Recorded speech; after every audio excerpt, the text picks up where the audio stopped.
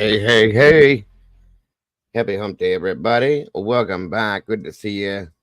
Hope you're all having a great day.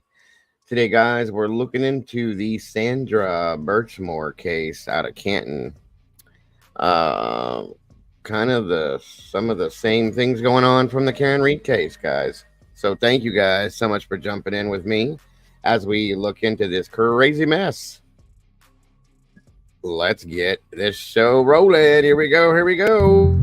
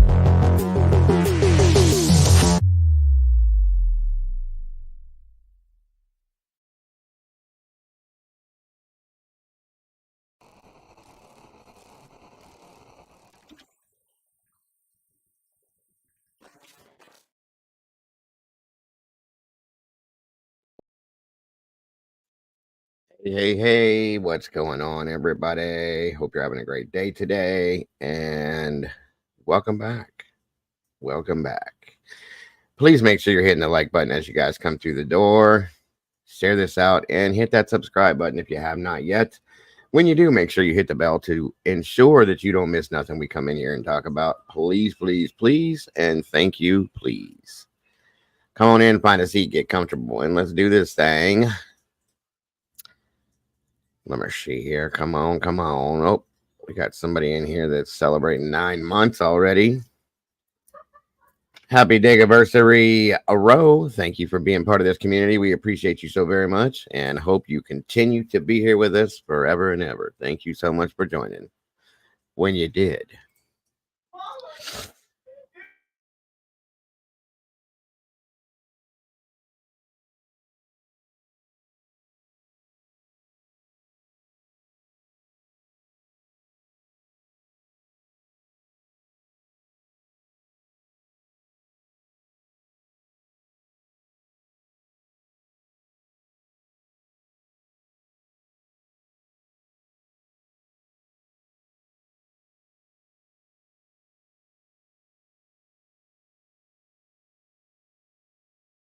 We got 35 peeps in here with 30 likes. Come on in, guys. Come on in.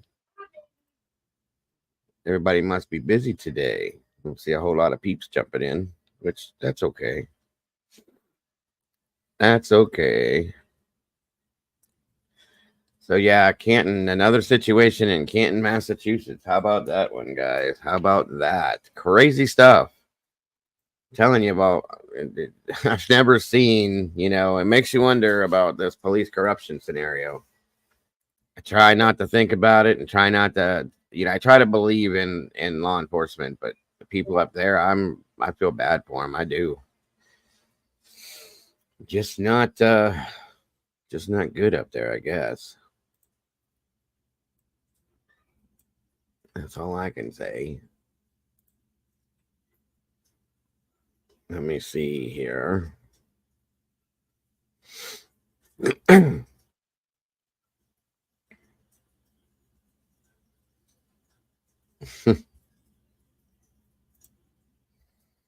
Come on, come on, come on, come on.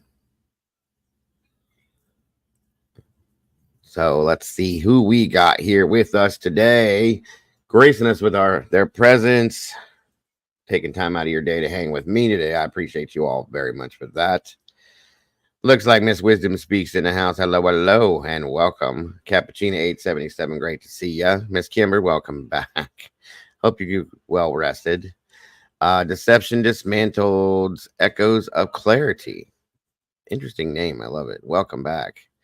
Doodlebug, my Doodlebug. How are you today, Miss Kimber? Again, good to see you. No, not Canton, Ohio. Canton, Massachusetts. Sorry. Debbie Clark, hello, hello. Voodoo Doll Maker. Welcome back to you. Andy Rose, good to see you. Good to have you here. Ro, again, thank you for being here today and congratulations on your anniversary. Worth every scratch. Welcome back to you. Thank you for joining us, guys. Please, again, make sure you're hitting that like button as you come through the door. Gurry9 PI, welcome back, dear. It's great to have you in here today again. Thank you so much for your time with us. Appreciate you so much. Miss Cassie, hello. Yes, it is raining here too. Jones in, how are you? How are you? Good to see you today. Good to have you here. Shaylee Tongue, same for you. Good to have you here. Thank you so for joining us so much. There's Miss Brandy B, the OG in the house. Good to see you, Brandy. Good to have you here. Miss Heather, hello and welcome. Norma Fralin, welcome back. Good to see you. Trish Crow, welcome. Get a look see. How are you today? And welcome. Great to have you here. Congrats, Miss Trish Crow, to becoming a meatball. Welcome to the sauce. It's great to have you in the family. We appreciate you so very much. Let me see. Who else did we got jumping up here? Maybe not. Leslie and Billy's in the house. Welcome, Miss Leslie. Great to have you here.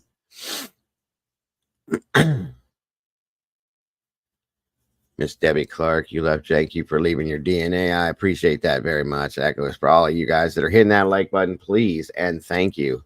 Looks like we're caught up. We only got 37, 38 peeps in here with 34 likes. We're getting really close. So you guys are awesome. Thank you guys so much. And please share this out to anybody that you think would be interested in hearing about this. I appreciate that too. Miss Sherry says to do the Humpty Hump on the like button. Do your thing, folks. Miss Tomboy's in the house. Welcome. Great to have you here. Great to see you. I really thought I'd have more people interested in seeing this, but I guess not. Who knew? Jeez, doodle. Dago's lost a bunch of weight. Look how chubby his face was. Well, I think. Thank you. Maybe I'm trying. I am trying. I have lost a decent amount of weight. I'll say that much, but I don't know.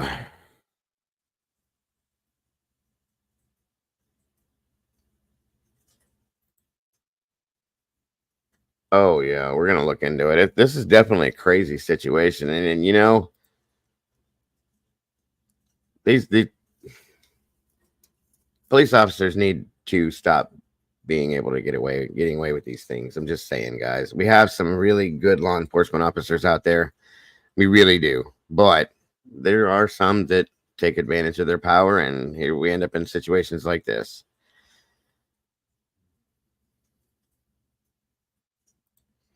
You're fine, Cassie. No worries. You don't have to explain. Have you seen your mom today? Do you know she's all right? Doing good?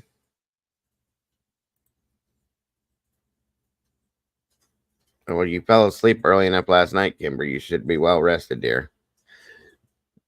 You should be, at least, I would think.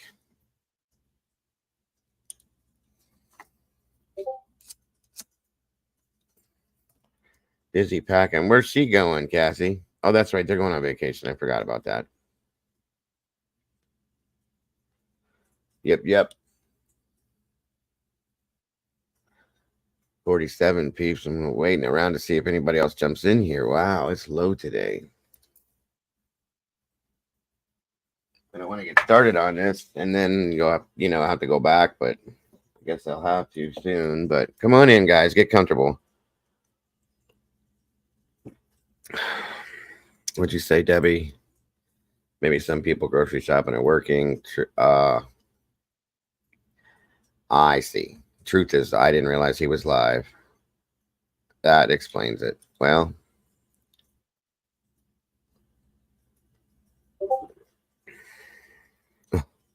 thank you, Debbie. I appreciate you for that very much. Party of 5, welcome.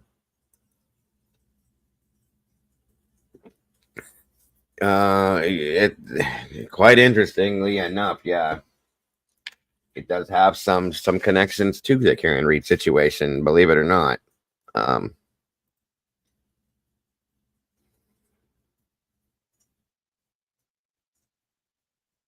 There are good ones. Yes, guys, we have to be able to trust law enforcement. There are good ones. There's active good ones. There's retired good ones. There are good ones out there. Please don't lose hope in that.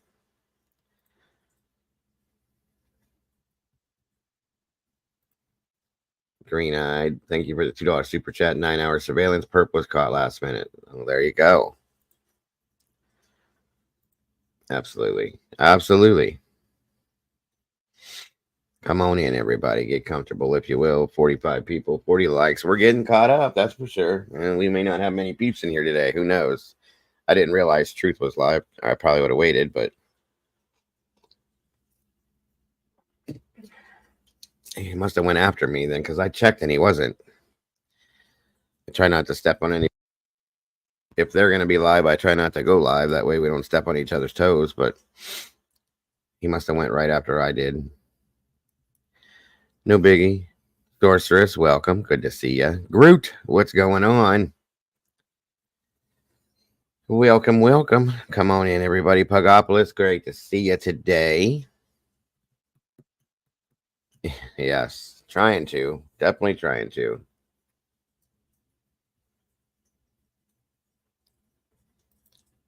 I have everything lined up to be here. Water, 0. Gatorade, 0, and coffee. Hey, there you go. I got that too. I got my big thing of water, my coffee, and I have my A&W 0 in the freezer getting cold for me. I'm joining you, Miss Debbie. I'm joining you. Kitty Cat's in the house. Welcome. Good to see you. Good to have you here today. I appreciate you very much.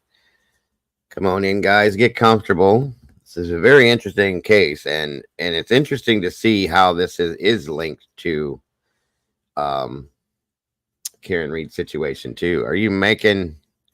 What's up, Steven? Welcome, Steven's Adventure. Checking emails.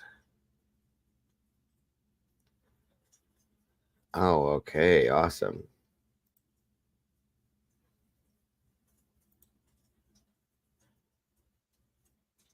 Thank you, Steven. I appreciate that. I will be looking into that too. I also have some other news that was kind of interesting too to throw onto the end of this. Keto chili. I thought you was making chicken and dumplings, Doodle. That's your thing. Keto chili.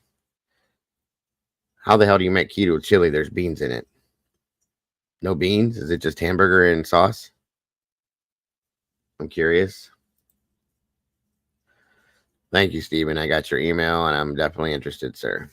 I got a couple new cases we're going to be looking at. I may be taking on another case out of Fredericktown.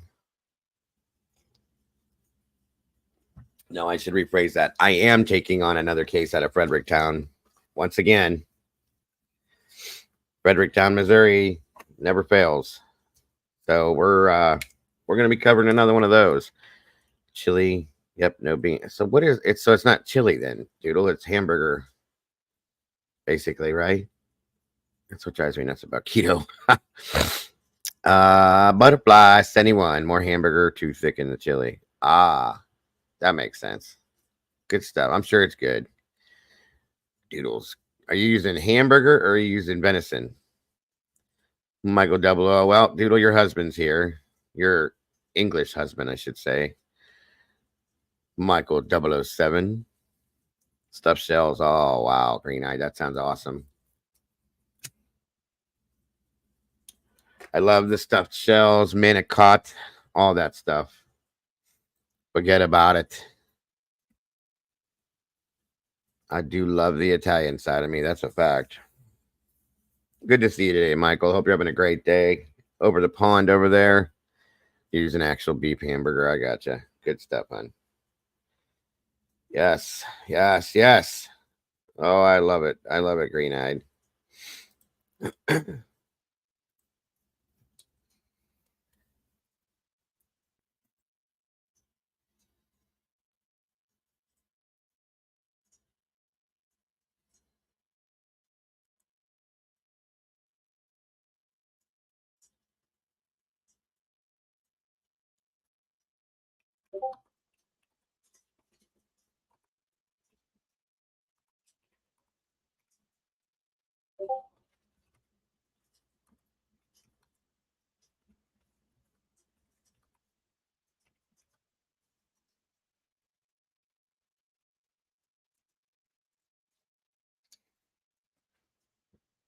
um, all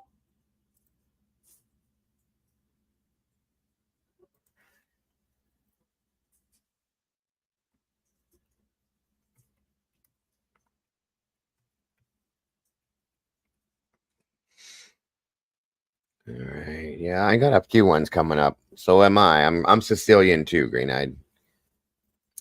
45% Sicilian. The other is, or 55% Sicilian. The other is um I don't even know. It's been explained to me this way my whole life, and it's very weird. Transylvanian, Slovenian. Figure that out. I don't get it. But I've grown up in the Sicilian Italian family life and all that stuff. So yes, I am Sicilian. Hence the name. That's where the Dago name came from. That was my nickname all through high school. So pepper steak. Damn, that sounds good, Sherry. Mr. 12 Gauge in the house. What's going on, brother? Good to see you today. Thank you for joining us. Come on in, everybody. We got 57 people here. 50 likes. We'll be getting started here just shortly. I'm just trying to give it just a few more minutes to see who else jumps in. Chris Gideon, welcome. Good to have you back. Hope you're doing well. Is everybody getting your notifications? Crimson Moon, what's going on, dear? Good to see you today. Hope you're having a wonderful day. Thank you for joining us today.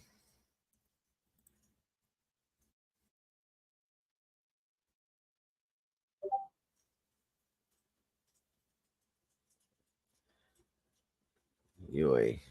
Um,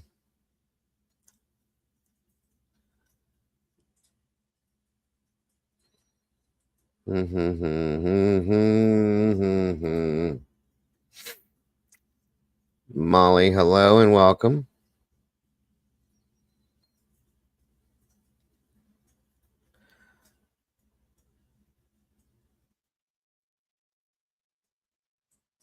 Come on in, everybody. Get comfortable, if you will. We got 60 people now. We're moving up a little bit. Welcome, everybody. Anybody that's out there lurking, thank you so much for joining us as well. I do appreciate you all so very much. And if you will, please hit that like, or if you can, Crime Chaos with Keisha. Welcome, ma'am. Good to see you. Don Marie, welcome back. All the meatballs, great to have you here. Thank you for joining us. SRB, great to see you, dear. Don't let me interrupt your packing for your trip. Hopefully, you're getting all that together. I don't want to interrupt.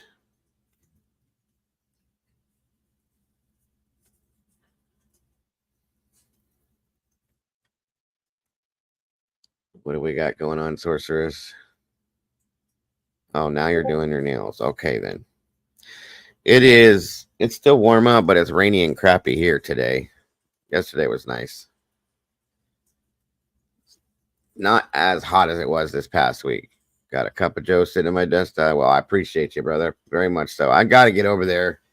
I don't get notifications from when you're live, 12 gauge. I don't know what it is, but a couple times I was trying to get over there to join you, and it just, my shows run so long sometimes, and I don't get a chance to get it. I will get there one of these days, guys. If you have not checked out 12 Gauge's channel, please go do it.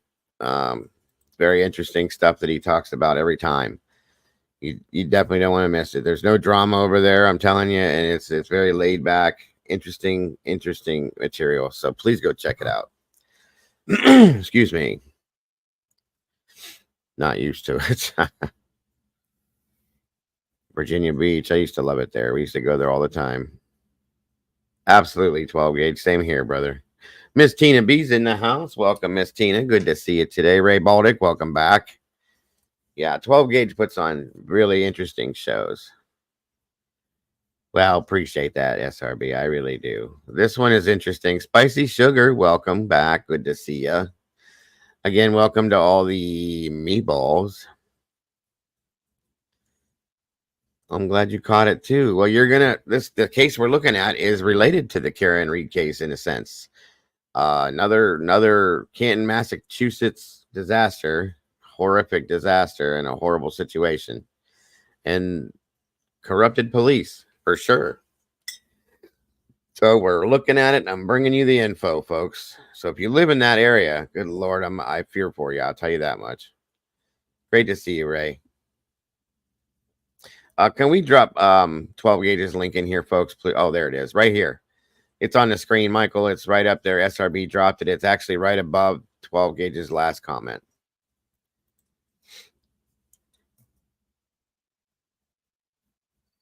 Again, thank you, SRB. I appreciate that, dear. Come on in, everybody. Get comfortable. Thank you, Chris. Norma, thank you for joining us. Okay. Did you send the email, Norma? Let me check real quick. Guys, give me 1 second. Yes, you did.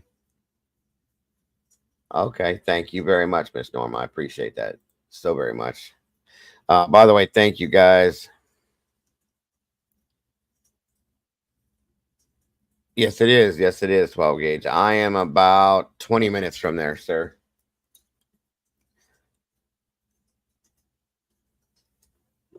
I'm about 20, 25. Well, about half hour. I'm about a half hour from there. I've been there multiple times. Thank you, Michael. I appreciate that very much. Yes, we have hit 10,000 subscribers, folks. We're at like 10,060 or something like that, and still growing. So thank you. You guys made that happen. I am so very, very, very grateful to all of you for that.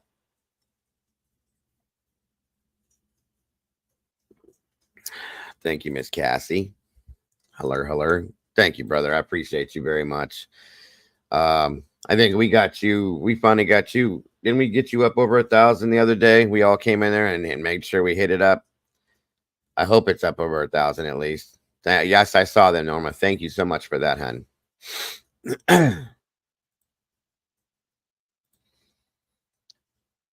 So very much appreciated. Thank you, Cassie. Yes, sir. Awesome.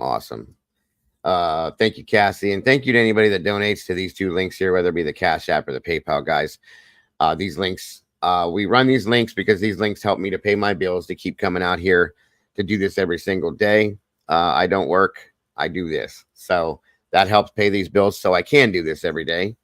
And I appreciate anybody that does donate to this, guys. We don't expect it. We appreciate you just for being here. But please know that when it happens, we do appreciate it more than you know. So thank you guys so very much. Thank you, Chris. I appreciate that as well. 12 next. I don't know, Michael. It took a minute to get to here. So I'm just grateful for where I'm at. I'm not going to. I doubt that we'll hit 12.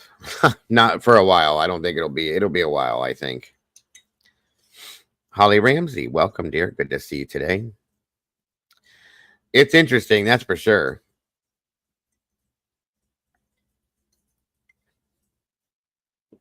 Again, guys, please go check out 12 Gauge's shows. It's there's no drama, there's no crazy crap going on over there. He just brings the facts, talks about cases, and it's very interesting the way he presents them. It's always a good show over there, so please go check it out. Please, if you will.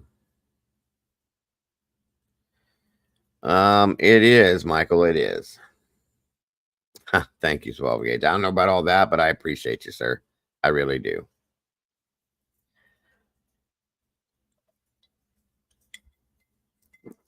All right. Well, we got 100. Oh, wow, that jumped.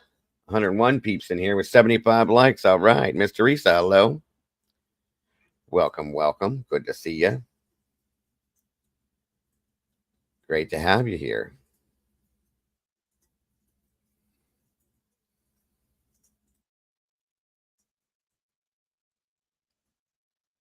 Let me see something here.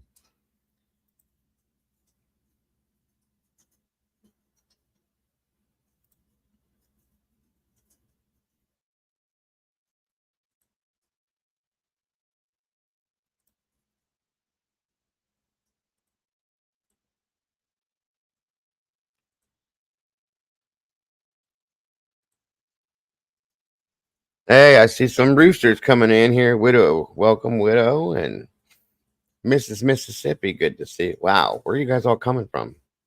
Good Lord. Hello, everybody. Is me cooking? Is me cocking? Hello. Kim Holmes, welcome. Green Goddess 420, welcome.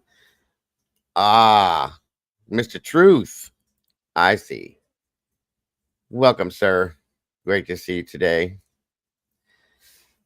Great to have you here. Fruit Fly, welcome. Summer, welcome. Meg, well, okay. So everybody, I see what happened. Thank you, Truth, for sending everybody this direction, and thank you guys all for jumping in and joining me. I appreciate you very much, for sure. Like I said, this case, guys, is it's off coming off the shirt tails and off of the Karen Reed case. It's another really bad situation that this girl lost her life to. Corrupted police. It's really insane. Just saying. So check it out, folks. Please check it out. If you will. Truth, there's a link in Discord if you're interested, sir. Patriot Green, Rochelle Monch, I think it is. Diana R. Chris It, hello. Raising Grace, hello. Algorithm, awesome. You guys are amazing. Thank you guys so very much. Julie R, hello, hello. Come on in. Grit 79, JC Ann, Trina Dickerson, T2014, Fruit Fly. I think I said that. Bombshell. What's going on, Bombshell? I did hear about that. That was literally one county over from me. Tammy Craig, P. Fox. Hello, hello. Again, brother, thank you for sending everybody this direction. I do appreciate that so very much. And there's a link, sir. Like I said, if you're interested, there's a link in the Discord. You're welcome to join me. As always, my friend. Wicked Angela, good to see you. Aggie Gemini, welcome. Chris, good to see you. Kathy P, what's going on, dear? Good to have you here. Beverly Hopkins, Moni in the middle. Good to see you, Moni. I'm trying to catch up, guys. Give me a minute here. Esprenay, hello to you. Great to Jade Lotus, welcome. Sweetie Cake, good to see you. Angel of Virtue, hello. Natalie Scanlon, welcome. I see that. Thank you, Natalie, for coming on by. Yes, Sandra Birchmore. Well, I'll get started, guys. Come on in, everybody. Get comfortable. Get a seat. I don't want to make you guys wait.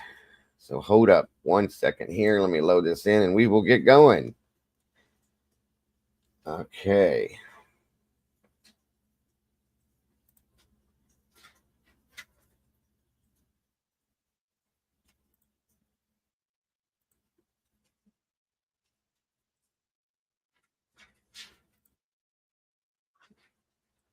All right. All right. Here we go. If anybody needs me to back up, go forward, slow down, turn it up, turn it down, whatever, guys, let me know right away, and I will definitely do that. Tammy Craig, great to see you. Oh, I see that, Miss Tammy. Absolutely. I try to read all of my chats and I interact fully. Oh, okay. I understand, bro. You don't have to. I was just letting you know you're more than welcome to join me. I'm sorry you're not feeling good again, dude. We are looking to, hey, Ann, welcome back. Toe Beans, what's up? Mona Lisa, Meta Mom's in the house. Welcome. No, my dog's okay. We are talking about the Sandra Birchmore. This is based out of Canton, Massachusetts, and it runs off the shirt tails of the Karen Reed case, and it's going to show you something that kind of proves a little bit in that case too. So it's very interesting, and I thought, of course, you guys would definitely want to see this. Doe Girl, welcome, especially for those of you that were following Karen's case. Beverly Hopkins, great to have you. Well, thank you for that. I'm glad you found me. So if I didn't catch your name, I will catch up with you. There's a lot of people that jumped in out of nowhere. And I'm very appreciative. I just wanted to make sure I seen everybody. So, but let's get off the ground and get rolling. Tracy Smith, great to see you. Jules, good to see you. This is a young girl that, well, I don't want to ruin it for you, Jules. I'll let them explain it real quick. Aquarian One, good to see you. Lucia Williamson, great to have you here as well. All of you, I am so grateful to see you. Thank you so very much for joining me. Welcome back, Trish. All right, guys, let's get this moving. In the Sandra Birchmore case. In the Sandra Birchmore case, a Stoughton woman who died under suspicious circumstances 3 years ago. Now, her death was ruled a suicide, but her family has never believed that. And now someone has sided with them, as WBZ's Louisa Moeller explains. I don't think she's going to commit suicide if she wanted a baby. There's no way, no how. Natalia Alves reacting to a new development in the case of her friend Sandra Birchmore. The 23-year-old died in 2021. Her death ruled suicide by hanging by the Office of the Chief Medical Examiner. She was pregnant at the time. And now, a prominent pathologist hired by her family has ruled that her manner of death was homicide, according to the Boston Globe. The cause, strangulation, the Globe reports. And wait till you see who's involved. That's why I'm bringing this to you guys. This is crazy. What have you been wanting? I've been wanting something to happen to put whoever did it in jail. It's not like, okay, I did it, I'll get away with it. Somehow it's going to bite whoever it is in the butt. Birchmore's tragic death was followed by an investigation. Stoughton's police chief accused 3 former Stoughton officers of abusing their power and having an inappropriate sexual relationship with her. Here's Chief Donna McNamara in 2022. The admiration led her to form relationships with men who were willing to take advantage of her. Welcome, Tony. Birchmore's estate has a pending wrongful death lawsuit against the 3 officers, William Farwell, his brother Matthew, and the former deputy chief Robert Devine, for engaging in a, quote, near decade-long scheme of grooming and repeated assaults. The 3 officers have denied the allegations. On Monday, Chief McNamara released a statement in response to the new finding, saying Stoughton does not have jurisdiction over the case since Sandra's death occurred in Canton, but she's committed to transparency. Quote, Sandra received not so much as a sliver of justice during her life, and we will not cease in our efforts to ensure our duty to administer justice, and she is not forgotten in the aftermath of her death. A spokesperson for the Norfolk County District Attorney's Office said this is an active and open investigation, and multiple law enforcement agencies continue to review all information as it comes available. Attorneys for 2 of the accused former officers chose not to comment. We could not reach the attorney for former officer Matthew Farwell. In Stoughton, Louisa Moeller, WBZ News. All right, so that's just how I kick these off. I show you guys a news break on them. And here comes the story, guys. This is obscenely insane. And I got to thank you, Critical. I saw you in here last night. You put my eyes on this. I'll tell you that much, and a couple others. So thank you, Critical Minds. It's great to see you in here again. And I appreciate your, you speaking about this actually. So I got to say that, because of Critical Minds, we're looking into this, deeper, guys, and making some noise with it. So.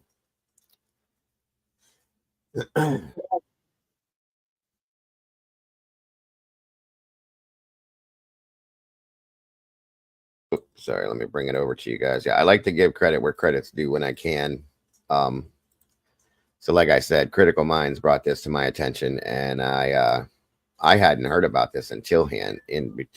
So, all right, here we go.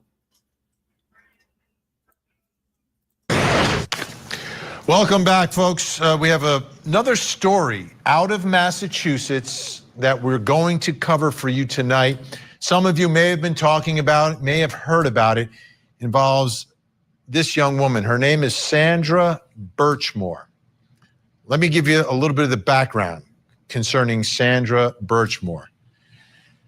At just the age of 23, she was found dead, hanging in her apartment in Canton, Massachusetts in February of 2021. Now, the investigation into what happened to her revealed or was ruled death by suicide. The state medical examiner. Yeah, I'm going to give you a heads up, guys, that a lot of the names in this case are the same names that are in the Karen Reed case. It's very interesting, just to say the least. Welcome, Lala. Good to see you, Lala.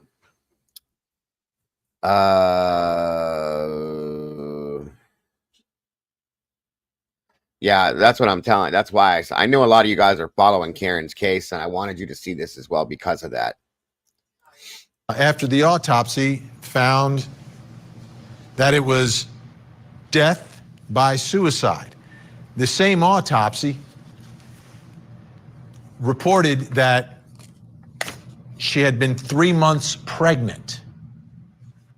So you've got a 23-year-old taking her own life while 3 months pregnant. So what's the story behind this woman?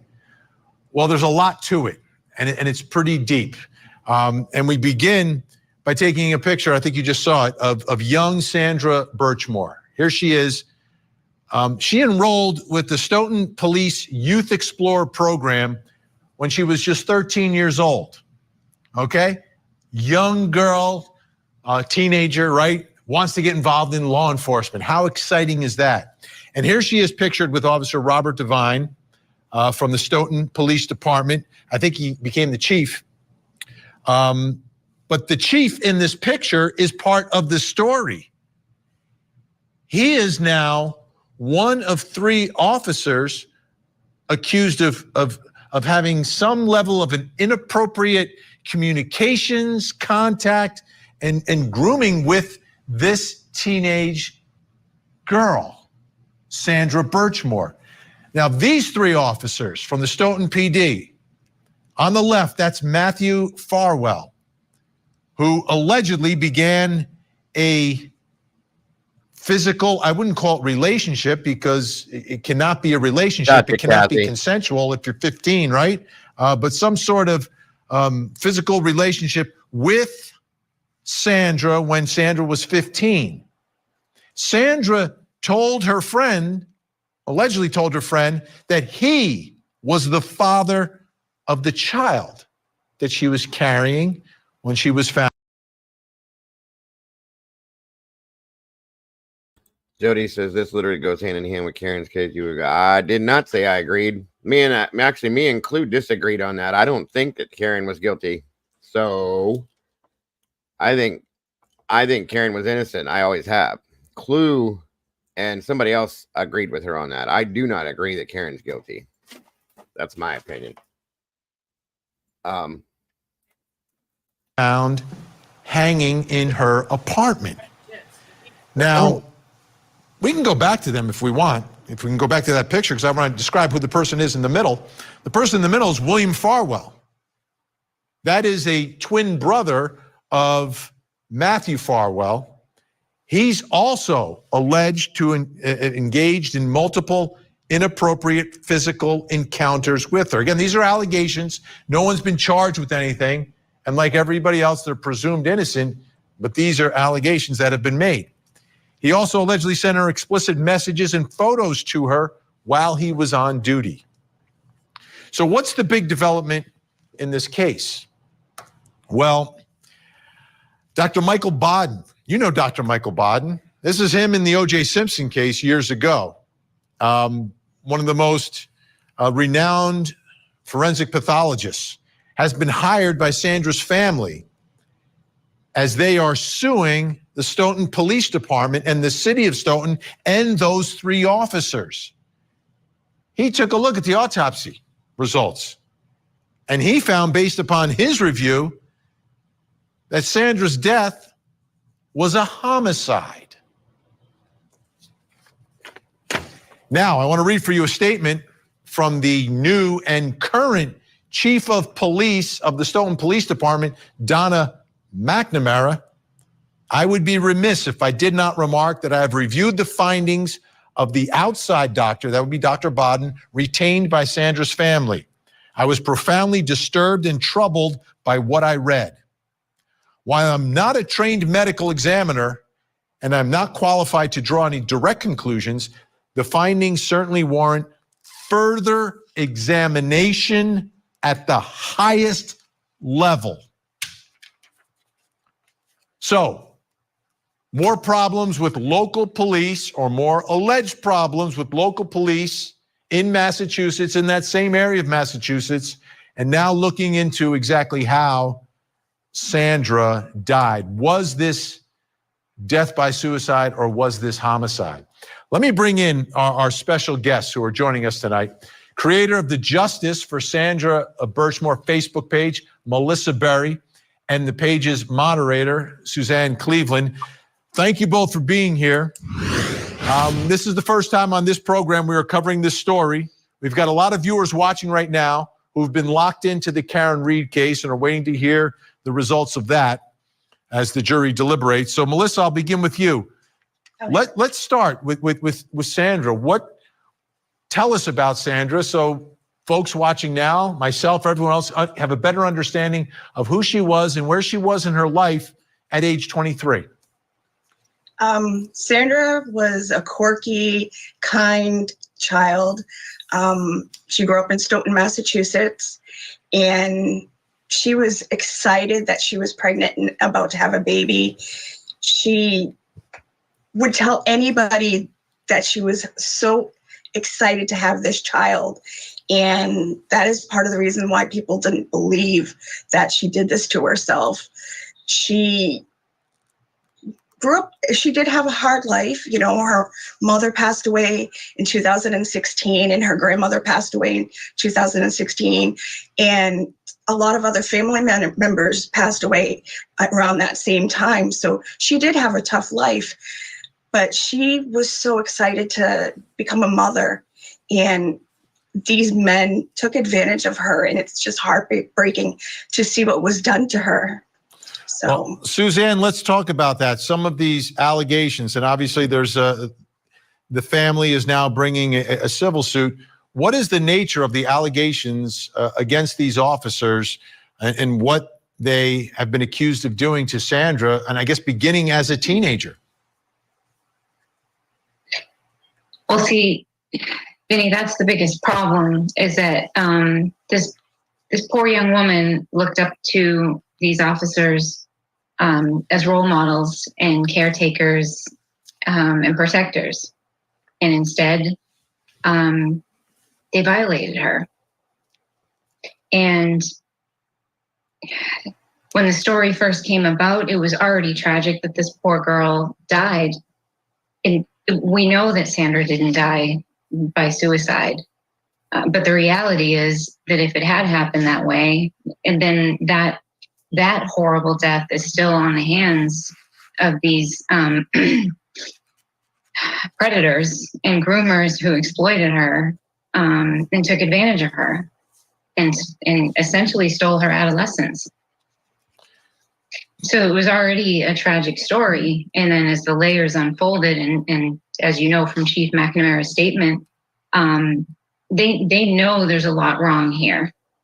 And we've known for a while that there's a lot wrong here. And that's what brings us together tonight. Yeah, and the Karen Reed case obviously has put a spotlight on this area of the state and alleged actions by officers. Now, Melissa, I read the statement from the Stoughton Chief of Police. So what are your thoughts and what is your level of confidence that there's going to be further examination at the highest level, that there will be a thorough investigation here to take a second look at what happened to her when she was 23 and found in her apartment, and what happened to her as a teenager? Yeah, the FBI is looking into her case. The Attorney General has her case now, and we're hoping that because of these developments now with this pathologist coming out saying that her death was a homicide, that we can put pressure on the medical examiner of Massachusetts to reopen her case and re-examine her case. And we can get justice for Sandra and her baby. She was 3 months pregnant. And that's why we've been working so hard to get Sandra's name out there. This was even before, this all came out. We are just working so hard to try to keep Sandra's memory alive. And with the Karen Reed case, we've been able to piggyback off of that and bring a lot of eyes on Sandra's case. And we're just growing and growing, and we're growing on her justice page and on the Twitter page that I also run too. And it's not the first time that we've seen this. And recently here in Court TV, last year we covered the Alec Murdaugh case down in South Carolina. And on the heels of that case, everyone started talking about what happened to this young man named Stephen Smith. And that case was reopened. So I see a lot of similarities in what's happening now in Massachusetts. So Suzanne, what, from your perspective and the folks that are supporting your cause, what is justice for Sandra? Justice for Sandra. It would be holding these officers accountable for doing what they did instead of being protectors for her and caretakers for everybody in the community. They were doing a lot of bad things. Period. Let me ask you, Suzanne, are we talking about the same? And then it was sort of covered up. Are we talking about the same investigators for the death of Sandra that investigated the death of John O'Keefe? Are there any sort of parallels in who we're talking about here? There are a lot of common players in this story. A lot of parallels and a lot of common players, and particularly the DA. The DA in Norfolk County is heavily involved in this case. And a lot of the tech, a lot of the elements that mysteriously have gone unavailable. There's a lot of parallels between this very high profile case that we're all in right now and Sandra's case. And it's sort of a blessing that we have all of this attention drawn right now because a lot of the investigative issues and a lot of the behavior, it's the same across the board. And this gives us an opportunity to really stay on all of these problems. Melissa, let me ask you, what has been the reaction of the police in Stoughton and these officers? I believe are all off the force now, right? Yes, they're all off the force. Matthew Farrell has been totally decertified, and the other two officers are making their way through their hearings. It seems like the chief really wants to try to clean up what's going on, what happened in Stoughton. I still think there's a lot of growth. They have a lot of ways to make up for what had happened to Sandra. But they've been, kind to us when we've wanted to do a standout, or if anybody wants to go hold a sign in this town center. Oh yeah, I know Cricket. I follow a lot of his stuff on these. So yes, definitely, and thank you for that. You know, they've been kind to us when it comes to that, but there's still a lot that I think needs to be done when it comes to the Sandra Birchmore case, and also looking into the program to make sure there was no other children that were abused. Absolutely. That's a great point. Melissa Berry, Suzanne Cleveland, Justice for Sandra Birchmore is the movement that you're representing. We appreciate your time tonight and giving us a little insight into what else is happening up there in Massachusetts. And we'll speak again. Thank you so much. Thank you so much for having us. When we come back, we're going to bring in our own forensic expert. We'll bring in our former prosecutor from the area to find out, well, what happens next? What could happen here as we continue to take a look at the case of Sandra Birchmore? One of the most successful true crime TV shows ever. This is crazy. Now has a new home on America's original. With a voice for Canton, I'm a Stoughton. Talking about a different case in the same county, Sandra Birchmore. And that's what we're talking about now. 23-year-old woman was found hanging in her apartment in Canton.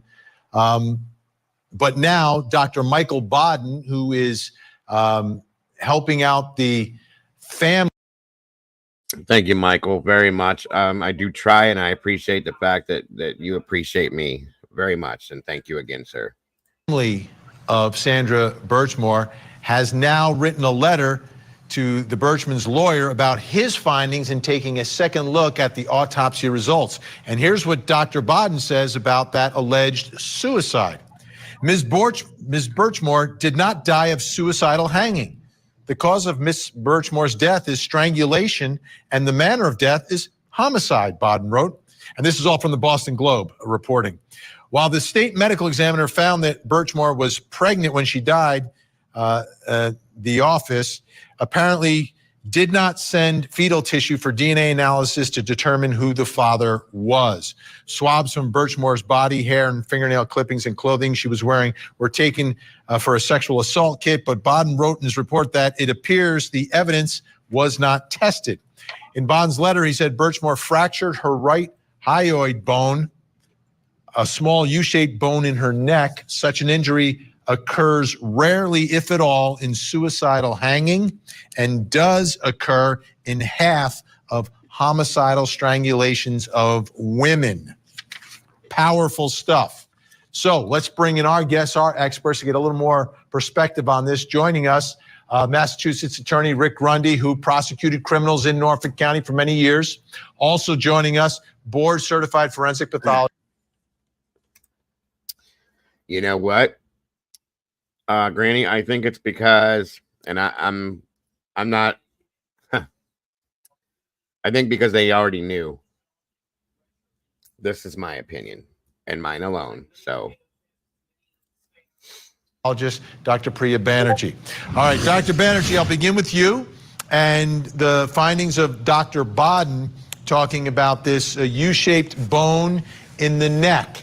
How significant is it? And from your perspective, is it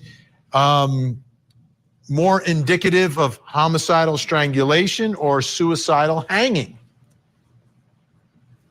These are all great questions. And, that's the sort of clutch point here. I think you have to take it into context that she's extremely vulnerable. She was young and pregnant. And we know that population, any pregnant woman, but a young pregnant girl, is especially susceptible to violence. So forget about any other backstory, even in isolation. So I want to bring. So Astro from Space says many of the cop force had her even as she was 13, but y'all wouldn't care. Now I don't know if you're directing that at us, but we do care. That's why we're talking about this right now and putting this out here. I most definitely care. In so many different ways, Astro. So I don't know if it was directed at me or if you were saying them, but if it's at me or any of us, I personally am horrified over this situation, just so you know, and any situation like this. So bring that up. I think there was a huge misstep. In fact, verging on malpractice, if you will, by not testing the fetal sample. So that's the baby tissue for DNA or saving it, because that's always a question in these cases. And I don't think it was known that she was pregnant. And finally, the sort of clutch point, the hyoid bone is a very delicate shaped bone that sits under the chin where I am pointing. Because they knew. And I sort of explain it like the wishbone of a turkey. It's very delicate. When you play tug of war with it at Thanksgiving, it breaks. Now, like that, it has to be fixed. So this is like a floating bone. So you have to sort of have pressure from both sides. That can happen in hanging, but again, to me, it's a red flag that needs to be really looked at carefully, because the homicide suspicion is there. All right, Rick Grundy, what happens now from the justice side of all of this? You have the chief from Stoughton, the new chief, saying further examination at the highest level is warranted here. It seems like there might be some federal action on all of this, but how about Norfolk County? How about the medical examiner? How does this proceed from this point if you have a forensic pathologist from a civil case providing an opinion like this? Well, you take that opinion to your own medical examiner's office and you present any other evidence, the DA's office, or present that there's other questions out there that warrant looking back into what they're doing. The big question becomes, I don't know what the interment was of this young woman. I've had cases where one case in particular was a 15-year-old girl who was put in the ground as a natural death.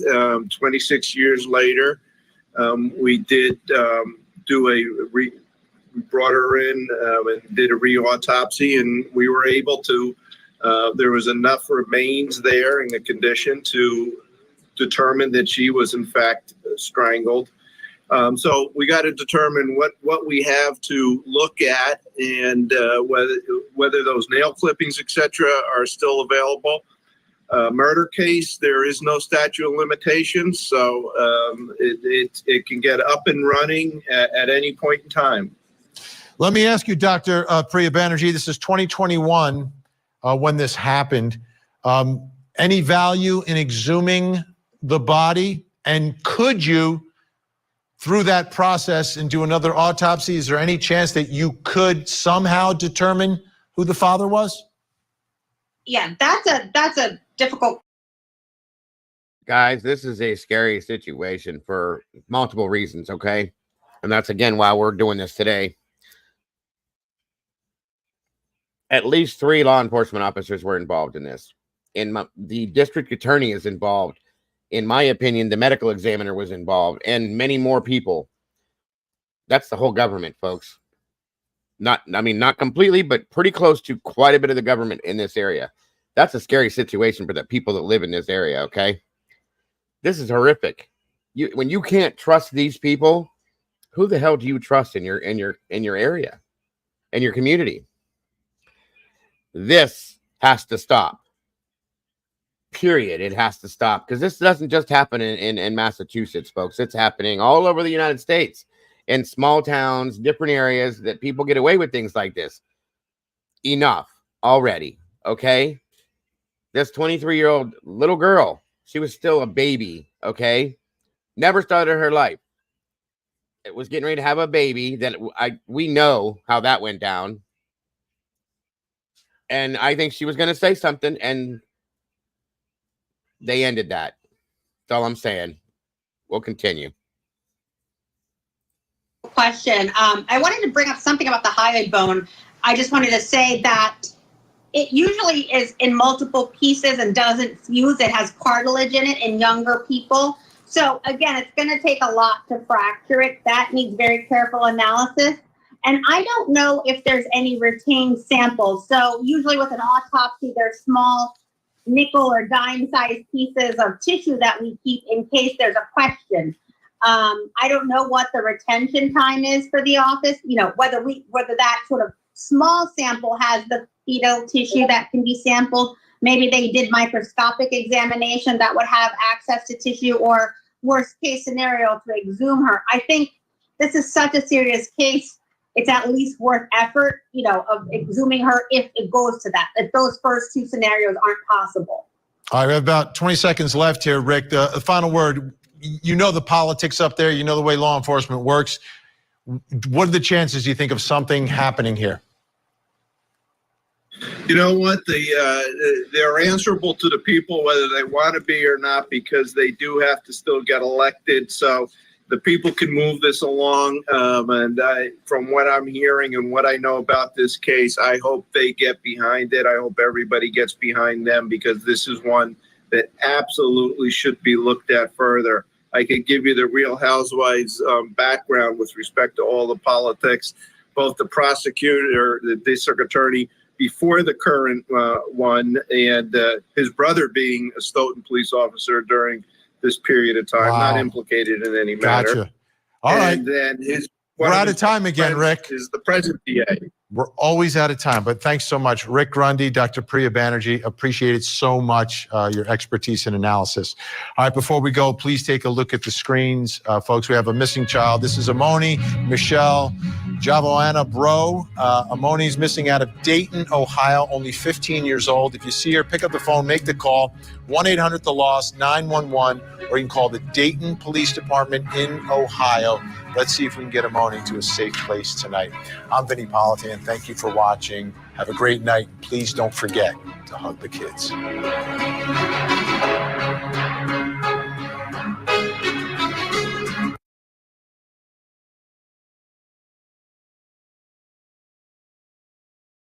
Once again, no Amber Alert.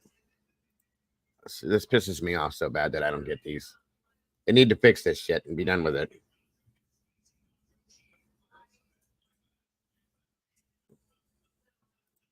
Okay.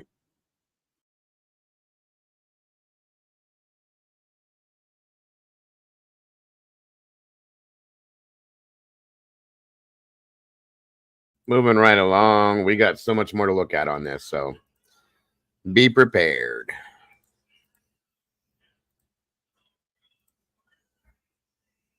This is so unreal to me. Really unreal to me that these things happen. Or case, a Stoughton woman who died under suspicious circumstances 3 years ago. Now, her death was ruled as suicide, but her family has never believed that. And now someone has sided with them, as WBZ's Louisa Moeller explains. I don't think she's going to commit suicide if she wanted a baby. There's no way, no how. Natalia Alves reacting to a new development in the case of her friend Sandra Birchmore. The 23-year-old died in 2021. Her death ruled suicide by hanging by the Office of the Chief Medical Examiner. She was pregnant at the time. And now, a prominent pathologist hired by her family has ruled that her manner of death was homicide, according to the Boston Globe. The cause, strangulation, the Globe reports. What have you been wanting? I've been wanting something to happen to put whoever did it in jail. It's not like, okay, I did it, I'll get away with it. Somehow it's going to bite whoever it is in the butt. Birchmore's tragic death was followed by an investigation. Stoughton's police chief accused 3 former Stoughton officers of abusing their power and having an inappropriate sexual relationship with her. Here's Chief Donna McNamara in 2022. The admiration. No money is needed. We just appreciate and welcome you here. I never expect money from anyone, folks, ever. Just you being here is more than enough for me. Should anybody choose to donate to the channel, that's fine. But other than that, no. Mr. Dago. Led her to form relationships with men who were willing to take advantage of her. Birchmore's estate has a pending wrongful death lawsuit against the 3 officers, William Farwell, his brother Matthew, and the former deputy chief Robert Devine, for engaging in a, quote, near decade-long scheme of grooming and repeated assaults. The 3 officers have denied the allegations. On Monday, Chief McNamara released a statement in response to the new finding, saying Stoughton does not have jurisdiction over the case since Sandra's death occurred in Canton, but she's committed to transparency. Quote, Sandra received not so much as a sliver of justice during her life, and we will not cease in our efforts to ensure our duty to administer justice, and she is not forgotten in the aftermath of her death. A spokesperson for the Norfolk County District Attorney's Office said, this is an active and open investigation, and multiple law enforcement agencies continue to review all information as it comes available. Attorneys for two of the accused former officers chose not to comment. We could not reach the attorney for former officer Matthew Farwell. In Stoughton, Louisa Moeller, WBZ News.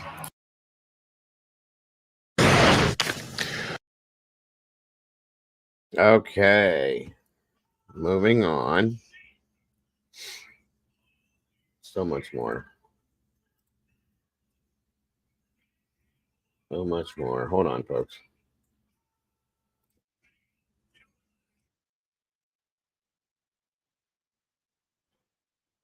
Good God. Computer's doing its own thing again. Hold on. Sorry, folks. Sorry. All right, let's get this back over here.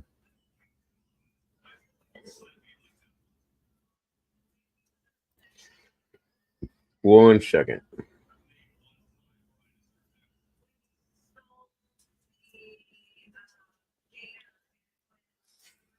One second, guys. One second. Sorry, my son just brought something to me. Hold on.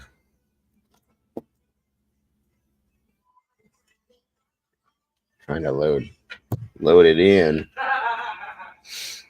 Okay. There's other little pieces of stuff going on with it too. So.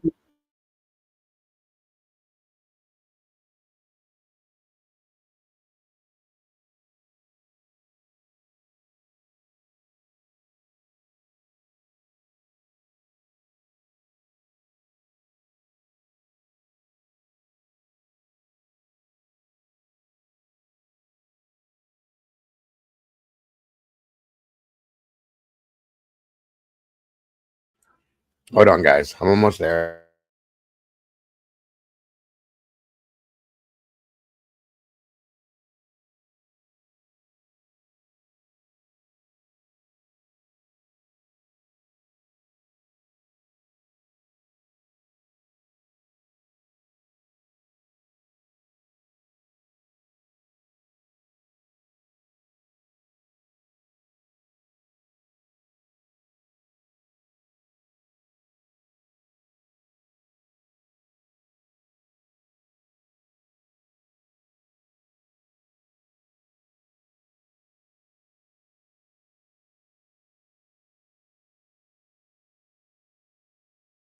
Sorry.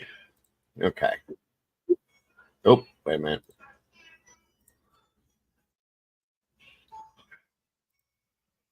Okay. Sorry, folks. And here we go.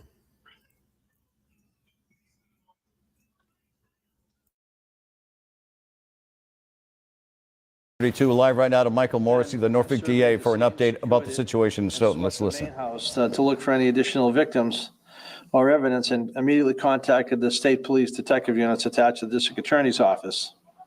We've been able to identify the victim as a 40-year-old female. A notification to the next of kin is currently pending, and we're hopeful to accomplish that sometime early this evening. I know the chief would like to say a brief word, and I will answer some questions at the end that people have. Chief McNamara. Good evening, everyone. Thank you for being here.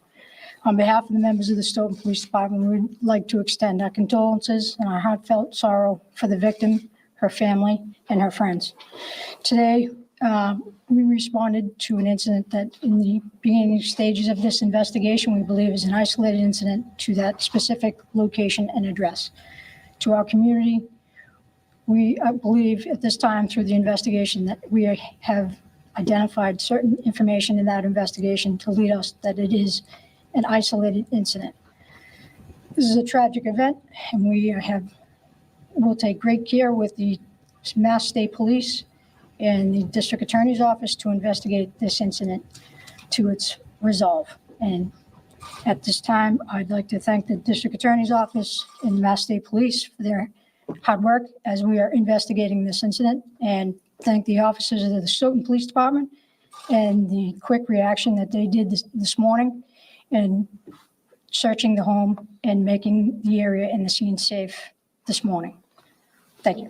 Why are you saying an apparent homicide? What makes you believe she was murdered? I won't at this time disclose exactly what was seen, but I think I've indicated to you that it was obvious to officers at the time that the person had suffered some significant injuries, and that's part of the ongoing investigation. But it was, I think, pretty simple for the police to figure out from what they have seen at that point. And that's all I will comment at this time. Was a weapon characterized injury? I won't give you that information at this time. Do you know how long the body was there? Well, I would say this, that we're looking for anybody who may have lived in the area, who may have been in the area, walking a dog outside from sometime last evening to earlier this morning. If they saw anything. I'm going to tell you guys here and now, this guy right here is no better than the rest of them. Okay. So don't let him fool you. Again, this is my opinion, but this is how I feel. Just saying. This came from last year, guys. Okay. I wanted you guys to see some of this stuff that haven't seen this at all. So there's another one I have that's more recent coming up too. Or heard anything to please contact the Stoughton police detectives or the state police detectives. So it is sometime during that time frame that we believe the incident occurred, and the best incident we have, it was not a long period of time. Is there a person of interest or a suspect? Absolutely, Pete. We don't have anybody under arrest at this time. A number of the area residents and people who may have knowledge of the property are helping and cooperating, and that's all I really have to say at this time. Is that like an in-law home, or is it? It's hard for me to describe. Maybe the police can help describe, but it appears to be some kind of like a shed type outbuilding. They sometimes refer to like as a rec room or a unattached structure behind the dwelling. There appear to be security cameras on the home. Have those helped in shedding any light as to what happened there? If there are, I'm sure they're being downloaded, and that'll be part of the investigation. Was someone Agreed. living in the outbuilding? That's one of the questions that we're answering at this time. When you said someone had ties to the home and then found the person, can you tell us the circumstances that person went to find this person? I mean, were they going out to breakfast? I mean, why did they go? I don't know the full reasons why, except that people were known to each other. And so I think that they had expected to see this individual that was discovered, and they didn't. So they ended up checking the outbuilding and found her there. Are they residences of the home? There are some residences that are working with us. And I mean, the couple who found. I really don't want to comment any further on that. Did the victim live at this property? Again, that's something that we're trying to fully ascertain. The chief said that she believes that this is an Good job, isolated deception. incident, which would tend to suggest that you have some sort of idea of a motive.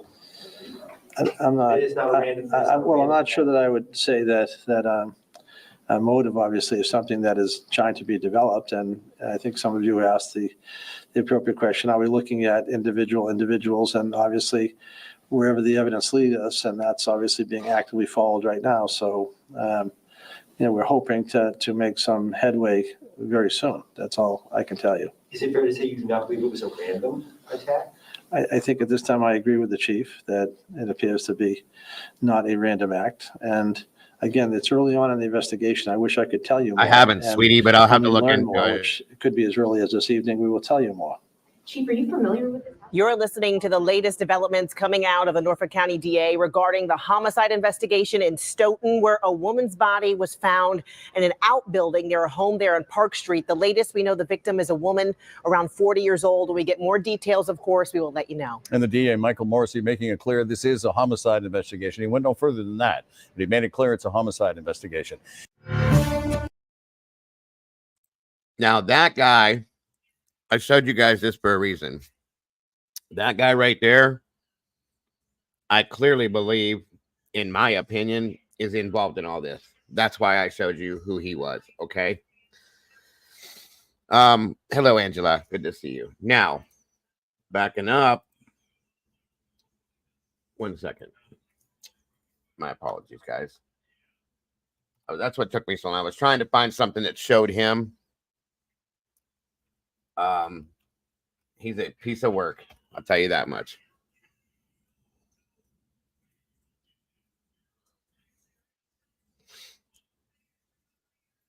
Okay, here we go. Now this press conference is from 2 months ago, guys. 2 months ago. Okay. And this is the new chief. You'll I think you're gonna enjoy this. This is Chief I can never say her name. McNamara, excuse me. She took over when the other guy was taken out.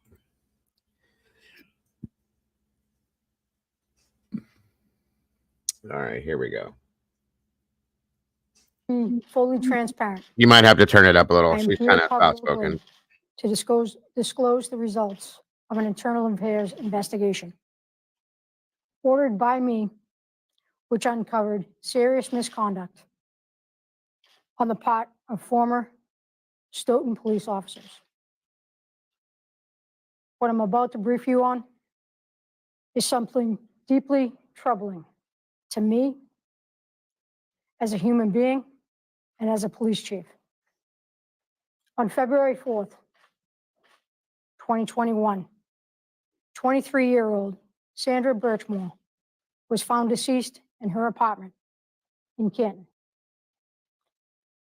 I am not here today to talk about the subsequent investigation into Ms. Birchmore's death. Her death was investigated by the Norfolk District Attorney's Office.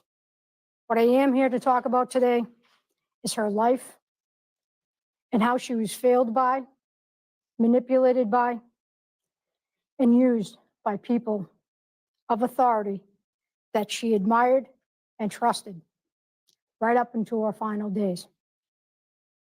Ms. Birchmore was a vulnerable person who had one constant in her life since childhood: her unwavering admiration of police officers, of those serving the military, people in uniform, people with oaths and duties to protect and serve.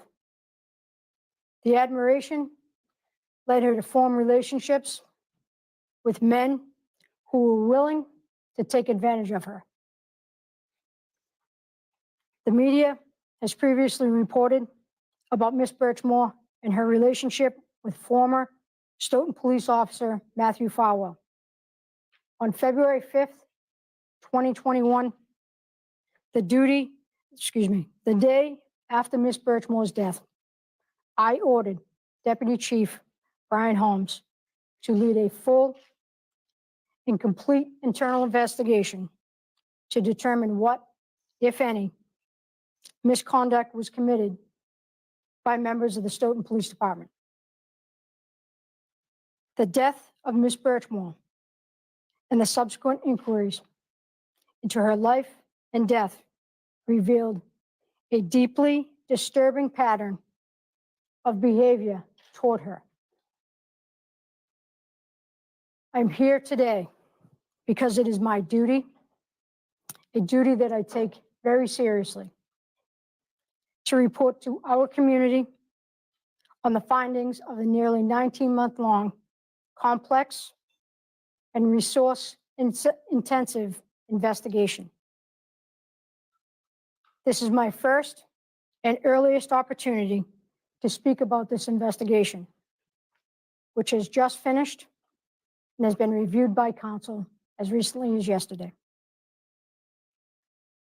The investigation, in which Deputy Chief employed the service of numerous outside private investigators and subject matter experts, has resulted in the following findings. 3 former members of the Stoughton Police Department, William Farwell, Matthew Farwell, and Robert Devine, were identified as the subjects of the Stoughton Police Department Internal Affairs case number 21-1-IA. The sustained finding involving Matthew Farwell were the following.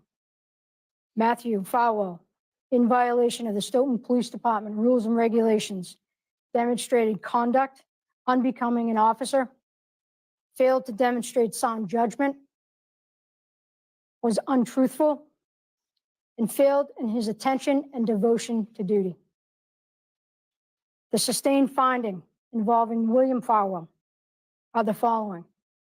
William Farwell, in violation of Stoughton Police Department rules and regulations, demonstrated conduct unbecoming an officer, failed to conform to laws, violated data entry policies, failed to demonstrate sound judgment, was untruthful, and failed in his attention and devotion to duty. The sustained finding of Robert Devine were the following. Robert Devine, in violation of Stoughton Police Department rules and regulations, failed to demonstrate sound judgment, was untruthful. Liz, I've been following Daniel Robinson's case for 2 years now, so I got it. But thank you very much. I'm glad to see other people are looking at him too. Truthful, and failed in his attention and devotion to duty. The facts of this case, after an intensive and complete investigation, are as follows. In 2010, Miss Birchmore, then age 13, entered the Stoughton Police Department Explorer program. It was there as a child that she met Matthew Farwell, an instructor in that program. The evidence demonstrates that Matthew Farwell began an inappropriate relationship with her when she was 15 and he was 27. The investigation uncovered many hundreds of digital messages and explicit exchanges between Matthew Farwell and Miss Birchmore over the course of several years. The investigation continued from there. Evidence discovered determined that at least 3 Stoughton police officers, who were all known to each other, including Matthew Farwell, his twin brother William Farwell, had inappropriate relations with Miss Birchmore. The investigation showed that William Farwell, in addition to having multiple inappropriate physical encounters with Miss Birchmore, exchanged explicit messages and photographs with Miss Birchmore while he was on duty. The evidence suggests that William Farwell also, at the very least, attempted to introduce Miss Birchmore to other men. The evidence further showed that 2 others engaged in inappropriate relations with this young woman. Robert Devine, a former deputy chief of the Stoughton Police Department who had been previously demoted to patrol officer for abusing his power, and an individual who is now a police officer in another jurisdiction. Our investigation discovered that. Honestly, in my opinion, there was more than just the 3 of them as well. Okay, this is disgusting, you guys, just so you know. Truly disgusting. It's sick as hell. Matthew Farwell exploited Miss Birchmore, a young woman who was 13 when she met him, until Matthew Farwell decided to end the relationship on February 1st, 2021. According to Farwell, he went to her apartment to call off the relationship and engaged in what Matthew Farwell later called a pretty nasty argument. Miss Birchmore was found dead days later. Our investigation revealed this misconduct goes back even further. Devine was part of an after-school program at Stoughton Middle School, where he and other officers were in charge of several students without supervision from members of the school district. The investigation determined that Devine had inappropriate contact with a female student in that program. Robert Devine began overseeing the Stoughton Police Department Explorer program approximately 20 years ago. When he took over, He changed the program from a traditionally scouting program to a paramilitary style program that taught aspects of policing to youth participants.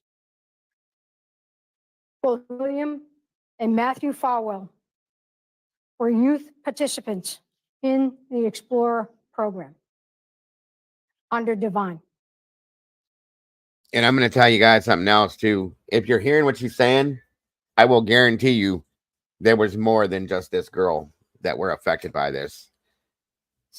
Please understand, there absolutely has to be, and there's other things that are coming out too. So, and the Farwell brothers would later take part in that same program as instructors years later, which would put them all on a course to meet Sandra Birchmore. There's a set of these two of these guys are twin brothers, and they used to play head games with this girl and go in and act like the other one and do this and do that. I mean, it was disgusting, you guys. It's absolutely disgusting. I've never seen so much of an abuse of power than in this area in my life. Seriously, I never have. It's crazy. It is, Michael. It's disgusting too. And this was an after-school program for kids. They took advantage of that and played off of their want to be law enforcement officials. It's so disgusting. I understand, Sunshine, but I've never seen anything this bad yet. This is sick. All three men, the Farwell brothers and Devon, violated their oaths of office and should never have the privilege of serving any community as a police officer. Through a sustained and deliberate combination of lies, I agree, Sherry, deceit, and treachery, they violated the policies and the core values of the Stoughton Police Department, not to mention human decency. All three men have resigned from the Stoughton Police Department, and the conclusion of our investigation has been shared with a police chief in another community, where a fourth man associated with this investigation is currently employed. Our investigation also uncovered inappropriate communication between Miss Birchmore and a military recruiter. And we are in the process of notifying the appropriate chain of command of our. A military recruiter that comes to the high schools to recruit the kids to join the military. Again, who do you trust? Who do we trust with our kids? Are you kidding me? You're kidding me. Our findings.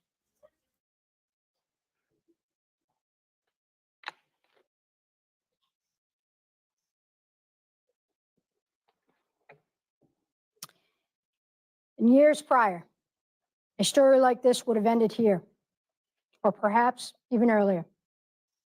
All three employees have resigned, and without criminal charges, no further actions would have been taken by a police department. Not today. For decades, police chiefs in Massachusetts have called upon the legislature to create a statewide certification program, and most critical in this moment, a decertification program. We finally have one. The creation of the Massachusetts Peace Officer Standards and Training Post Commission makes this announcement possible today. The investigation recommends, and I am today announcing the following actions. I have notified the Post Commission of the finding against all three former employees, Devon and the Farwell brothers. The Stoughton Police Department recommends, without delay, their certification to serve as police officers be permanently revoked. I've recommended to post that all three individuals be immediately placed in the National Decertification Index ensuring they never serve as police officers anywhere. The Stoughton Police Department submitted a copy of the investigative report to the Norfolk County District Attorney's Office. Additionally, Stoughton Police Department Explorer Program, which has not operated for many years, has been formally disbanded.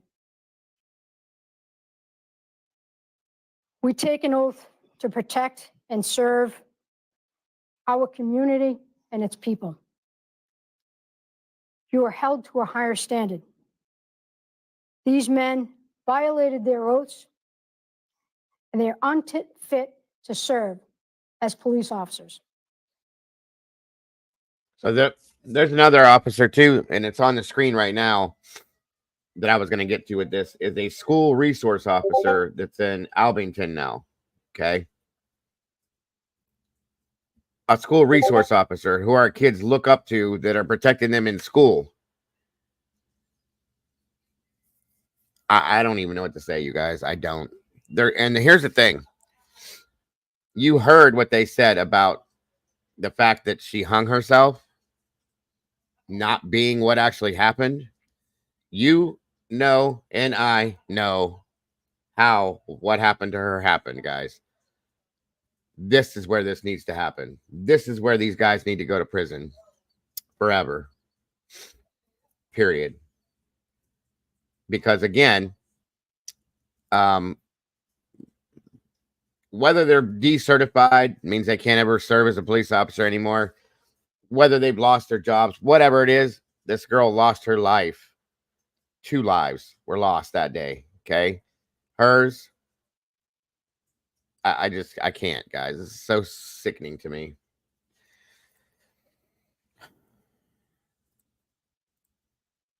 I stand before you today as a civil servant who is heartbroken and incensed by what has transpired, and who pledges to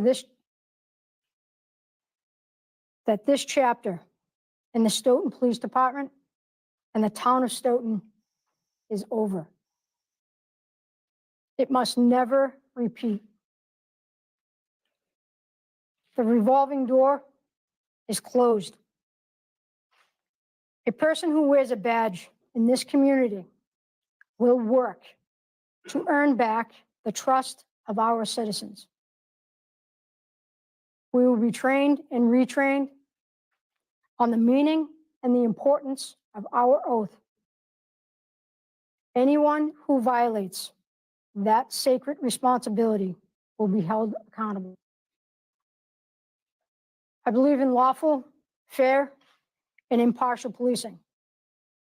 And I believe in police officers. I believe in the police officers and the people that work at the Stoughton Police Department today. The men and women of this agency are good, hardworking people driven by their values more than just a set of rules. I can tell you that they share in my anger and outrage. Management and labor may not always agree on everything in the workplace, but when it comes to the things that matter most, our moral compasses could not be more aligned. Thank you, Doodle. This has been a long investigation involving nearly 100,000 pages of cell phone records, text messages, more than a dozen interviews, several outside experts, and countless hours were spent by Deputy Chief Holmes, who oversaw this complex and draining work. He did an extraordinary job under very difficult circumstances, pulling on every thread until the investigation reached its natural conclusion. Deputy Chief Holmes is to be commended for his work, and I can say, upon reviewing and accepting the results of his investigation, that the scope of this problem in our agency has been identified and pulled out by the roots. Not to the full extent, folks, in my opinion. Welcome, bro. How you doing today? Oh, hanging in there. Yeah. I don't know if you're familiar with this case or not, but it bounces off the Karen Reed case. It's SANDRA Birchmore out of Canton, Massachusetts again. They found her hanging, and 3 police officers lost their jobs and stuff over this, and were decommissioned because of misconduct, unethical relationships and so on and so forth. Truth being is one of them is responsible, if not all of them, for her death as well, and they haven't been charged for that yet. But this is one of the press conferences in regards to it. Just Alrighty. something, and a lot of the same people that investigated on Karen Reed's case are all involved in this as well. So there's another way to show that the corruption that goes on in this area it's horrifically crazy. So that's what it's all about. But thanks for joining me, bud. Appreciate you. The police officers who serve this community are here for the right reasons and wish to serve Stoughton selflessly and with dignity.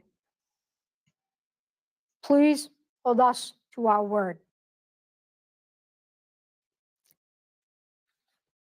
Thank you for your time, attention, and understanding, and I will do my best to answer any questions. Chief, did you find any evidence of statutory rape, Chief? Good. Could this lead to criminal charges? We have turned the investigative report over to the district attorney's office, and it's under their review. So that is a He's involved in everything as well. The district attorney is, so it's not going to do any good on that aspect. Or that sounds more like Missouri, not Massachusetts. I know it's a lot like Fredericktown area. A lot of it is. There's another reason why I was bringing it out to show everybody. It's everywhere, but like these places are horrific. I can't answer for the district attorney. I'd refer that back to them. So the DA would be the one to determine if there was any sort of statutory rape. Yes, the district, we referred everything to them. The internal affairs investigation that we conducted was that of internal affairs. And that entire report has been turned over to the district attorney's office. How do you get to the deputy chief level? I'm sure there's a lot of vetting. Was there any accountability through the process, and how did this go on in the Explorer program for so long? So the Explorer he was a deputy chief many years ago, and I was not the chief at that time. I refer that back to the previous administration.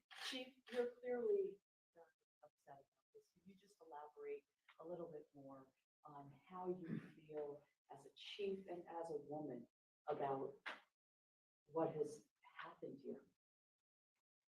I am outraged, and I'm trying to look at this as a human being, not just as a woman. And anyone, whether they are a woman or a man, is just as outraged when they read this. And that is regardless. How do you expect people to be behind this department when you have this, you have previous investigations that have very badly on this department? We have to show up and do our job. Transparency will be part of what we do moving forward. Transparency breeds corrective behaviors, and that's what we will do. We will show up, we will be here, and we will work very hard to earn the trust back from our community. You mentioned at least 3 officers, What about any belief that some officers you couldn't necessarily prove it on, who might still be in the department? You would wonder how many other people would know about this department. So we have done a very complex and intensive investigation, and we have identified the 3 officers that we know and the 4th from another community. But if there are other members that come forward and file a complaint, we will investigate that as exhaustively as we did this last investigation. Nobody else would know about this. First I became aware of it was when I was contacted by the Massachusetts State Police. Chief, there's a fourth officer, and you also mentioned a military recruiter, so is there actually a fifth person? There's inappropriate communications between a recruiter, so that would be a fifth So person. it's a fifth person. So there's an officer in that department that has to be aware, and then the military recruiter where he works, they've been made aware as well. The officer where he works, they've been made aware, and we're in the process of notifying the chain of command in the military. Do you know what the genesis of her sort of interest in military and police? Is some sort of history in her family that would have, you know, sort of made her very interested? Not that I'm aware of. Have you heard back from folks? What is the, do you know what the process will be? They've been notified, they've been given a copy of the investigation, and we've made our request. That fourth officer, was that a local Massachusetts department? Yes, Massachusetts Department. Under the advice of counsel, I cannot inform you of that. Was that police? I cannot speak to that. Was the other department and the military recruiting office, was that part of the Explorer program as well? Was it like multiple departments and a military, paramilitary? No, there was not, the recruiter had nothing to do with police department. Just Yes, how many people were in the program? there's been many students over the years. One or two more?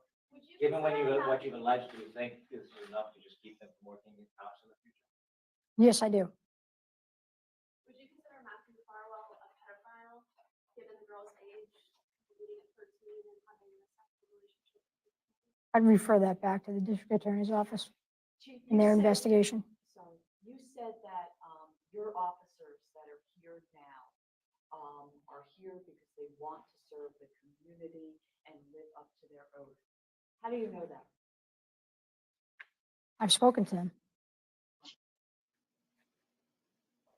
They're good human beings that work in this department. And I've had many conversations with many of them. And they're just as outraged as I am. Are these three officers denying this, or have they been forthcoming? What's the latest? So all three officers resigned before attending any interviews. I understand that the former deputy chief has said he's going to take action against you, denies everything, and that according to reports, the Powell said denies some of the relationship. Again, Mr. Farwell did not attend an interview when given the opportunity. So I'd like to follow up with one last comment. My commitment to the Stoughton community is unwavering. And I said when I was sworn in as chief of police, I will not betray your trust, and I will never compromise my integrity. I will always strive to bring the Stoughton Police Department to the highest level of service. Because simply stated, it is what this community deserves. I appreciate your time, and thank you again for coming today. Thank you.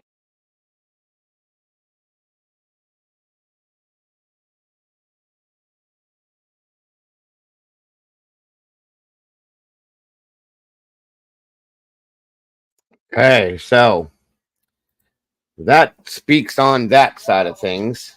Once again, a horrific scenario that needs, the whole world needs to know about this. These, they're not even men, in my opinion. These pieces of shit need to be put out all over the world to be seen for who they are. And you know, there's more people, in my opinion, that are involved in this as well. Sorry, go ahead, bud. Oh, I was just agreeing with you. Yeah, this is sad. It's all hell. Let me see here. And I truly believe that where's it at here? Well, I know they're involved in why she's deceased. Now, the problem is making them pay for that. So, give me 1 second, guys. I'm trying to set this other piece up for you too.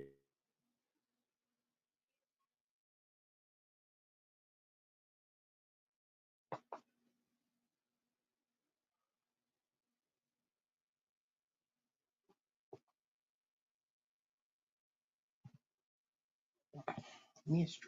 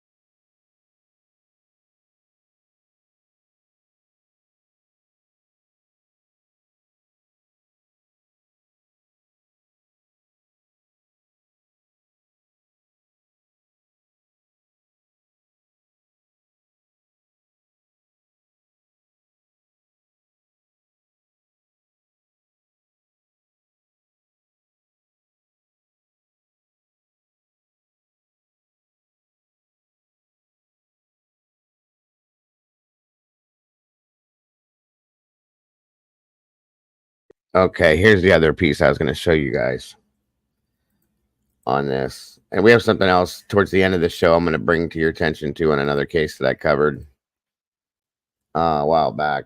That's really kind of important too. So here we go. An inappropriate relationship with a young woman who was later found dead inside her home. Sandra Birchmore's body was found on February 4th, 2021.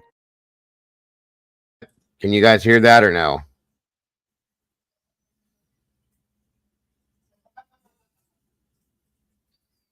Anybody in chat? Can anybody hear it? Her death ruled a suicide. But was it? Given the circumstances of her final night and what we know about the last person to see her alive, leave many that have doubt. The fact of the matter is, it just doesn't make any sense to me that she would kill herself, and especially knowing she's pregnant. Sandra wouldn't kill her baby. This is The Case, Season 2, Sandra. Episode 1 drops November 29th. What we found was a historical pattern. The officers with levels of supervision over it were using it as a means of having relationships with teenage girls. The Case is available on Apple Podcasts and wherever podcasts can be heard.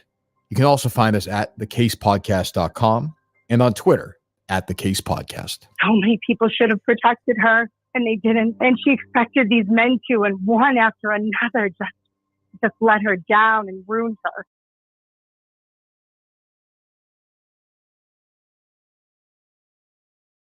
Horrible, horrible, horrible stuff, you guys.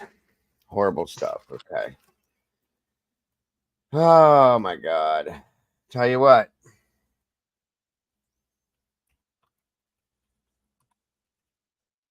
Yeah, I mean, and you don't know how far up the corruption or how widespread it is. And I don't ever feel comfortable knowing that a law enforcement officer will face real consequences for their action, because we know how LE protects their own. And so that's the problem, especially with this case and everybody that's involved in this. Arctic is really pretty much involved in Karen Reed's case too. And it shows. You know what I mean? Yep.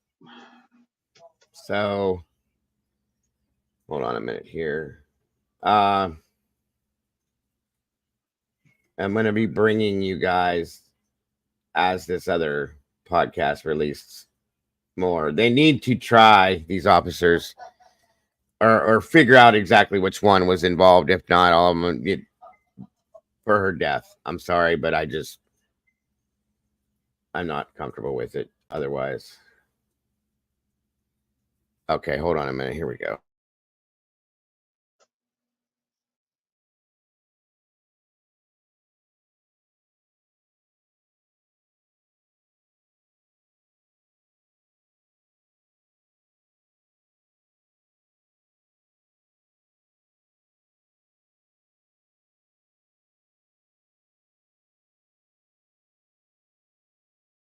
Here's the other part I wanted to show you guys. Sorry.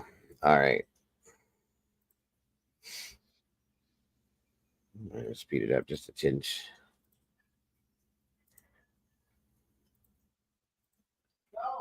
All right.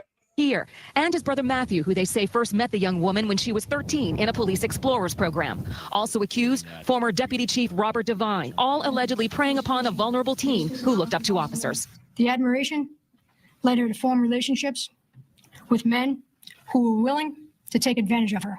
At age 27, investigators say Matthew Farwell began the relationship with the young woman who was then 15. Texts and explicit exchanges were shared while on duty. Investigators say when he broke off the relationship in February of 2021 when she was 23, she died days later, the medical examiner determining it was suicide and she was pregnant. These men violated their oaths and they're unfit to serve as police officers. The district attorney says without victim testimony, charges are unlikely, saying in a statement, the investigation to date has not developed a prosecutable statutory rape case against any individual. But the chief makes clear what the investigation has developed. The scope of this problem in our agency has been identified and pulled out by the roots. The chief has moved to have the officers immediately decertified so they never serve in another department. In Stoughton, I'm Beth Germano, WPZ. What I'm about to brief you on is something deeply troubling to me as a human being. Her son had been murdered and she does a lot of research on other cases. And her and I, for 2 weeks, she put her son's case aside. His name is Brandon Embry, if you want to look up his case. She put his case aside for a few weeks and her and I just dug in as much as we could to see what we could find. You know, we did the virtual tour of her apartment building to find out what kind of door handles they had. They're handles, they're not knobs. We just did everything that we could possibly do for research. We looked up how much assistants, school assistants, teachers assistants make, the price range, all little things like that. And she said, you know, Mizzy, if you make a Facebook page and run it, I'll do a, I was going to say auction, a petition, and I'll run that, because she had to go back to work on her son's case. And that's how I got here.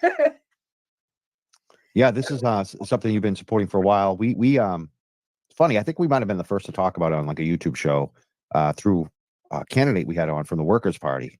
She talked about this right away when it happened on our show, but we didn't get into like the deep dive like the Case podcast did. Yeah. I think they did the best work on this so far. Kirk Minahan, thank you so much, Barstool Sports, for covering this. Absolutely. They did an amazing job. And I always refer people to that if they want to dive into the case, because they did such a thorough deep dive of her story. And we've been trying, like, I know that you've been working on this for quite a while now.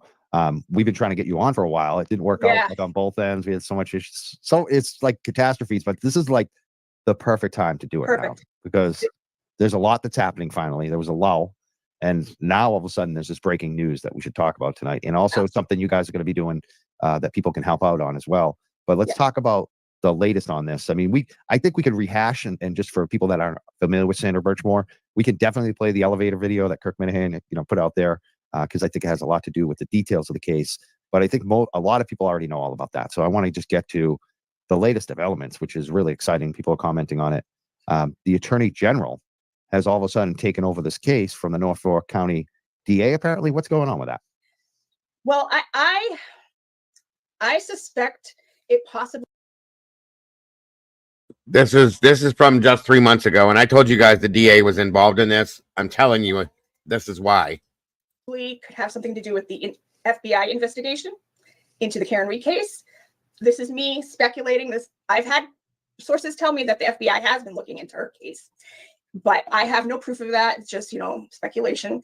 But it would make sense because people have been saying that the FBI was there before they started getting into the John O'Keefe murder case. And if they had been there before that, they would already have a lot of the case developed, and they might have turned it over to the Attorney General, the Attorney General should have stepped in a long time ago. When she was campaigning, she invoked Sandra's name on Twitter when the case, the internal report dropped, and she said, she needs justice. We need to protect all people like Sandra, and Sandra's case needs to be really fully looked into. And I didn't know about it, and I had somebody, a source send it to me. So I started tweeting at her. I kept going, like every few months I'd go back and tweet at her. And I don't know if that helped. Did she ever respond to you on Twitter? No. It's weird too. Like we have a few quotes that you sent us from the Boston Globe story, because the Boston Globe did a story on this about the Attorney General taking over. But it was really light on the details of. That's interesting, isn't it, though? Don't you think, P? The DA wrote a letter to the FBI telling them to stop investigating his office. Why would you do that? And who would think that the FBI would go, oh, okay, sir, we'll stop. No problem. That's going to make them want to look more. Exactly. That's ridiculous. How stupid is it? I mean, the DA in this area, I swear to God, thinks he's like a mob boss or something. It's insane, dude. It's really crazy. Why? Like, I would think, and we have it right up on here, the screen. I mean, there's a lot of red flags on why they would do it, but they didn't give a statement. It seems really weird that they took it from the Norfolk County DA, and now the Attorney General has it, and they didn't put out a statement on why that happened. Yeah. And here's my opinion. I think the DOJ, Department of Justice, needs to be all over this, period. Like, for the whole thing. That whole area needs to look at. See, indeed, daughter, it's bad here. Yeah, I know. And here's the thing is people are afraid. This is crazy, Arctic. People are afraid that live in this area to speak out about it because of they're afraid of repercussions, which I can't blame them. I mean, who can you trust? You can't call the police because they're the ones you're afraid of. You know what I mean? Exactly. You know, it's crazy. You know, I would be calling for the Department of Justice to get involved, and maybe even the FBI to get involved and take a look at everything. But it's sad when you can't count on the people that are supposed to be there to protect you. You have to fear them instead. Right. And there are, listen, guys, don't take me the wrong way. I said this at the very beginning. There are good police officers. There are good governmental officials. There really are. Okay. They're just becoming very few in between lately. People are all falling into play. And the thing is in a situation like this, as in what I think is going on with Karen Reed's situation as well, there are officers that have seen, in my opinion, what is going on, but are afraid to say something because this is their job, their pension, their life, and they have families that could be threatened. That this is a bad situation all the way around, guys. It's like, you know, where do you go unless you go straight to the top?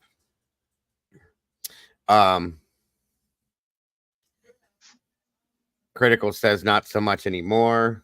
Look up the town meetings. They are streamed from Canton. Yeah. It's just the whole thing is a very scary. I feel for anybody that lives in this area. I do. I feel like, you know, unless they all come together, that, you know, it's a dangerous situation. It very much is. So I'm hoping that it's working itself out up that way.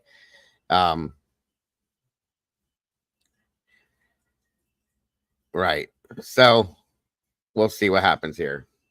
Sorry. I like I said, I suspect that has something to do with the FBI. I could be wrong. I could be way off base, but it also, you know, there's been a lot more action with people out there. You know, we have the page going on. The page has been up for a year now. You know, we've done a few rallies. We did a standout last month. We're going to be doing a standout at the end of this month. So I think might be a little more people making noise about it too. So I don't know, but this is really huge news because Sandra's case should have been looked at, taken away from Norfolk DAs a long time ago, because you have 3 police officers that did this to a young woman and she winds up dead, and the last person to see her alive is one of those police officers that she was pregnant by. Come on. And he admitted in text messages that he took her virginity and that she was 15 when it started. So that's statutory. So that's multiple charges in that sense. And if they can find it, that should be a dual homicide, in my opinion, because she was pregnant. Now, another thing that was interesting to me, and this is why I think it happened, I could be wrong, but I think that police officer's wife was actually having a baby as well the same night that this girl died. Ooh. Just saying. I could be wrong, so I may have to double check that, but I'm pretty sure I read that and I was like, whoa, okay. And what I want to know is if there's text messages where this dude's admitting that he took this 15-year-old's virginity and knocked her up, Why has there not been any statutory rape charges filed against the officer? Because if this was anyone else out on the street, that shit would have happened immediately. Absolutely, and that's why I think they took this away from the district attorney. I truly believe that. Okay, and why the attorney general is taking over now, because he's not doing his job, because he's involved as well. I think he was involved. I think that the medical examiner, in some senses, had some involvement. Yeah, I can absolutely. Critical, if you want to join me or join us, you're absolutely welcome to. That's my opinion. Now, from the things I've read on this stuff, I haven't got to read it all. I just started reading on this late last night, early this morning, because Critical mentioned it. And I was just like, wow, I definitely got to do something on this. You know what I mean? And you know how I am against this kind of stuff. So oh God, this drove me nuts. I started reading, and I didn't get to read everything I wanted to on it, but I'm like, I can't. I got to put it out there, period. Yeah, you're around. You're welcome to jump up here with me, Critical, if you want to. 100%. Between multiple people covering these things and stuff, the curtain needs to be ripped down, not pulled back, Tammy, wholeheartedly. Everybody needs to be shown for who they really are. The people that live in Canton and in the surrounding areas, they shouldn't have to be afraid to call the law enforcement that they have. Okay. And I feel like a lot of them are. I've seen people come in here when Karen Reed's case first came out, when I was talking about it in the very beginning, and said they're afraid. They're afraid, period. And I said, well, that's not the way it should be. So just saying. Right. Why has this man not been charged? Right. And we could talk about the video too. I think you sent me that. I brought it up. I have it over from Barstool Sports. We could bring that up in a second. But yeah, I mean, this is crazy. Like that, nothing's been done, and now the Attorney General took it over, and we don't know. It seems like there's such a news desert here. Like, I feel like if this happened in the 1980s, we would have found out that night, because these local TV people would have been all over it, or even the Boston Globe. And today, it's like the local media is really lazy on a lot of this stuff. No, it's not even that. Local media is not allowed to put anything out that they're not allowed to put out, period. That's why we do what we do, because mainstream media, they're governed per se and scripted. Yep. Mainstream media will not even put out a missing child's case unless law enforcement tells them, hey, put this missing child out there, which is absolutely ridiculous. So, so much for freedom of speech, freedom of the press. They're mandated and governed by local law enforcement by what they can and can't put out, apparently. However, I disagree with it would have been out so much faster in the 80s, because of the sheer fact that this is the age of the internet, and it takes the push of a button to get these stories out. So as soon as anyone knows, all they got to do is reach out to channels like mine, like yours, like Mind of Monsters, and it's all over YouTube. Yeah. Oh, yeah. Yeah, absolutely. Absolutely. And that's why we do what we do, because otherwise you're not going to see it. You're not going to hear about it. I didn't know about her story. This is disgusting to me, too. Sandra Birchmore. I didn't know anything about this story until last night when Critical was in here and mentioned it. And I went and looked at it and went, whoa, wait a minute. And then last night, after I ended my show, I sat up till like 3:30, 4 o'clock reading it, and got up first thing this morning, started reading on it. And I'm like, what in the hell is going on? And I just said, okay, here, we got to bring this out here now, especially being that it's linked to Karen Reed's case as well. So this is just crazy. It's absolutely insane to me that it happens like it does. And I know that Canton, Massachusetts, and the surrounding areas is not the only place this goes on, guys. This goes on here in Ohio. Okay. It goes on in Minnesota. Fredericktown, Missouri is the same thing. There's a thing in Minnesota I saw about it. California, Arizona. It's all over the place, and it's not supposed to be. And we just, because people are afraid, it happens again and again and again, and it keeps happening and it keeps happening. It's time to stand up and say, no, you got to stop. You're going to do your job that we pay you to do the right way and uphold the law, or you're just not. That's all there is to it. And, again, I'm saying, I don't want people going, oh, fuck the police. You know what I mean? No. We need law enforcement. We need the legal system. We need all of this, the judicial system. We just have to weed out the bad ones, folks, and keep them weeded out. Okay. It has to be done. There's no two ways about it anywhere. Any which way you look at it, there's not. It has to be done. Well, there needs to start being accountability for the bad apples. Because, here's the deal. There are good cops out there. But when all you see is the bad deeds of 48 bad cops, and then you hear about the good deeds of one good cop every once in a while, it makes it seem like all cops are bad.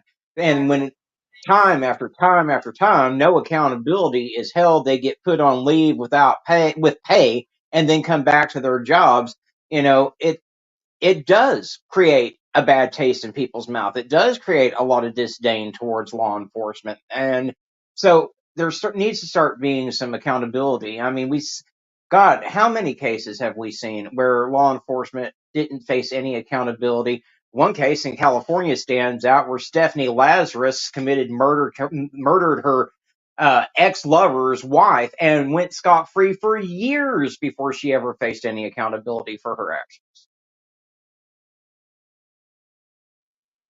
Absolutely. And then again, like I said, and as well as I know, Fredericktown is I'm getting ready to take another case out of Fredericktown.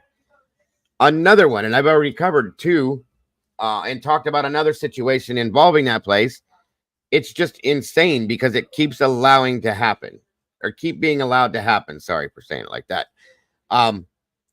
If we're not making notice of it, it's not going to change, folks.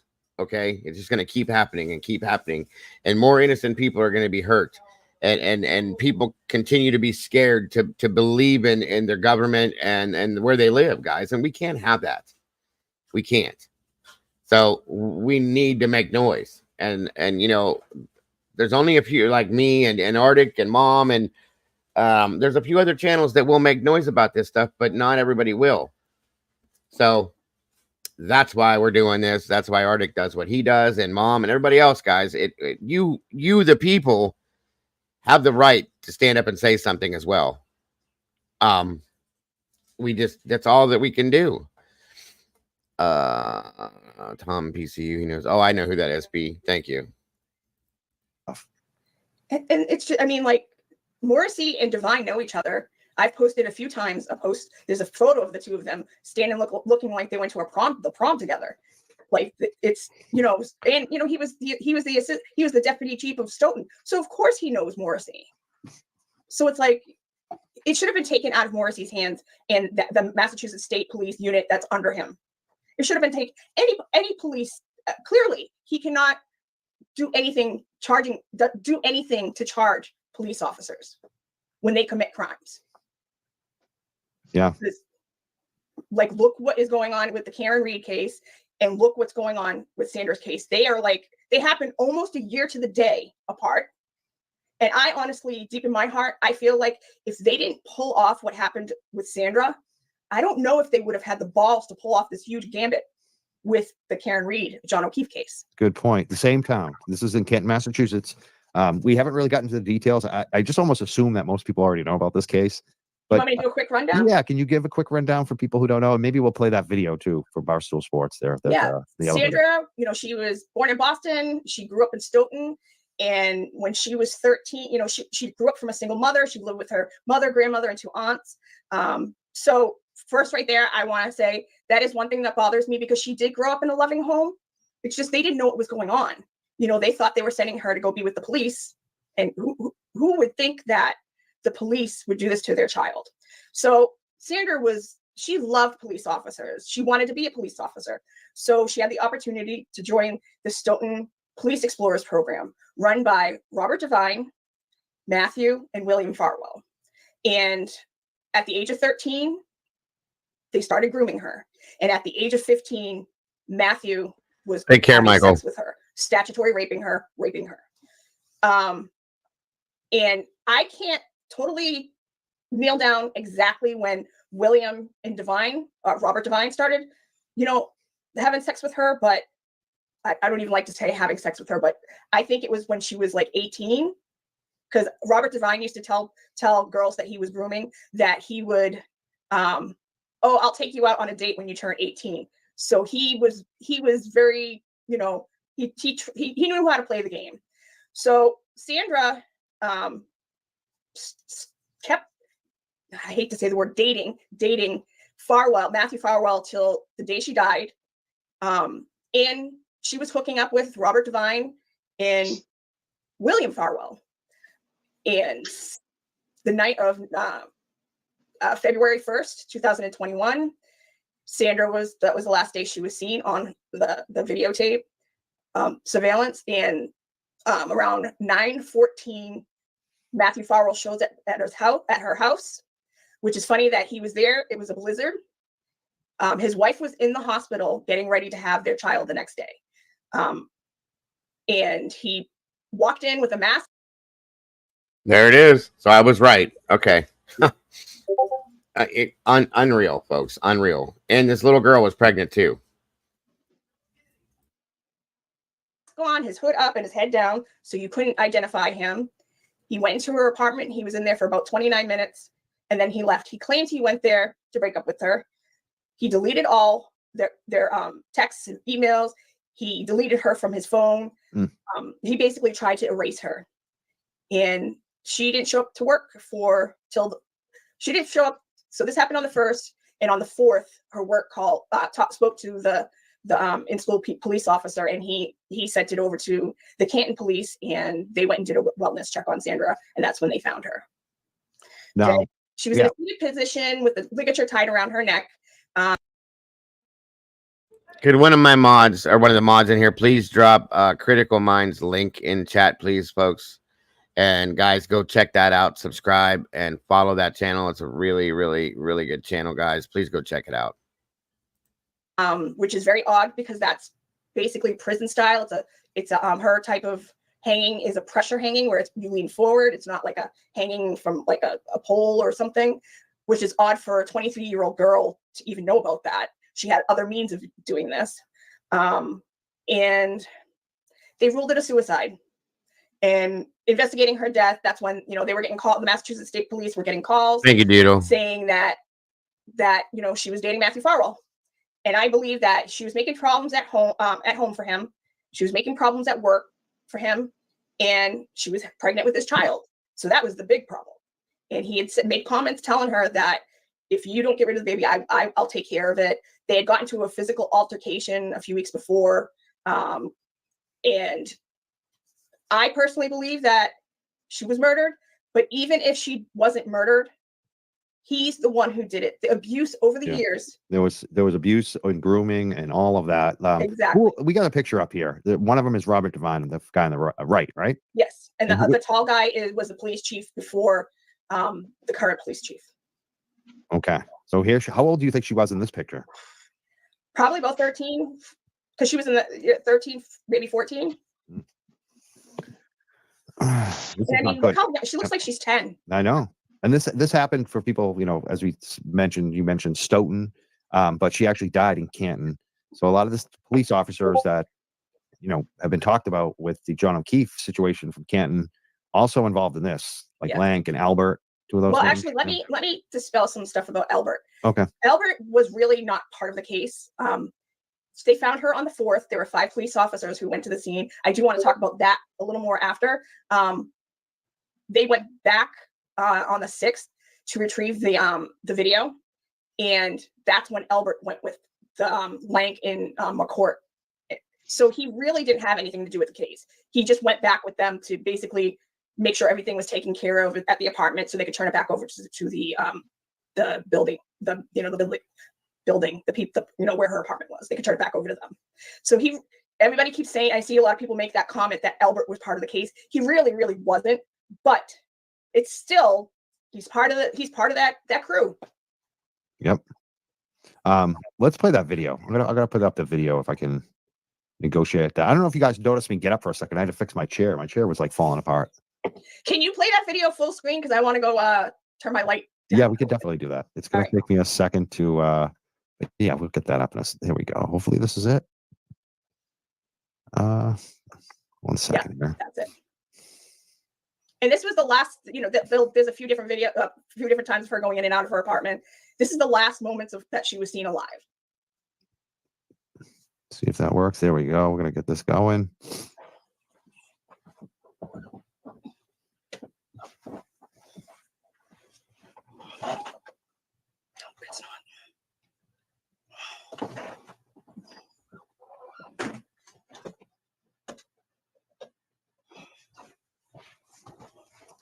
No, I just wanted to comment on that too. That's Sandra going in and out to shovel off her car. So it looks like she had plans, like she, you know. She actually, because it snowed that night into the next day, and that's when it was the nor'easter, blizzard, whatever you want to say. I think she was bringing her thing back into the house just in case her door froze. So she would have the scraper with her when she went back out. And here he comes in to clean off her car. She probably did clean it off, but I think that's why she brought the brush in with her. And this is Farwell coming in to see her the night that she died. He's a cop that was well known to be an anti-masker. Yes. And what's he wearing? He's wearing a mask. He's wearing a mask. Look at his posture, the way he's looking down. He's aware there's a camera there probably. Oh, he knows the cameras because he's been there many times. He helped her move into that apartment. Play him. Look at that. He looks like he's all masked up too. Like a little Hey, mask. Nicole, and he's hiding his face completely. Yeah, he's got a heavy duty mask. He avoided the camera that way too. And look how fast he leaves. He boogies out of there. He looks really quick up at the camera and then he books it out of there. No looking back. And look how much snow is in the background. Yeah. That was before. That was because it snowed that night into the next day. Crazy. We got a lot of comments. A lot of people watching right now. D, what's up, brother? Good. And please, guys, if you're not on the Justice page, please go join. Or you can follow me on Twitter. Or I have a Twitter for Sandra Birchmore. It's at Sandra Birchmore. At Sandra Birchmore. We need as many people as we can to get the algorithm going, so her case gets out there a little more. There you go. You got the Facebook page right there, Justice for Sandra Birchmore. Definitely join that group, people. It's I just checked it. It was at 4,700. So yeah, let's get it up to over 5 tonight. And invite your friends. If you're in the group, and you like what's going on, you can invite your friends right to the. He was at her apartment that night for roughly 25 minutes. Just long enough to go do what he had to do. You saw how big he was compared to how little she was. Okay, it wouldn't take much. This has me just sick to my stomach over this. He needs charged. I think it was a medical examiner that was brought in for the O.J. Simpson case, was brought in, and her case was initially found to be a suicide. There was a bone broke in her neck. Okay. Absolutely critical. There was a bone broke in her neck that is only broken. Well, let me rephrase this. That should not have been broken because of strangulation. It doesn't happen. Or from hanging. It happens more along the lines of strangulation. So it wasn't suicide, folks. She was strangled is what happened to her. Blatantly. No other way to look at it. She was absolutely strangled. This young 20-some-year-old soon-to-be mother starting her life with her child was strangled, and her life was ended because these selfish, disgusting pieces of shit screwed up their lives, made mistakes, and didn't want to own up to it. Exactly.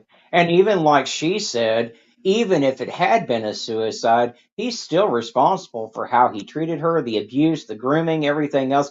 Kind of Absolutely. like the Micah Miller case, how I feel JP is still responsible, even though he may not have fired that gun. He's definitely responsible for what happened to her. 100%. You can definitely be responsible for situational events that happen in people's lives without even touching the situation at one time. And yeah, it was the hyoid bone. Sorry, guys. So I'll keep going, but this just makes me shake how disgusting it is that they're still walking free. They're getting away with it. Okay. It's disgusting. This group. Yep. It's open. As of right now, it's still an open page. So let's all invite each other tonight. Like, let's just start inviting people Yeah, to this talk group about too. This is important. Sorry. You have a big standout coming to this later. I think there's going to be more interest in this because of the Globe coverage and the fact the Attorney General took it over. Definitely. And there's also a civil suit happening, right? Yes, there is. Last year, her aunt. They started grooming her at 13 as soon as she went into the Explorers program. You're kidding me? And just all the way up till she hit legal age, and then she becomes pregnant. Nope. Sued the town, the police station, all four guys, because there is the fourth police officer from Abington who was a animal control officer for Stoughton before he became a police officer. But he's not on that. He's not part of that part of the lawsuit was dropped. So we got some new people joining the group right now. Thank you so much. Thank you. I post a lot of stuff there. You were just mentioning the standout. We have a standout on March 23rd at 1 to 4, basically in the Stoughton Center. I put on it. If you put plug in Town Hall, it's right across the street from Town Hall. Trying to get as many people as we can to do the standout there. We got a pretty good crowd last time. I don't believe that she is, P. I can almost guarantee you if they knew they were getting away with what they were with her, there's got to be other victims. I'm telling you, there are. 100%. That's how these people work.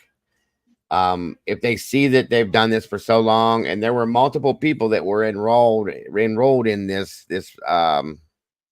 Explorers program, of course they're going to take advantage of that situation. And these people, it's a predator's playground. They've got all these young girls coming in on this Explorers program, and for a predator, that's like a candy store. So I mean, obviously, I guarantee you, there's multiple victims out there, but because of the situation being what it is, they're probably scared to speak up. Look what happened to this young lady. So of course they are. There's also a resource officer that's still working in a school that's involved in this. He's number 4. We also have number 5, a military recruiter that comes into the school systems and recruits for the military. He's involved as well. These are all people that kids look up to, guys. We put these people in front of our children on purpose to protect them, to get them set for life. And this is what they're doing. It's enough. It's more than enough. I think it would be a good idea to start looking into missing girls, missing kids in this area. I'll be damned, especially teenagers. I would not doubt it at this point, to be honest with you, P. I'm telling you right now. We did one day in Canton at the police station, and then we did another day the next day in Stoughton, and then we did a stuff that's been previously posted so people can watch that stuff. They're glad this has been moved to the AG. They're happy that finally somebody is looking into Sandra's case. Yeah. What happened to her? Agreed. Whether you believe that way they know they're protected. Technically 2 cases, and then like within the abuse, there's like almost 3 cases, right? 4 technically, if you include Eel. There's her death portion of the case, and then there's the abuse. Sexual abuse as a child, grooming. Yeah. So it's like there's a lot for them to look into. And I spoken to Trooper Fanning back in October about her case, and I spoke to him for like 40 minutes. I got him to admit her phone did not move after Farwell left. They say that she did it right when he left. And Sandra was an oversharer. When you read the Massachusetts State report, she made some of her coworkers feel uncomfortable because she was just that type of person who overshared. And it just kind of makes no sense that she wouldn't have reached out to somebody, especially since she was texting with her cousin at 8:50. And then she was Snapchatting with a coworker, and the last Snapchat was around 9, and he showed up 14 minutes later. You would think that she would have reached out to one of them since she was in conversation with them and said, he just broke up with me, or he says it's over and he wants me to get rid of the baby and I don't want to. I would have thought that Sandra, would have reached out to somebody. Now, I do have to put a caveat in there. Sandra did have some mental health issues. And, she was groomed. And when you're groomed, you that puts a lot on you. And just imagine this guy who's been in her life since she was 13. You know, she loved him. She wanted to be with him. She wanted his wife to leave, you know, to leave his family because she thought that they were going to be together. So just imagine how she would have felt, regardless of whether you thought she killed herself or she was murdered. She would have been devastated if they were getting into a fight and he was saying all this to her. And I want to say that, you know what? Sometimes people do kill themselves. Thank you, I Leila. personally don't believe that Sandra killed herself. I tried to kill myself when I was 13. So I do understand the complexities that sometimes people can go from 0 to 100. And I literally woke up that day and I was like, well, I'm going to kill myself today. Like, I was supposed to go to school and I decided to swallow a bunch of pills. Yes, that happens. But why? You got to ask the question, why was Matthew Farwell at Sandra's house? He didn't need to call her. I mean, he could have called her. He could have texted her. He could have emailed her. He could have FaceTimed her to break up with her. Why was he at her apartment that night? He didn't. Because he had to shut her up. Okay. Yep. He had to shut her up. He was getting ready to deliver his child. His wife was in the hospital. Okay. And Sandra was probably threatening to go to somebody if he didn't leave her. Well, that's what I was fixing to say. You have to wonder if Sandra had threatened to go to his wife and let the wife know what was going on. Absolutely. And or the police force. Okay. That right there in itself is in both of those things are enough by themselves, let alone together. Okay. I promise you, folks. God bless her. I'm sorry, but I'm speaking for you, Sandra. I tell you right now, that's exactly what was going to happen, you guys. In my mind, I can visualize it right now. And that's what he did. That's why he came in. Listen, if he wasn't doing something that he wasn't supposed to be doing, why did he hide his face? Why did he hide his face in walking in and walking out? He didn't want them to know he was there. I'm sure any other time he was there, he never did that. But that day he did. He wore a mask, guys. He never wore masks. He was against it. He wore his hat down. He looked down. When he came out of the elevator, he glanced to make sure where the camera was and looked away real quick. If you tell me this guy's not guilty of this, I'll tell you you're crazy. I'm sorry. Oh my God, this shit gets me so wound up, Arctic. I'm telling you, bro. I can't stand these people getting away with this shit. It's absolutely ridiculous, and unfortunately, we see it way too often. And there's been numerous cases similar to this one where, you know, that's why I said I would put money on the fact that she had threatened to go to the wife and expose him if he didn't leave her, and that's what ultimately brought him to her apartment that night. 100%, 100%. And she knew probably that his wife was in labor. And that's, you know, something that was probably eating at her because she's carrying his baby as well. This is a problem, folks. A huge damn problem. I'm so sick to my stomach over this. I'm telling you right now. These bastards are just, they think they can do whatever they want because they carry a badge. It don't work that way. Need to physically be there to end their relationship. Why was he there? And why was he wearing a mask? That keeps getting me. Like, you know, knowing he's anti-mask. Mm-hmm. I mean, and why did he walk in with his head down with his hood up? Yeah. You know, all suspicious. Because he was trying to hide his identity. I'm having chair problems tonight. This is bizarro. My chair's falling apart. I think it's time to get a new one then. Yeah, I guess so. I'm having lighting problems, so. Yeah, well, you never know what might fall apart. Usually it's my technical stuff. Now it's actually physical stuff in the studio. This is the. Also, guys, if you would please, I'd love for you to go to Facebook if you have Facebook accounts and join this group if you can, and support this group to help support what is going on and help support ending these things in some way. If we all stand together on this, it's got to stop somewhere, and it's got to help a little bit at least. Making a little bit of noise has got to help in some way, folks. That's the only thing we can do. I'll try to get the exact name of the group and put it in here for you guys to check out. Or actually, I'll just bring it up and show you guys here once we get through this, and then we can go from there. The first time, I probably shouldn't say it out loud because it'll probably crash now. This is the first time I'm actually been able to do a StreamYard because Awesome. Every time, like I on my computer, the other times my phone, I had to switch to phone. It's been a disaster every time I've done StreamYard. So that's a victory for me. Our stars are all aligned now. Like Yes. we tried to schedule this like 4 times. It was funny. Like Yeah, and so many things at crisis is happening back and forth with both of us. So yeah, this is perfect that we got to do it tonight. We have questions. This is a question that came in. Mhm.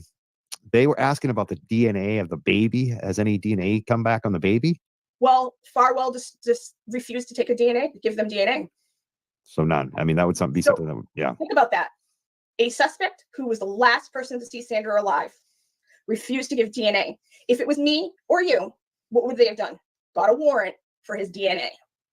A judge, they could have shown that video to any judge in the state of Massachusetts, and the judge would have signed the warrant before he even got to the elevator. She's absolutely right, you guys. Why didn't they sign a warrant on that? Why? Again, another reason why it was taken out of the DA's hands. I'm telling you right now. Absolutely. Why didn't they get his DNA? Yeah. It seems like a lot of suspicions on this guy. It's pretty obvious to me. Lauren posted, she said, Mike, at least it isn't the phone. It ain't the phone. It's usually my issues. Taking the phone calls, my phone. Yeah, I've seen that a couple times. Yeah, I mean, and people think it's my fault. No, I think it's a system fault. Hang on. I don't know why Bluetooth doesn't always work on there. And I try to watch. That reminds me right there. Thank you for doing that. Driving me nuts. I keep forgetting to do this shit. Hold on one second, guys. I will bring this right back. I promise.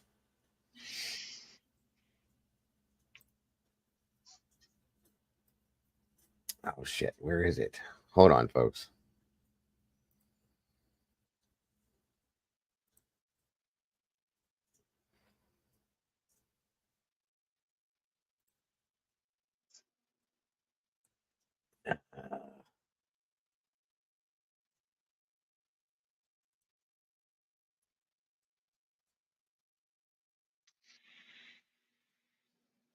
Wire, like a connected wire, and that didn't work at all. So I don't know.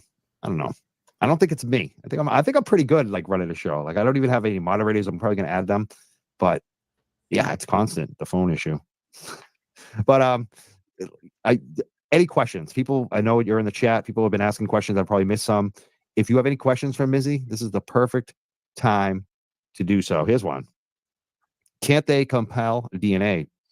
They could have. They definitely could have. And my question is, they say there was nothing on there was no disturbance in the room.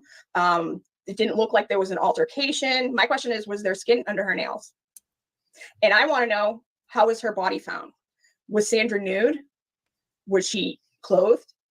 Because a lot of women, when they commit suicide, they are clothed. They're not nude.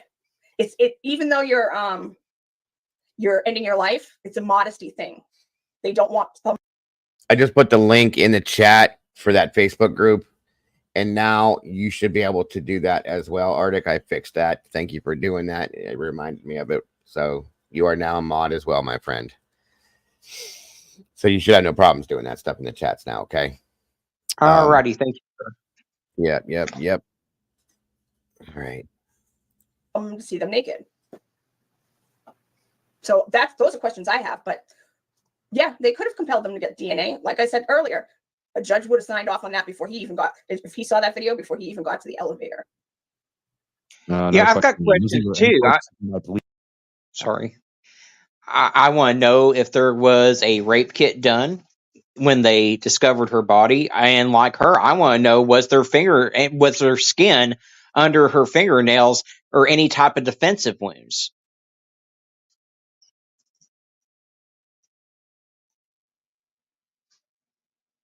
You're muted, Dago.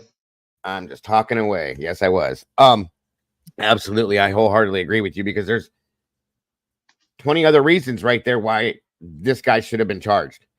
And they're avoiding every one of those things. That's why I said I think the ME was involved as well. Truly. Okay?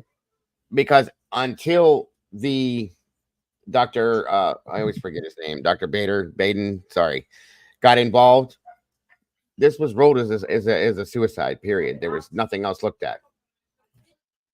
No way in hell, folks. And I agree with you 100%, dude. 100%. Police to document the unintended death. Yes. And we seen those, or are those still like hidden away? Can't get them. Can't get them. Okay. Yeah. And I tried to get the autopsy report, but in the state of Massachusetts, you can't get it. Now the Kirk Minihane podcast, it was great. It was kind of short. People have commented, even their fans are a little upset because it almost didn't go anywhere like some of the other ones. But that's not their fault.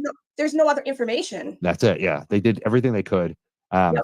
Do you expect him to finish that by chance? Like, do you think he'll go back to it, or is he kind of done with it? Like, if I would love to. I love them to. His producer Dave, I can't remember his last name. I know it's Helene. Yes. Yeah. He's on the page. He still really fights for Sandra. So with this new update, I mean, they did say at the end, if there are updates, maybe we'll do it. We'll add an episode to update. But there was nothing. The only thing that came about was, and they mentioned that was the lawsuit, and there really wasn't much going in the lawsuit. Which kind of silences people. I mean, I ran into that with Lorna McMurray too. We did something on the cannabis worker, and her mom can't talk to us really anymore because it's the lawsuit time now. So it can get tough waiting. But it'd be great to see if they do follow-ups when that lawsuit gets settled, maybe, or they go to trial, or the attorney general busts some people. I mean, this is it's exciting to see that something happened with the attorney general. We don't know why, but it's exciting to see that, and that you're still doing these standouts. What kind of signs do people bring to these standouts? Are there just justice for Sandra? What justice for Sandra Birchmore? Some people can make printouts of there's a girl who she's able to make them at her work. She actually makes a bunch of them, so people have. If you don't have a sign, don't worry, come down. Because I don't live in Massachusetts. I live in New Hampshire, so I have to take the bus down because I don't drive anymore. I got basically a screen print sign that has basically that photo there, and it says "Justice for Sandra Birchmore," and it has a barcode to scan to go. It takes you to the petition. You could say police corruption. You could say 3 police officers. Molested her, groomed her, anything like that, even if you don't have a sign, just come down, having another body there helps. It shows them that, people are watching. And this case needs to be fully investigated because Sandra never got a full investigation. It's awesome. Saturday, March 23rd. People can go down there. Stoughton, right outside Stoughton Town Hall. Yep. 1 to 4 p.m. Definitely show up if you can. I was just going to mention that. Yeah, we got another slide. What this is also the slides, that look like this right now that are on the screen. There's 2 of them. We posted one earlier. This one comes from the Boston Globe story, right? Yes. What are we looking at right now? Well, I have these are what I think was going on. It kind of looks like that William Farrow was trafficking Sandra. There's some weird occurrences that went along with this slide. He was having her send videos and photos of when she was having sex with other men. And supposedly a Stoughton police officer was depicted with his male genitalia. I cannot say. Basically, genitalia. And it says, what is it? Depicted genitalia. Unnamed Stoughton police officer. Now, clearly wasn't William Farwell. So was it his brother or Robert Devine? Because if it wasn't one of those two, we have a bigger issue, which I have been wondering for a long time. Who else? Because they were quick to take up this case and investigate these 3. Who else? Because there was the animal control officer who William introduced her to. There was a military recruiter who was tied up in it, but I don't have a name for this person. So who else was William Farwell hooking Sandra up with to take photos and videos of their sexual encounters? That's trafficking. Underage too, which is if she was at that point, that was. Yeah, I don't know if she was underage, but actually that says on August 16th, 2020, this happened. So I don't know if any of this occurred when she was underage, but that one occurred in 2020. Yeah, that's sick shit. And I don't know why these dudes need videos too. Like I don't know. I've never tried. I don't know. I never wanted any recordings of any of that stuff. Like I just don't. I don't get it. I never got the dick pictures too. The women tell me all the time they get the dick pics from guys. Like I can't imagine sticking a camera and taking a picture of my thing. That's just such a, and then sending it. Like, I'd be so embarrassed that someone would like find that on my phone, never mind, send it to someone voluntarily. I don't know. A lot of messed up men out there. I just don't get it. We got a good question. Microdots asked, where are they now? Where are these police now? Welcome, Army Animal vet. Control officer. Where are they all? Some of I'll them. answer that question in a minute. So Okay. before we go on, Yes. Oh yeah, you were on this. William Farwell looked himself up in the CJIS system 24 times. They're not supposed to use that system unless it's for a case. He was looking himself up? He was looking himself up 24 times. And he was also monitoring Sandra. He looked her up. Why was he doing she was that? talking to see if she was talking. That's probably it, right? I mean, I imagine. Because I believe he was trafficking her. But by this paragraph, that looks like he's trafficking her. He's pimping her out to other men to get videos and photos. Definitely. I mean, even if it wasn't for money, like favors or anything like that, Yeah. you know, it's the same thing, especially federally. I mean, if they were crossing state lines, which I wouldn't doubt, you think they went to Rhode Island and did that? Possibly, I don't know. I don't know, but why hasn't he been looked into for that? And they have this. This came from the Massachusetts State Police's investigation. So why didn't they do anything with that? To go back to the other question, where are they now? I agree with what Lauren just said. Possibly blackmail, extortion too. Yes, possibly. The videos and pictures could have been a way of showing customers, hey, you want, this is so disgusting. I can't believe I'm even saying this. This is what I got for you. Now to go back to that question that Microdots said, Robert Devine is a practicing attorney in Massachusetts. I don't know how much he practices, but he's an attorney in Massachusetts. He still has his law license. Think about that. What do you have to do to lose your law license from the Mass Bar? Like, it's insane. And William Farwell is out in New Mexico. He lives right outside Albuquerque. And Matthew Farwell lives in, I believe, Easton. Doesn't one of them work for the TSA or something like that? William did work for the TSA till they found out about what was going on with this case. They fired him after they got wind of him being involved in this. Welcome, Miss Barbara. So what do you think is going to happen next, Mizzy?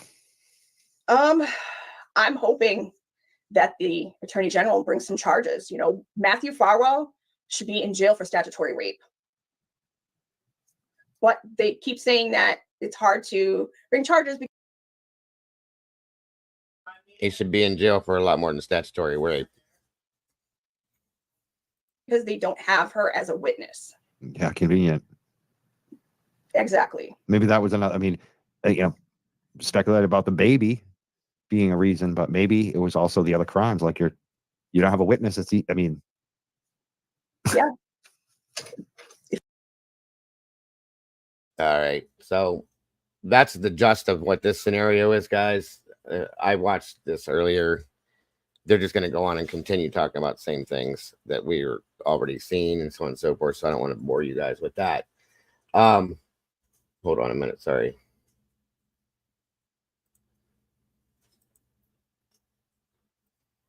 So I do have another case that I wanted to bring back to the surface for a minute to show you guys a little bit of update. Arctic threw it at me last night. I was kind of excited to see that, knowing that there's some kind of movement in it. And being that you're with me, it'll be helpful too. So a lot of you guys may not have been here when I covered the Matalina Kakari case, but I think a lot of you guys are familiar with it, right? Wrong, indifferent, probably. They have somebody that they're looking at now, and I was really kind of surprised. Were you shocked about that, Arctic? Not really, because she was my person of interest right from the get. I mean, who goes that long before? Well, she never reported her daughter missing. It took school resource officers showing up at her house for anyone to even know that Matalina was ever missing. So right. Oh, absolutely. Yeah. I knew that there was that issue, but I just there was nothing else ever talked about with it, and I was like, wow, it took this long. You know what I mean? So there's a bit of an update on that case, guys, for those of you that were interested. And thank you for throwing that at me, bro. I appreciate that big time. no problem.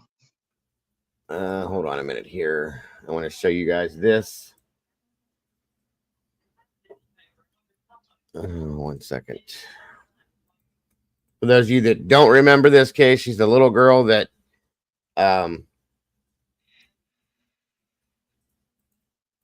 we had the video on the bus, remember, right here, and then she just disappeared.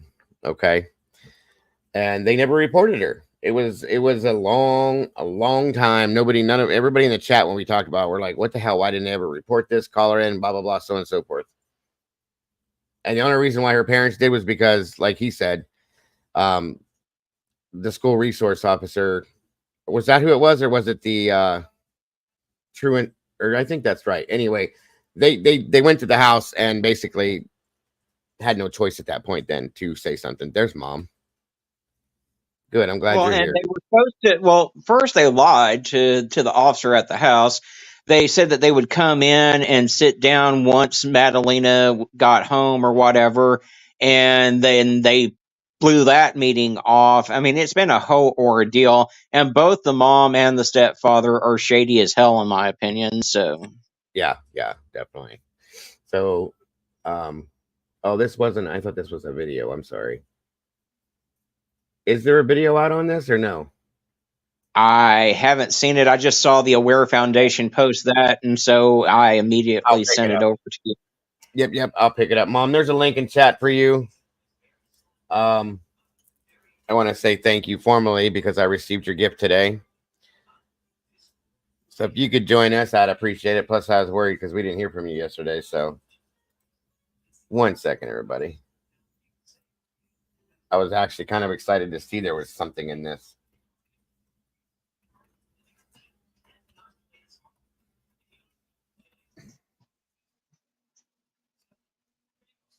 I wish they would find her is what I wish.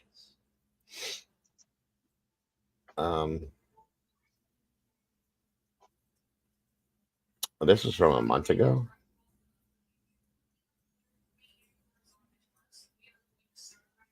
Wow. Okay. Hey. All right, here we go. Okay, Mom.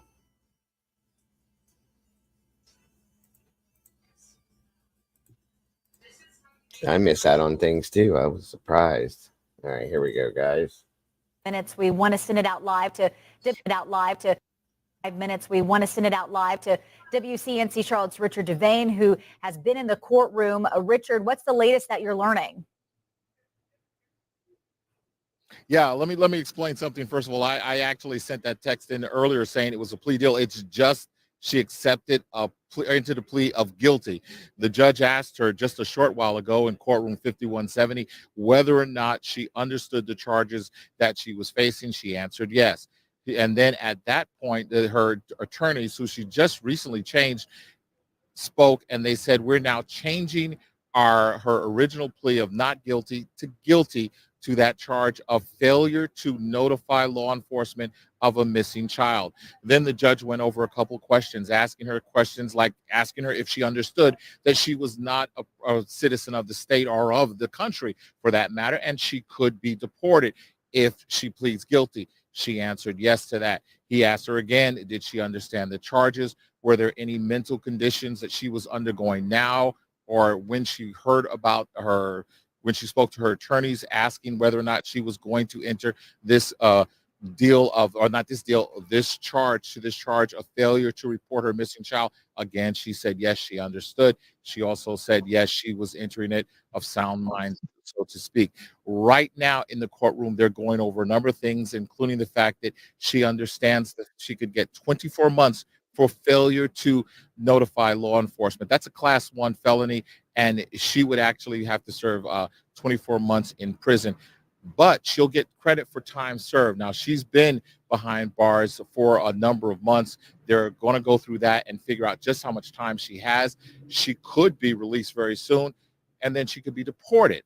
Now, the big question in all of this is, where's Matalina? That's what everyone is still trying to find out. We can tell you that her Matalina's stepfather, Christopher Parmentier, who we told you was going to have his jury trial start today, there was actually another case, a murder case that went on before that, and that had not finished yet. So they're probably going to have that coming up sometime tomorrow. Of course, that's something we'll continue to look at. Our own Jesse Pierre is still in the courtroom getting details and getting information as this surprising turn of events has come down now. We know that Diana Kakari is saying that, yes, she is guilty of failure to report her child, Matalina, missing to the authorities. All right, Richard. I believe she was sold. They had money issues, and they're foreign. I believe she was sold personally. That's my own personal opinion. What's that, Mom? Hello. Hello. How are you? Hello, Arctic. Thank you. Sorry, I'm out of breath. I just had to run all over the yard to gather dogs. You got it? You like it? I did. Does it and work I do. well? Oh yeah. And I got this too, but I gotta fix it. You got to fix it. Yeah, it came. What happened to him? It came in pieces. But I have very Oh, good my because I modify and fix toys and stuff all the time. So I have professional grade glues, so I'll be able to fix this with no problem. It'll look brand new. That is infuriating. I bet it is. It was the way it was. Those packages, they don't care. They just throw them all over the place. So thank you very much, though. I appreciate that so much. You're welcome. It was the thought that counted that kind of infuriates me that they broke it. Yeah, I know. And like I said, I'll show it to you once I get it fixed. It'll look like it. Nothing's wrong with it at all. So I appreciate that so very much. It was very sweet of you. And the cup's cool. Very cool. You're welcome. I like the metal straws. I don't get to see those often. My sister makes all the merch, so I ordered a box of them to send out as thank yous, and when I send missing flyers out for people that ask for them, I send them a cup too as a surprise. Gotcha. All right, so also in her case, hold on, I don't know if you followed the Matalina Kakari case, Mom, but kind of bringing up some new stuff on that since Arctic sent me a little piece on it.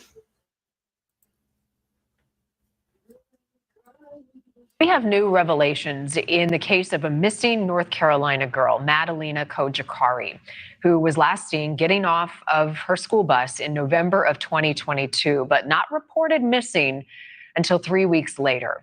On a secretly recorded audio tape, Matalina's mom says that she had a vision that something bad was coming for her and her family, and she wanted her daughter hidden away.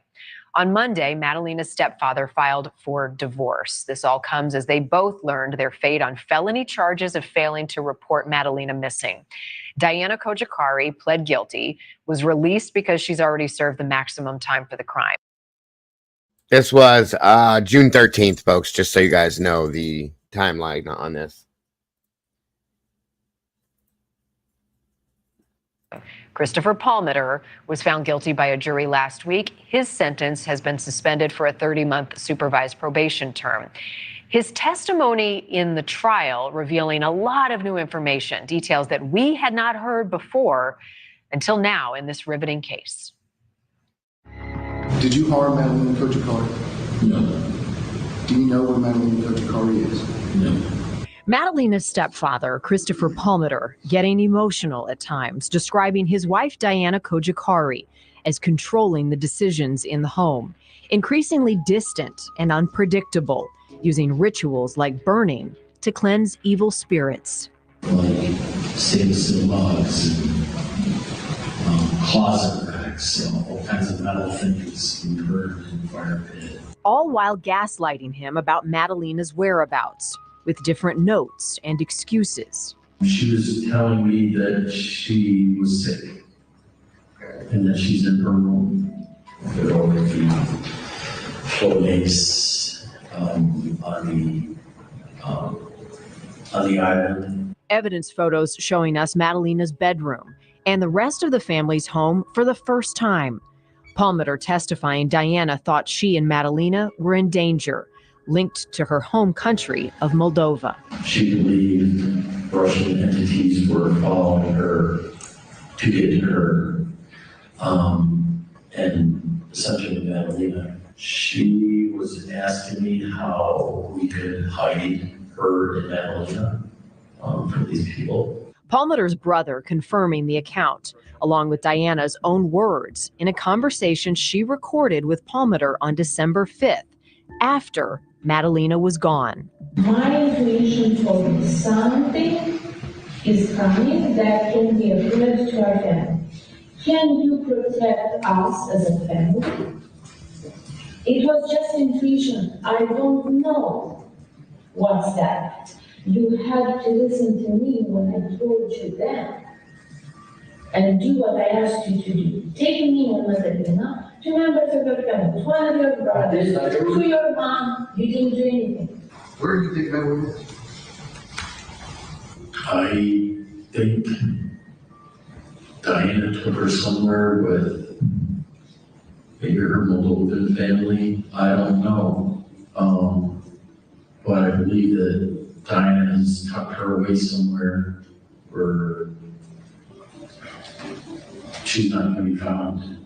In August of 2023, News Nation traveled to the western mountains of North Carolina to investigate the theory that Diana may have stashed Matalina away with a relative in the remote area. Just a lot of open space, a lot of places without internet or cell phone signal, a lot of woods, a lot of roads that go way off and dead end. A possible sighting of Matalina turned out to be false, but authorities confirmed Diana interacted with a sheriff's deputy near Lonesome Mountain on December 4th. And evidence photos from Diana's car show receipts from wire transfers, allegedly sending thousands of dollars to Moldova. Diana leaving jail May 21st after pleading guilty to failing to report a missing child, answering only one question from reporters. You hope you know where she is? I hope she's safe. You hope she's safe? The jury deliberated only 15 minutes before finding Christopher Palmater guilty of the same charges, failing to report a missing child. His sentence suspended. He'll serve 30 months probation. Despite the convictions, still no answers about what happened to Matalina. Thank you. So at this point, I gotta wonder if she's in Moldova. Honestly, I wonder. That's what I've always wondered. I thought maybe they sold her, like, for money, but I guess they didn't need money if she's sending money over like that. And why she's sending money over that way, I'll bet you that she's over there. But then again, her fear, or they sold her, and that's where they got the money that they're sending over there. One of the two. Yeah, there you go. That's there you go.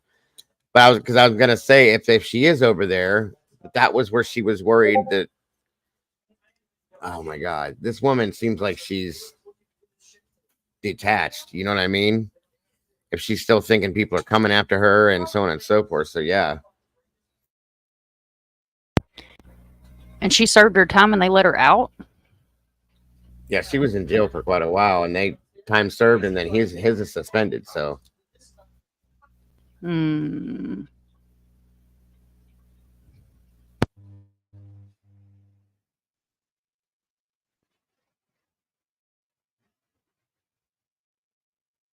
This is another one that just vanished.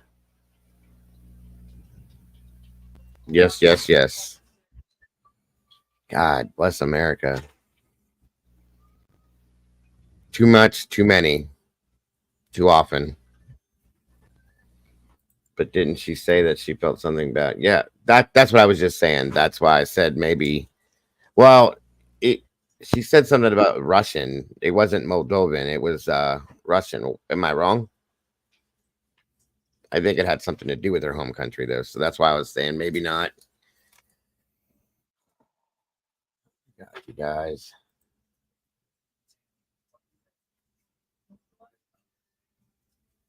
I honestly can't remember where Moldova is. I don't know why I remember that name. So it was in a movie. Did you ever watch Santa Clarita Diet? Yes, I did. That's I where love you that. know it from. Loved it. Moldova. Mm-hmm. I think that same show. It had Drew Barrymore in it. Yeah. Yeah, we loved that's where that. that's where I first heard it, was on that show. No, I heard it in something else. It was a different movie. They were from Moldova. It's right near Ukraine. Yeah. Very small. Okay. Yeah, she thought the Russians were after her.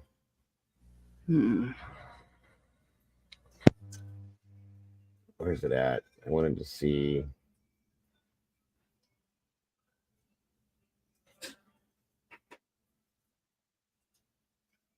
I think this was new too. Hold on.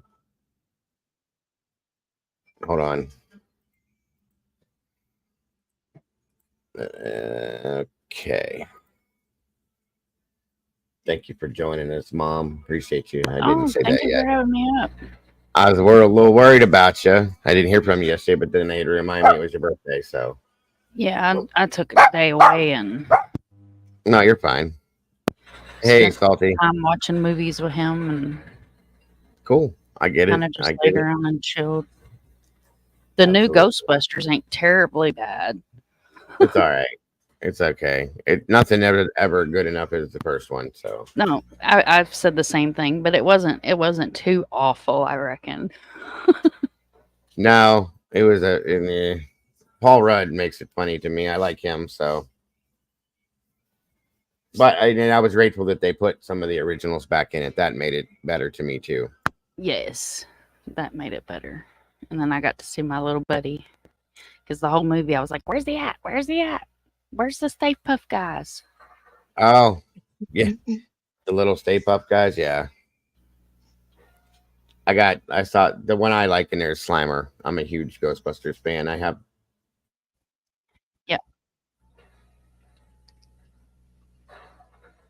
the Ghostbusters toys and Slimer himself and all sorts of stuff.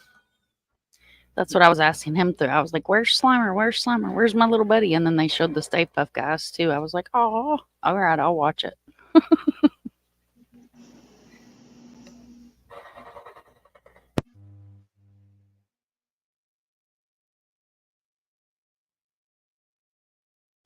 Arctic, you said it was storming there too? I'm a little mister.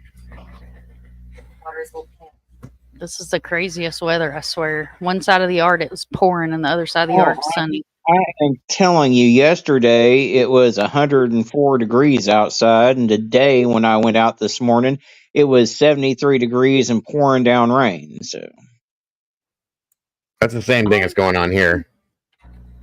It's so cute. Yeah, this thing is stupid expensive too.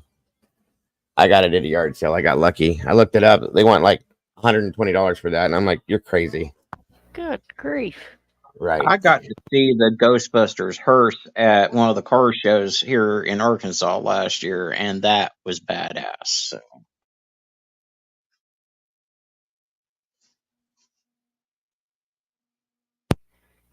When I was a little kid, our neighbor had one of them, and he would let us get in it. I just thought it was the best thing in the world. I probably was. Yeah, we had one around here too. I have my own version of it. Oh, I love it. And it does the whole.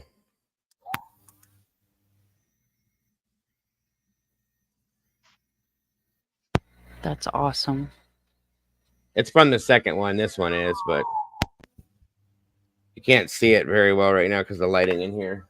But it lights up and does the whole siren thing and all that. I'm about to get a bigger one of these days because Hasbro just released a bigger one with the. I have the big action figures and then they have the other ones too. So thank you very much, Aquarian. I can't see who got it right now, but Mystery. Congrats, Mystery. All right, let's move on with this, guys. Here with some major breaking news. In just the last 2 hours, Cornelius police have now said Diana Kakari is a suspect in the disappearance of her daughter, Matalina. We thank you for joining us. I'm Vanessa Rufus. And I'm Nick Sertivant in for Colin Mayfield. Let's get right over to WCNC Charlotte anchor Jane Monreal. And Jane, what are you learning at this hour? Well, Nick and Vanessa, this is the flyer that police just put out on social media. A version of it also sent in Romanian. And from what we can tell, this is the first time police have referred to Diana as a suspect specifically tied to the disappearance. We're working to verify that with Cornelius Police. This news comes just a month after Diana pleaded guilty to not reporting her daughter missing back in 2022. And that was the only charge that she was facing. Matalina's stepfather, Christopher Palmer, was found guilty by a jury shortly after. Both Diana Kakari and Christopher Palmer are currently out of jail. Now, Matalina was last seen getting off a school bus in November of 2022. Diana Kakari and Christopher Palmer did not report her missing until weeks later. But guys, this is a rapidly developing situation. We have reached out to Cornelius Police to get more information about what this means in their investigation, but they have asked anyone with information to call detectives. Vanessa and Nick. All right, thank you, Jane. So a lot of questions in this investigation. Absolutely.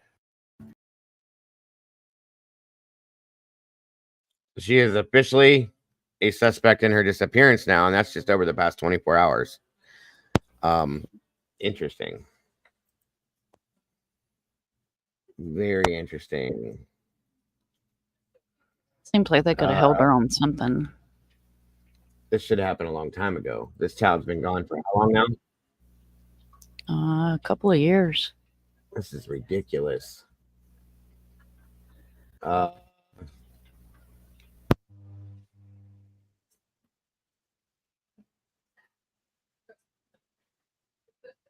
I'm starting to wonder if she did something to her. Or him. I don't think he would go that far.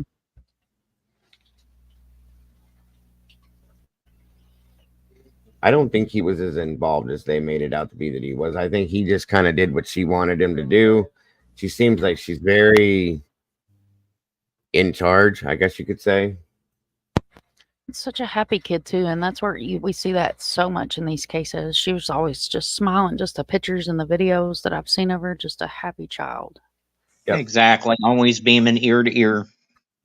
100%. That's the way it usually goes. I think some of it had something to do with this too. Hold on a minute. A lot of what he said is where I think they got their ideals from. I'm going to go through some of this a little bit quick here. This is the design drafted of my father. And then Canton Designs drafted. Nope. I cannot hear it to save my life. Nobody else will be able to either. Shit. Well, if I can find a better version of it, we might go over that. I don't know. I think at this point, we've been in 3 hours. We can just bullshit a little while, and then we'll bring it to a close here in a little bit. You guys, either one of you guys have anything else to add? Oh, I did have some other stuff too. Hold on. A couple new...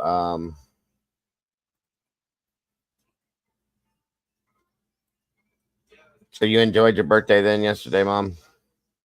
I did. I worked and then just kind of laid around and played with the littles and watched TV. I enjoyed it. Absolutely. It was strange not coming near my computer, though. I did well, though. I get the same feeling. For me to take a day off away from everything, I literally have to turn my phone off and then lock it up somewhere. Otherwise, I'll be hopping on someone's panel or I'll be doing a short on a flyer or something. So I literally have to hide my phone from myself. I'm exactly the same way. Okay, this is another one I wanted to show you guys. Hold on. I knew I had something else I wanted to bring out to show everybody. Okay. And I don't know if you two are familiar with Karina Saunders. The name sounds familiar. Okay, hold on here. Yeah, I sent you that last night, Dago. This Or the was okay. some information on her. I thought I listen. I get so much stuff, bud. I'm sorry. I knew one it came. I knew it came from one of you guys, but I wasn't sure. But I had this in the back, so I wanted to go. I looked over a little bit, and I wanted to bring this out. Well, I know that Chris Gideon had bothered you about it too. That he had sent some stuff to you too on it, because he reached out to me. That's when I reached out to you. So there we go. That's exactly why I didn't know exactly, but. All right, so on October 13th of 2011, a pair of bags were discovered behind an Oklahoma City area grocery store. Police would search the bags and later identify the remains of a young woman that lived in the area. To this day, investigators have yet to piece together her odd final days and the mystery of her brutal, tragic end. Now, here's the deal, guys. She's no longer missing, okay? But she's gone and nobody knows why, and she didn't need to be. And I'm very passionate about those just as much as I am the missing and things like that, and have no qualms with figuring out why and how. So Start your summer road trip at Midas and get $30 off your next repair service. Plus, get a free closer look vehicle check to make sure you're road trip ready. If you need brake service, an alignment check, or tune-up, hit up Midas for up to $30 off. Sorry about the commercial. Request your appointment at Midas.com. Five Below means hot stuff, cool prices. Get the trends in your feed for way less. Candy, beauty, tech, room decor, and more. Plus extreme value finds in our 5 Beyond shop. Yep, you could say we're kind of a big deal. Shop in stores. For this to be going on in Oklahoma City, I think shows that we have a advised. okay, here we go. Plus extreme value finds in our themes and descriptions of extreme physical violence. Listener discretion is advised.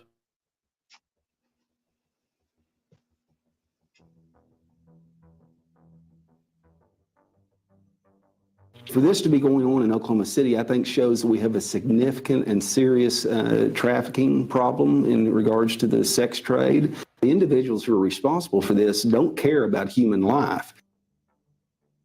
Bethany, Oklahoma is a small town in Oklahoma County, just outside of Oklahoma City. It is part of the larger metropolitan area, sitting just about 10 miles northwest of downtown OKC. On October 13th, 2011, an animal rescue group was trapping feral cats in a wooded area behind a Homeland grocery store. This store, which is now a cash saver, was part of a regional brand, located near the corners of Northwest 23rd and Rockwell Avenue. As this animal rescue group attempted to lay traps, a group of them came across a large black Nike duffel bag, which was right next to a smaller laundry bag.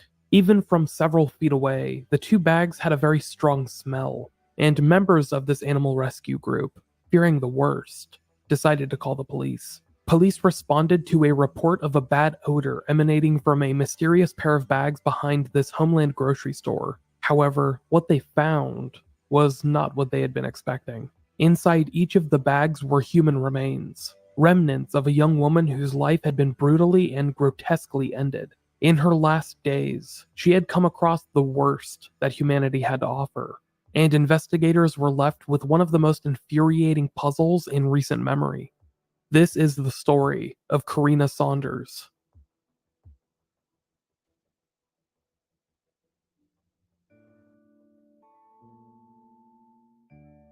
Welcome to Unresolved. I am your host, Michael Whelan. Before I get started, I just briefly want to lash Unresolved Pod. There, you could get access to bonus episodes and much more. Once again, that's Patreon. There, you could also find a link to the podcasts of Karina Saunders.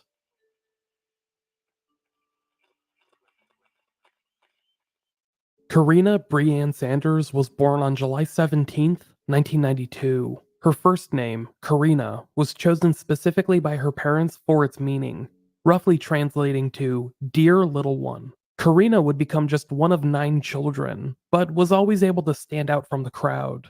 In addition to being incredibly beautiful, Karina was an incredibly bright and funny young woman who had a knack for putting a smile on anyone's face. Her father, Richard Saunders, later recalled, Karina was always full of smiles and joy. She was probably one of the most giddy kids you would have ever seen in your life.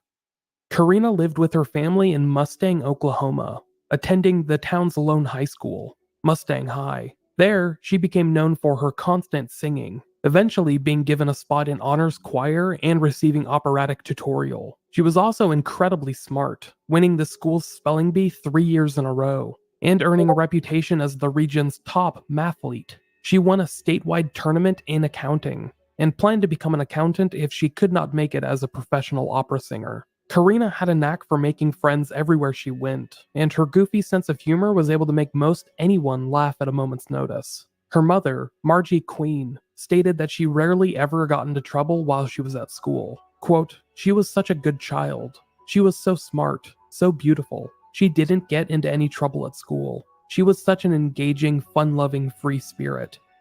In 2010, Karina graduated from Mustang High School a year early. It was at around this point, as she was just beginning to enter adulthood, that things started to derail for Karina Saunders. By 2011, Karina had started to struggle with substance abuse and had been engaging in a variety of illegal narcotics. That summer, she actually went to rehab to get herself back on the straight and narrow, and after her release, she seemed to be doing much better. On September 18th, 2011, Karina was just 19 years old and already fresh out of rehab. Her mother, Margie, saw her that day and later said that Karina seemed to be doing much better. For the first time since graduating high school, she seemed to be on the right track once again. The mother and daughter attended church that day at Margie's local Nazarene church, which Karina posted about on social media. Social media was how Karina's family and loved ones often kept up with her. After all, she did not have a cell phone or a vehicle of her own, so they often used social media, in particular Facebook, to track her activities and whereabouts. Later that day, September 18th, 2011, Karina and her mother, Margie, said goodbye to one another. As Margie later recalled, she had this calming presence about her, an aura. I hugged her so tight. I did not want to let her go. A little more than a week later, on September 28th, 2011, Karina would post on social media for the very last time. In that Facebook post, she simply asked, "What's everybody doing tonight?" and received very few responses. That would be her last post on any social media, and about a week after that, her family began to grow incredibly concerned for Karina's safety.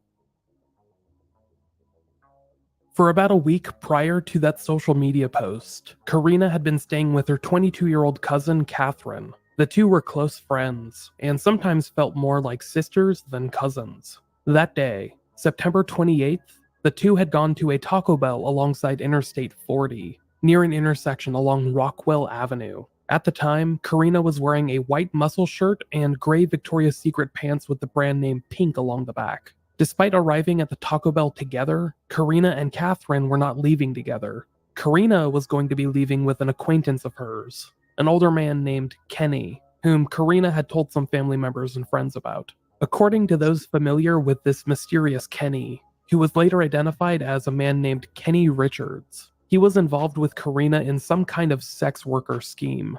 Some have implied that he was her pimp, but Karina told others that he was going to make her a porn star. In the following months, Kenny would be accused of, at one point, making a nude video of Karina and even soliciting her for prostitution. Kenny Richards would later testify that he had picked up Karina that afternoon and her a porn star. In the following months, Kenny would be accused. Okay. I love that you're covering this, but the interruptions from Dago are distracting. He interrupted the guest at least 3 times, and twice she didn't finish her statement. Where did that happen at? I don't remember. Did I interrupt you guys or something? No. Nope. Okay. All I can say is if you don't like it here, my door's open and it goes both ways. Not trying to be rude, but I try to be as polite as I possibly can, so sorry if I did something wrong. At one No, point, you didn't do anything wrong. a You nude didn't interrupt video me. of Karina, and even soliciting her for prostitution. Kenny Richards would later testify that he had picked up Karina that afternoon and told police that the two had quote-unquote hung out together for a brief period of time, before he dropped her off at an apartment complex in Bethany, Oklahoma. To his credit, he seems to have been telling the truth, but there will be more on him later in this episode. After being dropped off at an apartment complex in Bethany, just outside of Oklahoma City, this began a period of more than a week in which Karina's whereabouts became a puzzle that isn't quite clear close to a decade later. More than a week after Karina was last seen by her cousin, a former friend from high school saw her at the apartment Thank you, complex she lady. lived at. This friend, who has been referred to as Keegan in some online sources, lived at the Studio 41 apartments near North MacArthur Boulevard and Northwest 41st Street. He said that on either October 6th or 7th, he saw Karina at the apartment complex. When he first saw her, he said she was sweeping some gravel off of a staircase, and he went to say hello. Quote, "She walked up and gave me the biggest hug. We chatted for a time, and she explained to me that she was assisting my apartment handyman with repairs, as she was living with him and his son. It is unknown what exactly her relationship with this apartment handyman was. Keegan and Karina spoke briefly, and later that day, Keegan found out that Karina had not eaten in a few days. He offered to go get her some food, and over the next hour or so, he discovered that Karina was actually living out of a small bag, which was holding all of her clothing and personal belongings. He actually gave her a larger green duffel bag to store her things, and she seemed incredibly grateful for that. Keegan saw Karina around the apartment complex a day or two later, but after that, he would not see or hear from her again. At least, not until her name appeared on the news. And then, Keegan called the police, desperate to find out whether or not the green duffel bag he had given her was the one she was found in. Thankfully, it was not.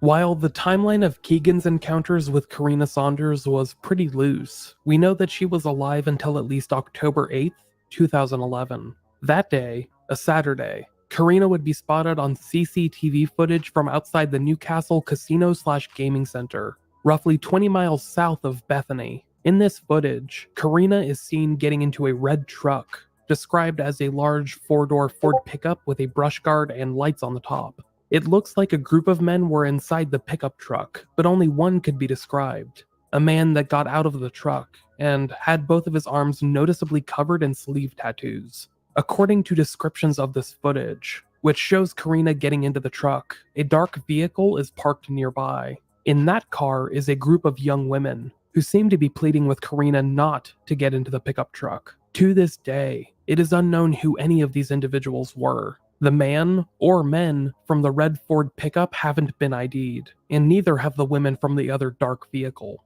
The identities of these men and women would likely help fill in many of the missing gaps from Karina Saunders' story, as this is the last known place that police could track her activity.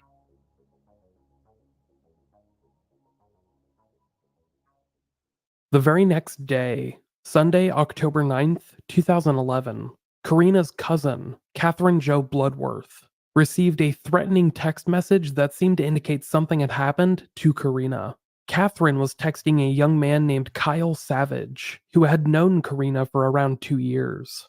Police would later determine that Karina and Kyle had been communicating with one another in the preceding weeks, but on this day in question, Kyle seemed to be threatening physical violence against Karina and Catherine. One text in particular Thank you, Doodlebug. read, "I'm going to bury you next to Karina."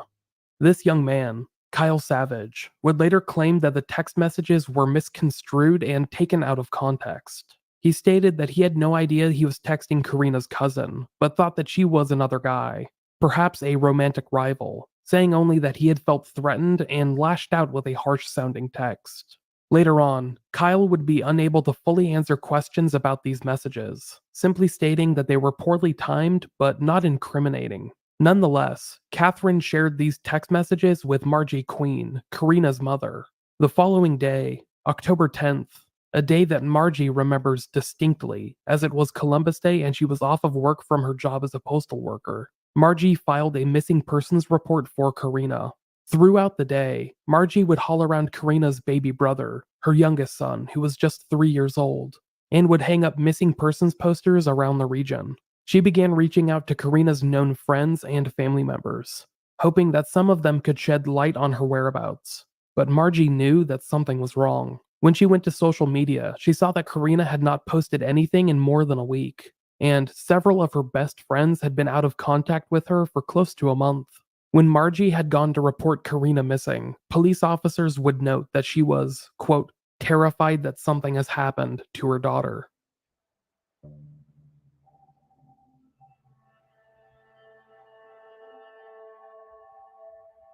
On October 13th, 2011, a horrifying discovery was made behind a Homeland grocery store, not too far away from where Karina had said goodbye to her cousin at a nearby Taco Bell. An animal rescue group that had been attempting to trap feral cats had discovered a black duffel bag with a foul odor, and they phoned police. When police got there, they discovered that the black duffel bag was resting beside another smaller laundry bag, and a foul odor was emanating from both. An examination of the interior of the bags revealed a gruesome sight: the decapitated and dismembered remains of 19-year-old Karina Saunders. Her body parts had been individually cut and then wrapped in plastic wrap, and then stored inside these bags. Her head and neck were inside the smaller laundry bag, while her other body parts were in the larger duffel bag. It did not appear like the victim had been killed at the scene. Rather, her remains had likely been disposed of at this location, which was probably chosen at random. Investigators would later state that the remains had likely been there for 3 to 4 days, due to the decomposition that was already well underway.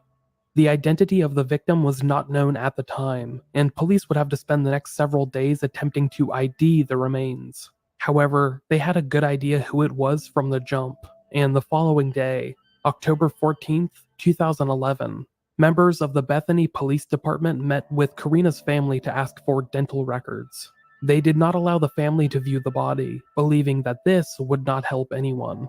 It was the following Monday, October 17th, 2011, that police called Karina's family and asked to meet them at their home. They told Karina's parents not to go to work that day and to meet them immediately. That day, police officials, alongside a chaplain, informed Karina's loved ones that the remains had been positively identified as Karina Saunders, and that the rumors they had heard about the gruesome nature of her remains were true. It was a parent's worst nightmare, and Karina's family would be subjected to a type of anguish that no parent, sibling, relative, friend, or loved one deserves. Margie, Karina's mother, later stated, "When they told me she had been dismembered, I screamed."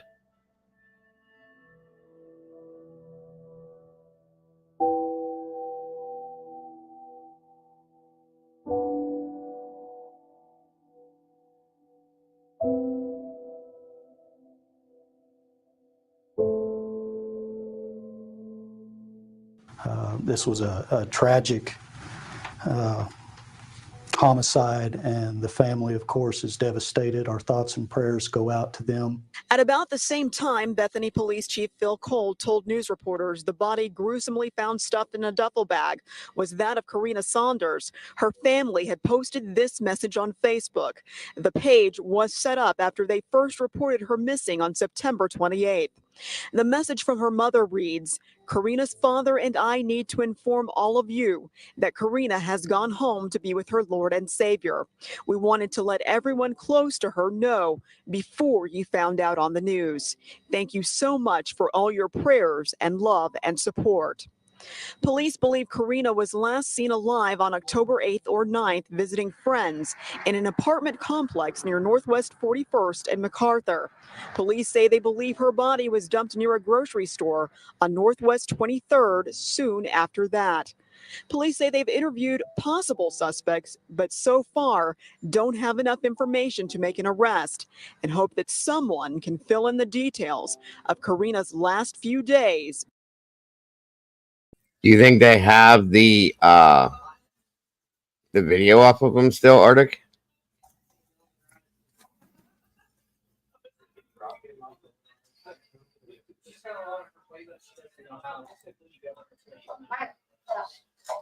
Sorry, I was muted. Hopefully law enforcement got that footage way back in the day, but it doesn't sound as if they did. And at this point, I mean, this far out, I doubt that footage is still around. I mean, how far are we now? I mean, Right. It's been a minute. Quite a minute, actually. Yeah, I agree. Welcome, Walt. Good point, sir. Good point. Before she was murdered.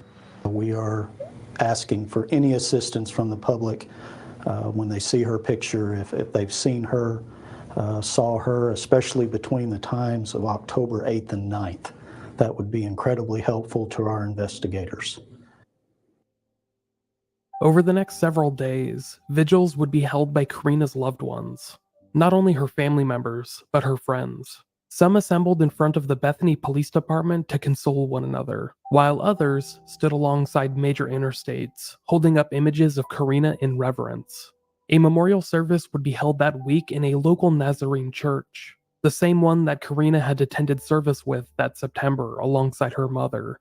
She was later buried in her hometown Mustang Cemetery, in a small plot near the back.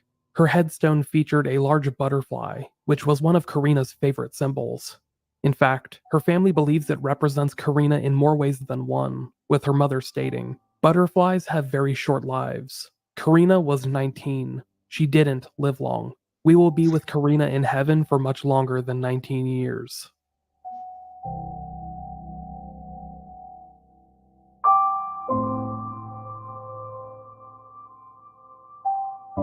Blanton, and that late breaking news that we're following right now is a news conference that's just wrapped up on the investigation into the death of 19-year-old Karina Saunders. You're seeing a picture of her right here. If you haven't been following the story, let me just kind of get you up to date on this. You know, she was the young lady who was found last Thursday, and this was the area here. Sky 5 was up above the scene at Northwest 23rd and Rockwell. This is really close to a Homeland grocery store that was in that area, found in a duffel bag. So police have been doing an investigation since then. This morning, they have just released 2 persons of interest. And let me tell you about the 2 of them. This is Cody Perez, 21 years old. He was just reported as a missing college student.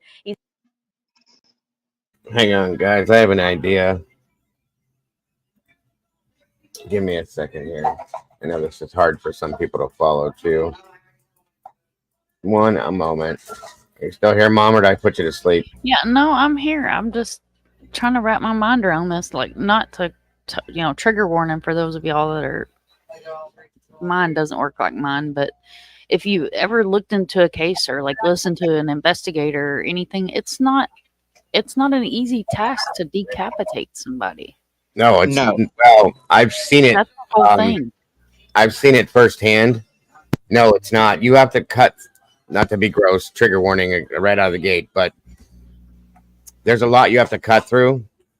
You can't just and be done with it. It doesn't work that like way. In the movies, you don't just whoop and it's gone. It's like a sawing, not to be out of pocket, y'all, but somebody took time to do this. Yeah. I'm gonna play this way. I'm a visual person. I can listen to these audio things. I like to see certain things to help put it together, put the pieces together in my head. So I'm gonna play this one instead. I had it set up. I didn't know how that was gonna play out. I can't follow it that well. I'm following it, but I need to see certain things. Do you know what I'm saying? So visual. All right, here we go. I'm sorry, guys, for interrupting. If I interrupted anybody, I'm sorry if I did. You didn't interrupt nobody. You're good. That's your front porch. You can yell, scream, kick, and throw a fit if you want to. He ain't interrupted nobody. Someone just didn't get any nookie this morning, and so they were upset. There you go. Never fails for him. I love it. Love it. Love it.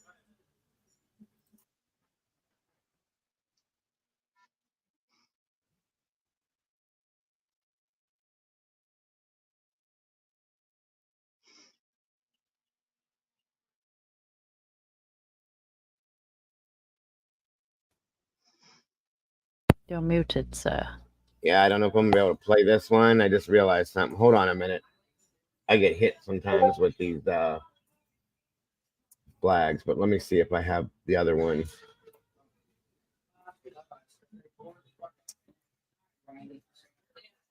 I usually pull down 2 or 3 of these scenarios when I'm looking at stuff like this. But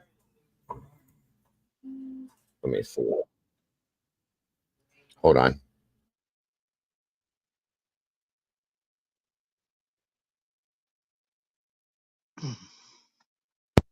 Right, Doodle? And you give out cake. How can you go wrong?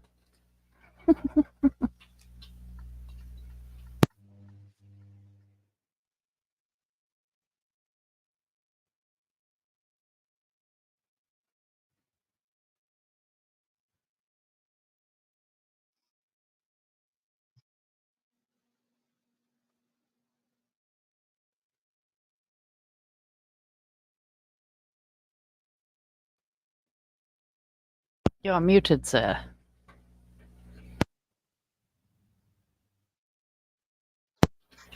You are still muted, sir.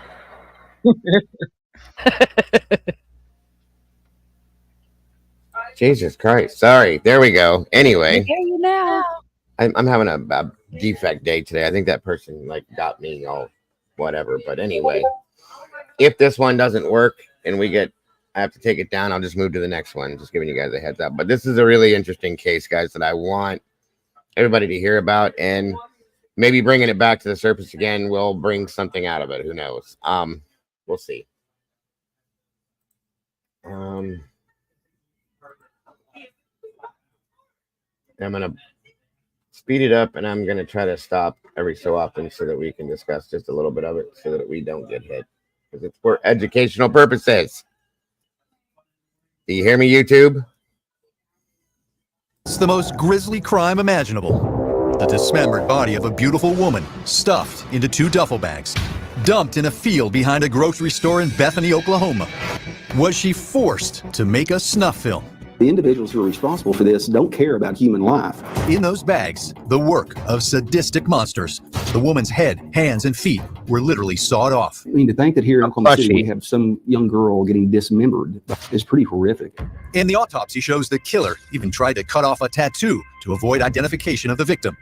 Cops say that points to the work of drug and human traffickers. It hurts physically at times. Karina Saunders' mother, Marjorie, is still trying to come to terms with her daughter's violent death. Karina was a pretty 19-year-old who reportedly got caught up in a web of darkness, including drugs and illegal activities. I think shows that we have a significant and serious trafficking problem in regards to the sex trade. In fact, detectives believe Karina Saunders' violent murder happened in this now demolished building, a hotbed of criminal activity. Traffic in and out all day and all night long over there. Girls and guys in there hollering and screaming and fighting each other, and you can literally hear them hitting each other. After Karina's remains were discovered, cops quickly busted 2 suspects, Jimmy Massey and Luis Ruiz. Both were charged with first-degree murder in connection with the slaying.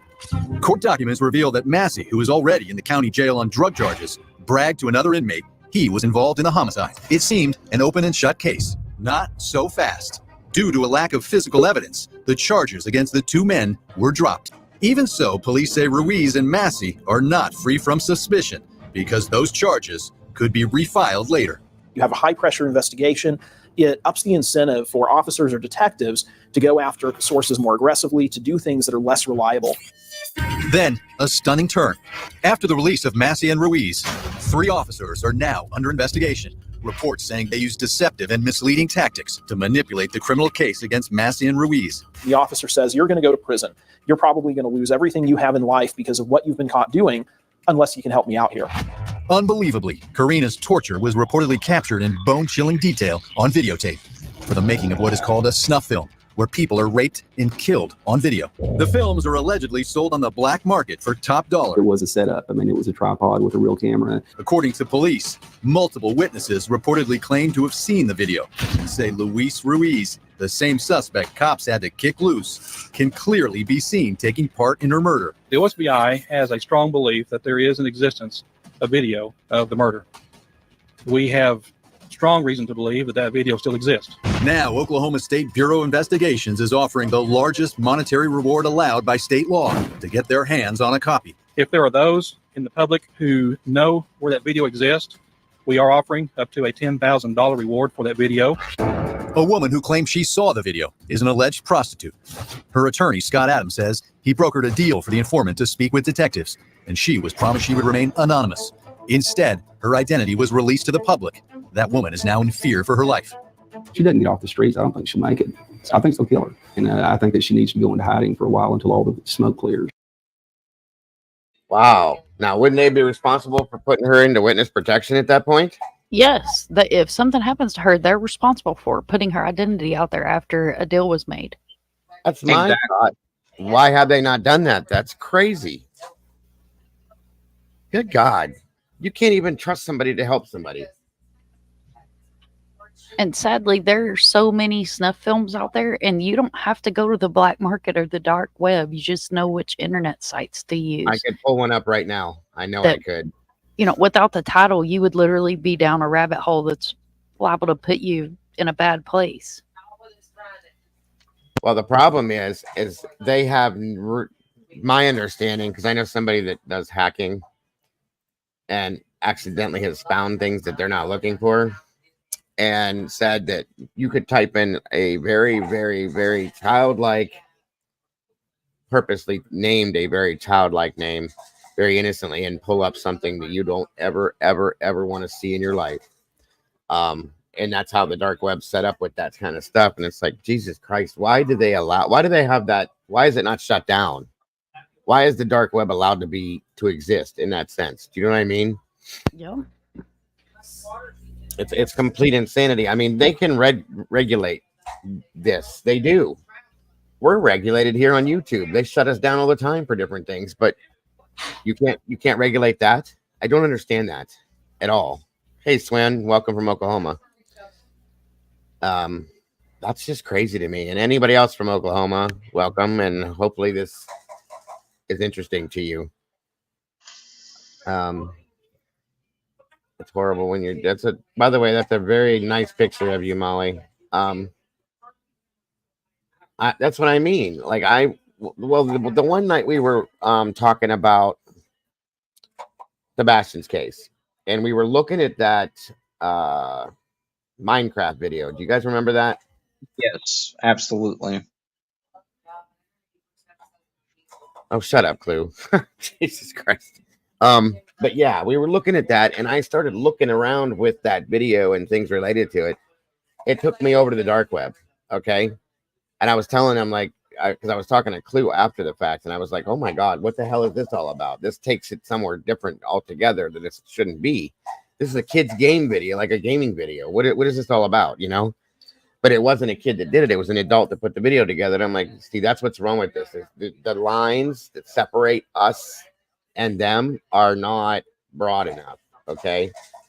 They definitely need to be a lot bigger and a lot stronger. By the way, how are your 7? Clue's dog had 7 puppies last night. 7. I called it. Remember that night on panel? I called it. I said 7 puppies. You did, but her dog is only this big to begin with. How did she have 7 other dogs? The min pin. My little bitty min pin has 7 pups every litter. Good Jesus. Every litter. I still can't get past what Arctic said, that his dog had 6, or somebody he knew's dog had 6, and then the next day had 6 more. Yeah, she had 6 one night when I thought she was completely out of labor. And then the next night she went into labor again and had another 6. I was like, what? And I've never seen a dog stop labor, wait 24 hours, and then go into labor again. It was the craziest thing I've ever seen in my life. Yeah, that is insane. Wow. What's up, Cluey? Oh, nothing. What you doing? Nothing. How's your hand? There. You still mad about this morning? A little aggravated. Yeah. She has to go she thought she was going to go get casted today. And when they took her in, she had to wait for like 3 days to see the doctor anyway. And they kept putting her off, saying, can you wait? He's in a meeting. Can you wait? Can you wait? And then when they got to it, she was waiting to get the cast put on. And they said, no, we're not going to do that. We're going to send you to a surgeon because they want to put a wire in her finger. Oh, no. So she's not happy. I don't blame her. Oh, I'm sorry, Clue. I told her she's going to be the new bionic woman. She's already got rods all through her back. Now they're going to add stuff to your hands too. Damn. You want to hear the best part?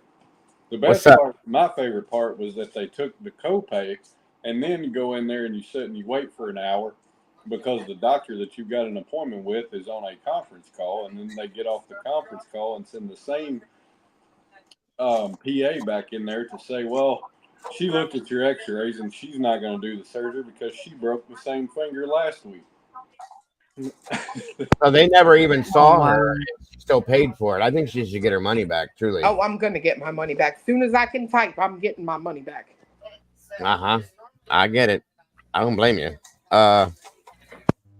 Look into the shorts that get through parental settings on tables aimed at children. Oh, gotcha. Okay.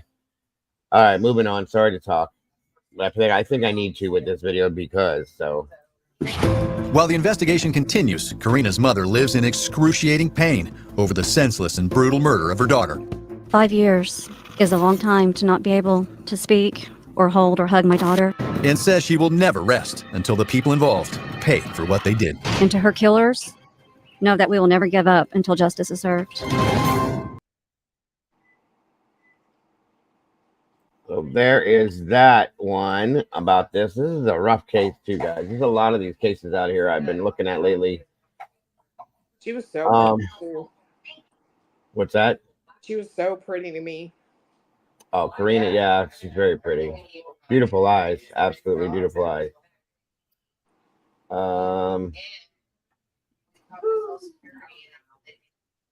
Okay, here we go.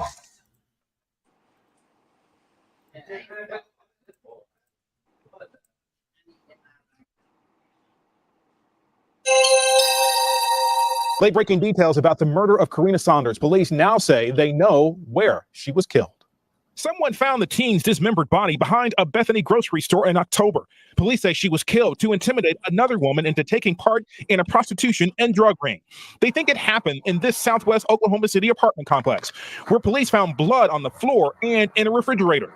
A witness told them a man named Michael Knight, or Monster, lived there and had something to do with Karina's murder. Here's what police found inside the apartment: 2 strands of hair, a machete with a 20-inch blade, 2 cell phones, a roll of black electrical tape, and a red towel with a dark stain. Police arrested this man, Jimmy Massey, in connection to the case, but he hasn't been charged. Now they have the area, and I had another one I wanted to show you about the fact that they believe that this murder was accidental. It wasn't supposed to be. How do you accidentally? Thank you. Thank you. That's what I was just fixing to say. How do you accidentally chop someone up into bits and put them in bags beside a grocery store? I'll show you here what they're saying in a second. I was looking at that too. Where is it? This has been years now, guys. Oh, person feared Karina Saunders may have been killed by mistake. How do you kill somebody by mistake? I just don't understand these things anymore. Unless it's like a mistaken identity. Well, that's what I was going to say, and I think that's what this leads to. But damn, if that's the case, wow. Imagine the person that was actually supposed to be killed hearing about this. Do you know what I'm saying? Yeah. That is crazy. Oh, I hear babies. Oh, yeah. Are they cute as everything? They are. Are they tiny little like mices? Yep. Oh, I haven't had babies in a long time. You are muted, sir. Can Cletus put one up to the camera? I said you first, but you only got one hand, so. Yeah. Oh, no wonder they're crying. I thought she was over here, but. Is it facing the right way? Yeah. Yeah. Hold on. Oh my goodness. Look at the babies. They look like little rats. Tiny little rats. It won't zoom, so. It's all right. Let me see if I can. Where's she at? Hiding from no them? idea. Oh, she's in the kitchen because Beyonce's eating. Of course. She still got her appetite. That's good. There's 2 black ones. Those are the girls. And then the others are like brown and blondish, and they're the boys. Aww. They're Shih Tzus, right? Yeah.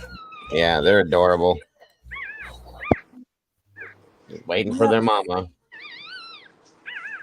Feed me. Rah. That's too much. They're Shih Tzus, Kim. All right, back on the move. Here we go. Brad Mecca, these 3 search warrants were just filed at the Oklahoma County Courthouse this afternoon. They say OSBI is looking at 3 Facebook accounts to try and get details on the last weeks of Karina Saunders' life. The search warrants say investigators want to see everything, including messages, photographs, videos, location information, and friends lists. The 3 people listed in the documents had varying contact with Karina Saunders in the days and weeks leading up to her death. According to the search warrants, one of the people listed feared Saunders may have been killed by mistake at the hands of a Mexican drug dealer over a drug debt. Another person, according to the search warrant, had texted a relative, quote, "I'm going to bury you next to Karina." The case was brought back into the spotlight this month when a new reward was announced and her parents pled for justice. I appeal to those of you out there watching right now that were there when my daughter took her last breath, or that were there when she got into that vehicle, to please come forth with that information. OSBI says the new search warrants did not come because of any new tips, just the result of working old leads again. OSBI declined to make any comment about these new developments, just saying their investigation is ongoing. Zach Rael, KOCO 5 News.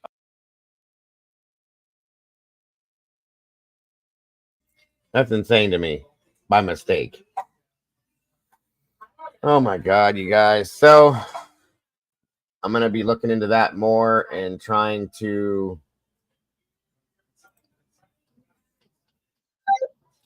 see what possibly may come out of this, maybe, if anything. Maybe. We'll see. No. We broke the story. 2 men are now charged with murdering a local teen. Karina Saunders' body was dumped behind this Bethany grocery store last October. Today, prosecutors filed first-degree murder charges against Jimmy Massey and Luis Ruiz. KOCO's Michael Seiden was there when the charges were filed. And Michael, the details inside the affidavit are graphic. Jessica, the details are horrific, but I can tell you right now, both of those men are in custody here. They are charged with first-degree murder. Now, right when those charges came down, we got our hands on this lengthy court document. Inside, it describes this gruesome murder. It was inside this 2-story home on Oklahoma City's south side that investigators say 2 men, Luis Ruiz and Jimmy Massey, brutally murdered 19-year-old Karina Saunders. Investigators say Ruiz planned the entire murder. According to an affidavit, on October 11, 2011, witnesses saw Ruiz physically beat Karina Saunders, tie her up before cutting off her left foot. Being held on drug charges, investigators say Jimmy Massey told another inmate how he and Ruiz cut off the girl's arms and legs. 2 days later, on October 13th, investigators found the 19-year-old's dismembered body stuffed in a duffel bag. It was left just outside the homeland in Bethany. Tonight, we are also learning that prior to Saunders' murder, Ruiz's girlfriend had to babysit Karina Saunders. According to court papers, Ruiz told his girlfriend that Saunders was going to be dealt with. And investigators say that murder happened in the middle of a neighborhood. Photojournalist Chris Lee and I went to that neighborhood and we talked to a neighbor, and she told us she is not surprised by what happened. We'll have that story coming up tonight at 6. Reporting live outside the Oklahoma County Jail, Michael Seiden, KOCO, Eyewitness News 5. Thank you, Michael. At this point, no word yet when Luis Ruiz and Jimmy Massey will appear in front of a judge.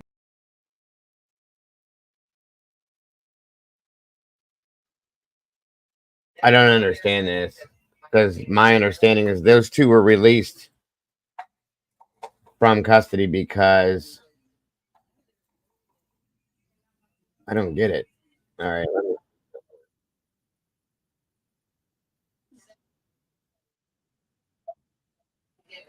Okay, I definitely can't show that. All right, so I'm going to be looking for more stuff on this, guys, for future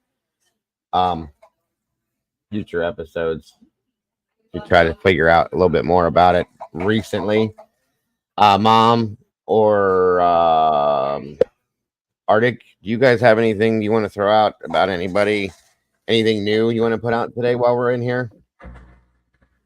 No, I have taken the day off of YouTube aside from your panel today, so I really don't have anything. I am going to be covering this case on my channel later. I'll probably do a in-depth video on it tomorrow, and there's a couple of other cases that I plan on doing in-depth videos on. So. Absolutely. Good stuff. Good stuff. So make sure you guys tune into that for sure. And like I said, I'm going to be trying to dig in a little bit more and do the things I do and pull out new stuff that they may have found or stuff that they could have possibly missed. I do have one more thing I want to throw out to you guys tonight or today before I shut this down. And I will be live late again tonight. So this was thrown at me earlier, and of course I have to show this because brothers in arms and all that stuff, and I'm kind of a little shocked over this, but hold on a minute. So you guys know that when I cover jailbreaks or manhunts that are looking for prisoners or stuff like that, I work with Nick the Hat, they call him. That's who I usually go through. He's very good, and we've spoken and we've agreed that I can work with his stuff and so on and so forth. He put this out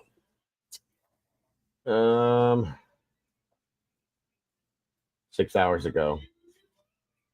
We've got them posted to the Aware Foundation's page, and I'm going to be doing a short with their flyer later. So, okay. I'm just going to read this real quick then.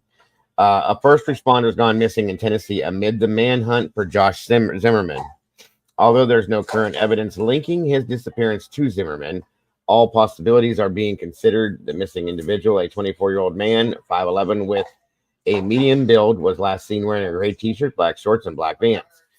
He was last known to be with a woman named Reagan Anderson, who is considered a danger to herself. That's interesting. And it is believed that he may not be with her willingly. That's interesting, too. Both of their phones are off, but their last known location was Crosby, Tennessee, around 7:30 p.m.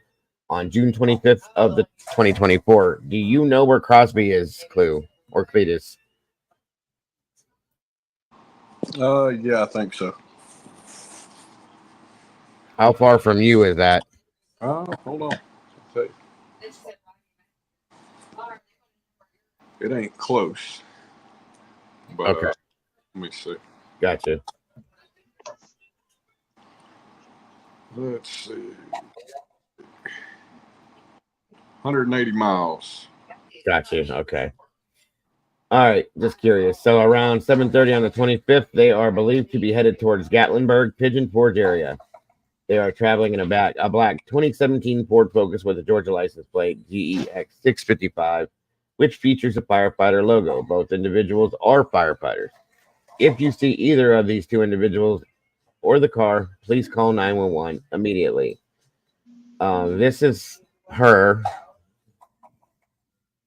I'm curious to know why she's a danger to herself. That's interesting, knowing that she's a firefighter. That's a picture of the two of them together, and that is him.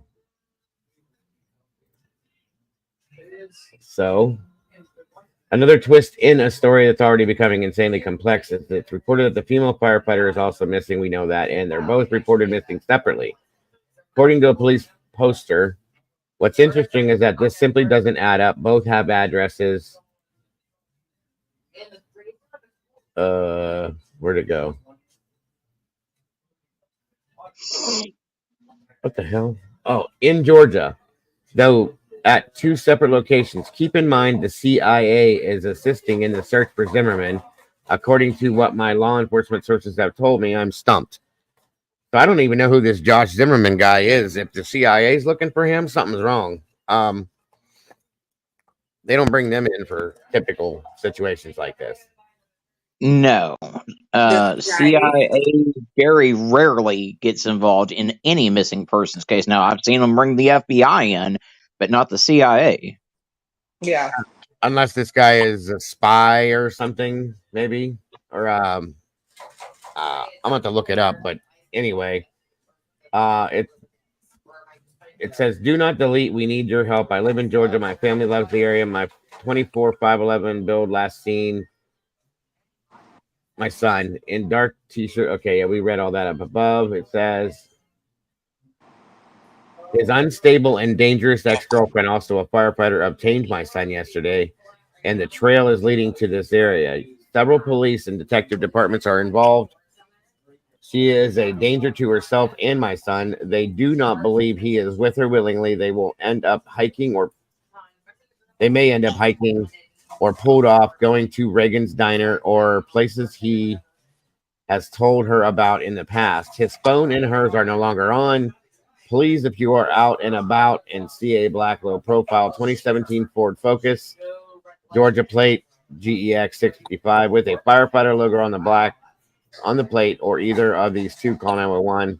Explain they are a missing person on a nationwide bolo. Please message me as we are trying to pinpoint their location to bring my son home safe. Okay. Jesus. That's crazy. Okay, well, there's that, folks. Now, let me look at something real quick, because this has got me a little bit perplexed, to be honest with you. I dropped a link in back chat. Okay, thank you. Let me see something. So. You already pulled it up? Okay. Oh, wow. I see why they're looking for this guy. Hold on a minute. I think I see why they have the CIA looking for him, too. Hold on a minute, Mom. Here, Walmart. Oh.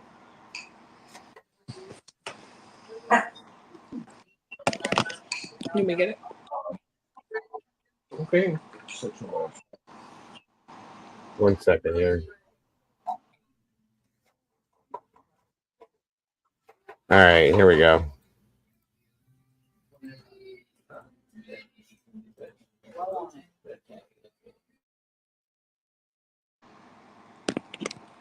I'm about to be on true crime. There you go.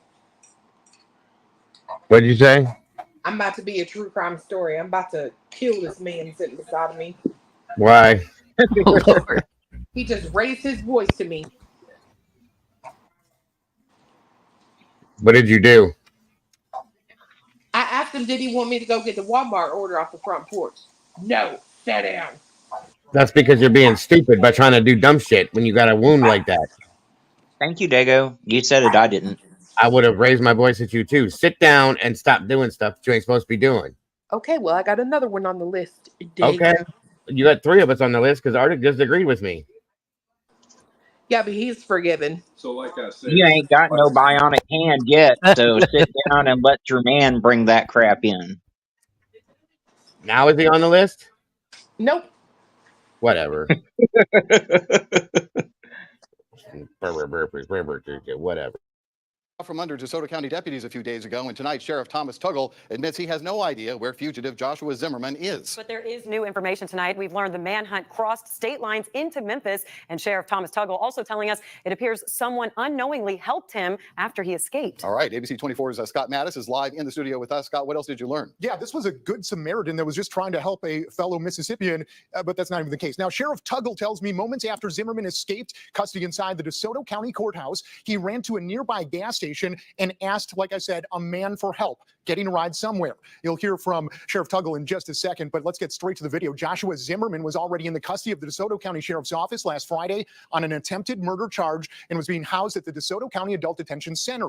Then, that morning, he was moved to the county courthouse for what was supposed to be a hearing before a judge, but minutes later, after entering that courthouse, this with other inmates, they were all in shackles, Sheriff Tuggle says Zimmerman exited through that hallway, through one of the doors there, and somehow removed those shackles, escaping the building in an alley behind that building, walking across the street and then asking for that ride. So it was a good Samaritan that gave. That was set up. Somebody helped him. There ain't no way he got out of them shackles without having a key. Nope. Okay. Nope. I need a map. So this guy is the boyfriend of the firefighter? No, this guy is somebody completely separate. The firefighter and his girlfriend went looking. Oh, wait a minute. I'm so confused. That's what I'm confused about. They were supposedly searching for him, I guess. I'm confused too. And because the woman said her son may not be with her. He's not there. He's not there. Her son is not with that guy willingly. So is the girl maybe connected to Zimmerman? That's what But I'm guessing. oh, And for Why the is this CIA, guy's name familiar? Like, I know that name. what? Zimmerman. Isn't that the one that got shot? That little boy in Florida or something. it That could was be. Andrew Zimmerman, I think. Okay, Oh maybe yeah, that's why the last yeah, name yeah. You're thinking of the ringing security bells. guard. This guy I looks like, I don't know. He looks like a terrorist. I don't know what the hell he did or who he tried to kill, but for the CIA to be involved. Wait, Zimmerman is the firefighter? I don't think it's the same Zimmerman. that's what I thought. Like Well, I that thought the firefighter was Zimmerman. That's why I'm like, that's a firefighter. hold on. You Let look me. different there. Okay, this is here. Let me go over this again because this is what. Can you guys see that? Yes.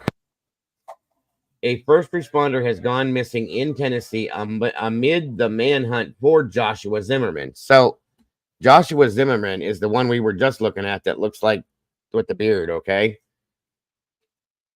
So I don't know if they're supposed to be linked together or if they're not, but it's because they said amid the manhunt. Okay, so maybe he was out looking. You know, it says there's no current evidence linking his disappearance to Zimmerman. All possibilities are being considered. But he was last to be with a woman who is considered a danger to herself.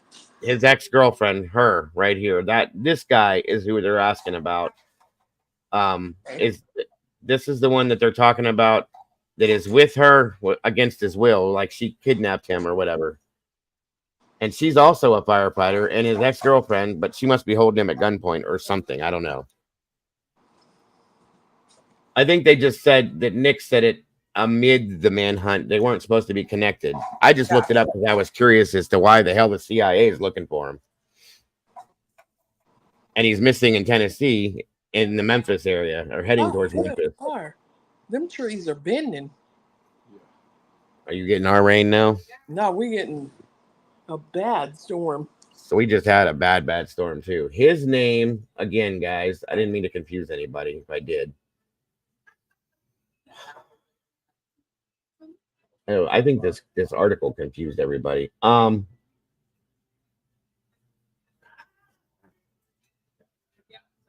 is his name? 24-year-old man. They didn't give his name, did they? Wait a minute.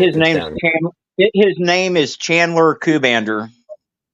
Thank you. I was gonna say there was no name given. That's weird. But his girlfriend, his name's down here, and we can't. There it is. Thank you.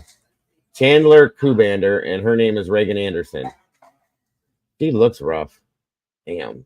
Oh Lord, we might be headed to the bathroom. You got sirens going off? No, we don't have sirens around here. We got our eyes. Holy shit. Damn. Okay, they were last seen, or she was seen last at the Liberty County Fire Services Station number 1 in Midway, Georgia. The department has several leads. They are currently following. Anderson may be in the company of Chandler Kubander, who has also been reported as missing. And they believe that he's not with her, like willingly, as if to say that she kidnapped him. So like I said, we knew that. I didn't know his name though until now. Thank you. Yeah, we all right. But the other dude is the one I'm wanting to know why in the hell the CIA is looking for this dude and why is he loose in Tennessee? Houston murder. I dropped their flyer from the Aware Foundation in the back chat. You're a mod now. You can put it in the regular chat. You know that. Well, I just dropped it back there in case you wanted to bring the flyer up is all. I'll put it in the regular chat too. No, I got you, buddy. I was just messing with you. Yeah, this is their flyer, guys. There they are. Thanks again, bud. Appreciate that. Because I didn't even realize I didn't know his name. They're young too. Damn. I'm curious to see what this is all about. Unless she's just insane and doesn't want to deal with the fact that he didn't want to be with her anymore. There's their names, their faces, their missing, their ages. He's 24, brown hair, brown eyes, 5'11", unknown weight, green eyes, brown. He has hazel eyes. If she's as psycho as they make her out to be, maybe we should put Betty on the case. That's a good idea. Excellent idea. That's a good idea. Those two might destroy each other. That's like killing two birds with one stone.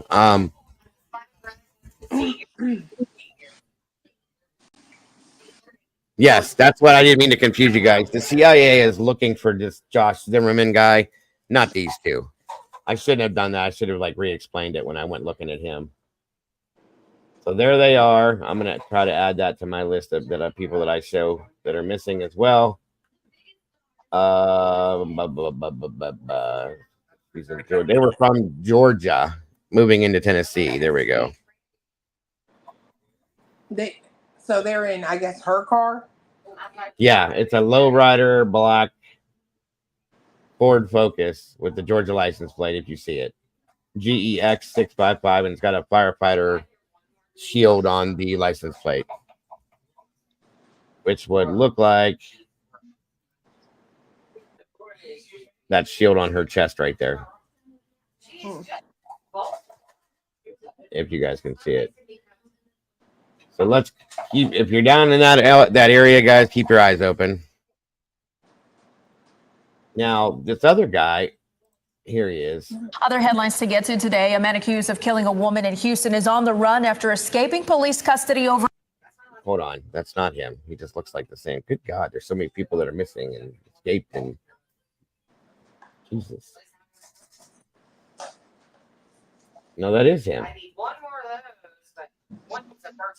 Ah, okay. All right, here we go. Sorry, folks. Too many things. Too many confusing things. Over in Mississippi. Now the U.S. Marshals are involved in a search for this man, being referred to as a career criminal. ABC 13's Micah Hatfield is live with how he was able to get away from authorities. Micah? Well, Joshua Zimmerman was pretty much able to just walk out of the doors of the DeSoto County Courthouse in Mississippi. And speaking with the district attorney there, he told me he's not gotten a real answer on how this happened, but he says it is imperative that Zimmerman is caught because of just how dangerous he is. That's 30-year-old Joshua Zimmerman you see here. This photo was in the midst of his big escape from the courthouse in DeSoto County, Mississippi on Friday. Notice he's in street clothes. That's because District Attorney Matthew Barton says he was able to change clothes and remove his wrist and ankle shackles and walk out. Zimmerman was picked up there by police in September for a number of charges, including attempted murder and armed robbery. Friday, he was headed to court in a line of inmates when he somehow was able to break free inside the courthouse without being noticed, changed clothes, and left. The plan was to extradite him back to Harris County at some point for a September 2023 murder case. He's accused of killing 23-year-old Kiana Mercer at the Red Carpet Inn in Southwest Houston. Charging documents in that case say Zimmerman was known to use fake identities and move from state to state. U.S. Marshals say he has ties to Memphis and Connecticut. You've seen in this story photos of Zimmerman with different looks based on his beard and his hairstyle. It's not known how he looks now since he's been on the run, but there's a $10,000 reward for information that leads to his arrest. Micah Hatfield, ABC 13 Eyewitness News.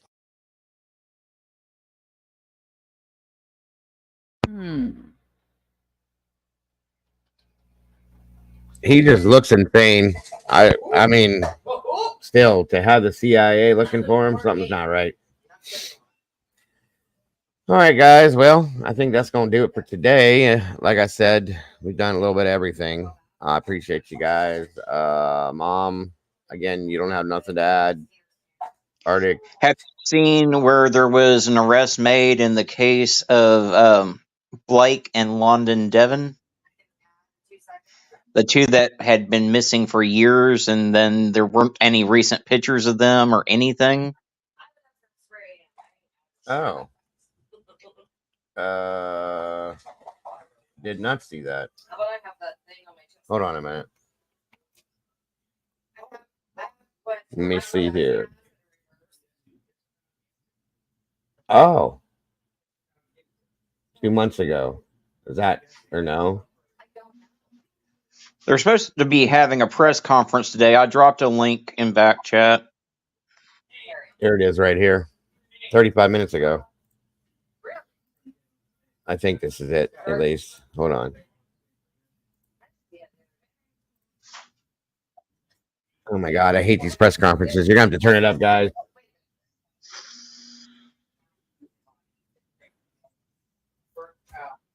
They strive to have the worst audio.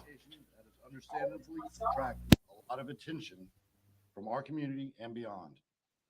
In early April, we announced the sad news of two young people, Blake and London Devon, who were reported missing. Since then, the Fayetteville detectives, the FBI agents, have followed hundreds of leads and conducted dozens of interviews. Our investigation has led us to evidence that both Blake and London are currently deceased. This morning, between 9 and 11, we arrested the adoptive mother, Avante Devon, at her home located at 1433 Berrydale Drive. At this time, I'd like to turn over to Sergeant Locklear to provide information that he can share at this time. Good evening. My name is Sergeant Jeff Locklear, the Fayetteville Police Department's Homicide Unit. As Chief Braden said, Avante Devon was arrested this morning. She's charged with 2 counts of first-degree murder, 2 counts of felony child abuse, 1 count of kidnapping, 2 counts of concealment of death. Now, I'll briefly detail the evidence that has led us to these charges today. In November of 2023, officers with the Fayetteville Police Department responded to a call at the Devon home on Berrydale Drive for a mental health crisis. Officers contacted the Cumberland County Department of Social Services, who quickly responded. The victim later told officials he had not seen his brother, Blake, after he had been interviewed. That mental health crisis we're talking about, when we got there and we began to do the interviews, the victim that was going through the mental health crisis told authorities that he had not seen his brother Blake in 5 years, and that the last time he had seen him, he had a broken arm, and that he's now dead. As detectives began to unravel the facts, we discovered 5 children were adopted by Avante Devon from 3 different North Carolina counties. The 3 boys were biologically related. The 2 girls were also adopted. They were unrelated to each other and also unrelated to the boys. In multiple interviews, information was provided detailing appalling conditions at least 3 of these children apparently grew up in. Avante Devon is said to have kept them in small rooms in complete darkness at times. They were given little food. They were given little or no food, and could earn nourishment through, by quote, doing paperwork. That means they had to write hundreds of paragraphs to apologize for behaving. It is alleged some of the children were also beaten to the point of needing medical care, but only natural cures like honey were given. The investigation uncovered Blake likely passed away while the Devon family lived at the Eichelberger Drive home. We believe he was mentally abused. He was physically starved, and his body could no longer take the inhumane treatment. Then Avante developed a plan to hide Blake's remains, and she forced another person in the household to participate. They dismembered him and burned his remains. During a forensic search of a previous residence of the Devon family, biological evidence was located and sent to the crime lab for further testing. These items did support evidence of isolation, torture, and starvation. When investigators began to look into Blake's disappearance, they learned that 28-year-old London Devon had also not been seen in quite some time. By now, the Devon family had moved to a home on Berrydale Drive. Interviews uncovered information that a different member of the household had been forced to participate in removing London's body from that home. She is believed to have died in the same painful way, in the same painful, callous manner that Blake died from, little starvation and neglect. Additional information led Fayetteville Police Department's detectives to locate a metal burn barrel. When the contents were removed and a methodical process to preserve any evidence inside, partial human remains were found. Forensic testing confirmed the barrel contained two separate sets of human remains.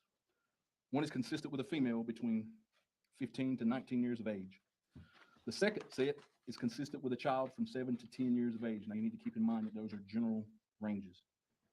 Due to the condition of the remains and the need to expedite the testing, we sent the remains to a private accredited lab. In the last week, the first round of testings confirmed one set of remains belongs to London Devon. Testing on the second set of human remains is ongoing. Fayetteville detectives have confirmed Blake Devon has been missing since 2017. Avante only reported Blake missing after our investigation began. Avante never reported London missing. The last confirmed independent sighting of London was in 2019. Even though London was an adult, she had special needs and depended on Avante to care for her. I'm gonna turn it back over to Chief Braden and to open it up for questions before we open up some questions. It's difficult to explain the amount of work it took us to get to where we're at today. The Fayetteville Police Department, the Federal Bureau of Investigation, and the Cumberland County District Attorney's Office have worked countless hours on this case. We did not do it alone. There are over 20 other agencies that are accredited to assisting in this investigation. We will name each one of these organizations in our follow-up release. But first, I'd like to turn it back over. We'll open the floor for questions from the press. Where specifically were the remains found that you mentioned? So those remains were located in an address in Orchardville community of Cumberland County. Is that the same address that you that the Cumberland County Sheriff's Yes, Office assisted you with? Yes, sir. What happened in March that prompted police put out first press release about the incident? Go ahead, Chief. I would say that we were attempting to initiate this investigation, looking for people who may have had information that could help us investigate further into the complaint about the missing juveniles. Why exactly did it take this long to arrest her? The first 911 call came out a while ago, and then finally the press release that we got late March, early April, but now we're seeing arrest. Why so long? And there's an investigative process, to make sure that we have the case secured. We meet the elements of the crime, and we present something to the district attorney's office that's prosecutable. We want to ensure that the integrity of that case and the quality of that case is there. So, and I understand that. My thing is, she reported that she hadn't seen Blake since what, late 2022. Here we are in 2024, and she's coming forward with this. At the minimum, I believe if anyone else were to do that, negligence would have been brought up way sooner. all right. And to be fair, we have to investigate the claims and truly find out, take into account what actually happened, not just what we believe happened. Well, what I'm getting at is this is the adoptive mother saying, I have not seen my child. The last time was in 2022. We're a year plus later. Why were charges nothing brought up since then? So initially, she's giving us a story that Blake was possibly at a Buddhist retreat in the mountains. So of course, it takes time to run that kind of information down. I'm sorry, a Buddhist retreat. I'm sorry. Yep. So there was some semblance of a story. Blake, yes, sir. There was some semblance of a story as to where he may have been, right? So it takes time. I got to say, and that I use often in the office. We'll measure twice, so we have to cut once, right? When did you arrest her? When did we arrest her? This morning. This morning? Yes. Are there any additional charges that she could be facing in relevance at all to her mother died, I believe, a month ago in the hospital, and she was taken there, was on a ventilator for some time, and I believe the Cumberland County Department of Social Services even petitioned to have her removed and even have her assets frozen because of fear that Avante Devon was exploiting her bank account. Sure. And I would say this, we're presenting today the charges that we fully investigated and we feel comfortable moving forward with at this time. Where'd you arrest her? She was arrested at her home by our fugitive team, our violent criminal Her home apprehension is team. where? 1433 Berrydale Drive. You mentioned that there was someone else in the home who had helped. Who was that? We're not going to get into specifics about that. Remember, some of the things that there's some things that we just won't be able to answer. Understood. Last question over here. How was she when you arrested her? Cooperative. All right. I thank everybody for joining us today. What?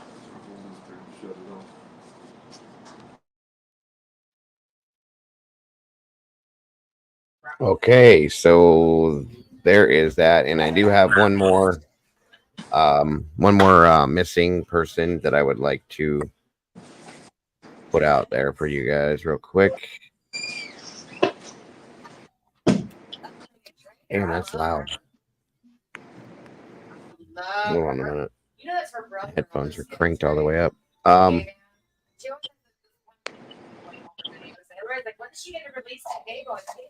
Yeah, I can. Okay.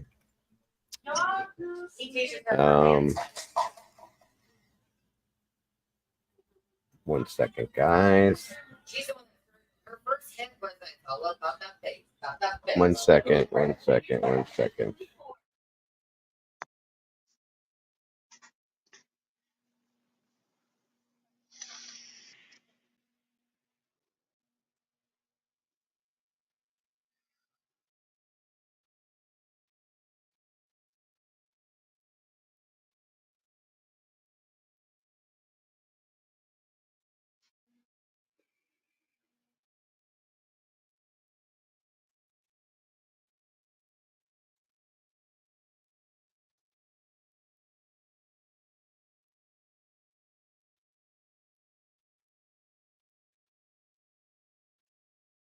Okay, hold on a second. You're good. We're holding. Just trying to get it to pull up and find one that I can put up here real quick.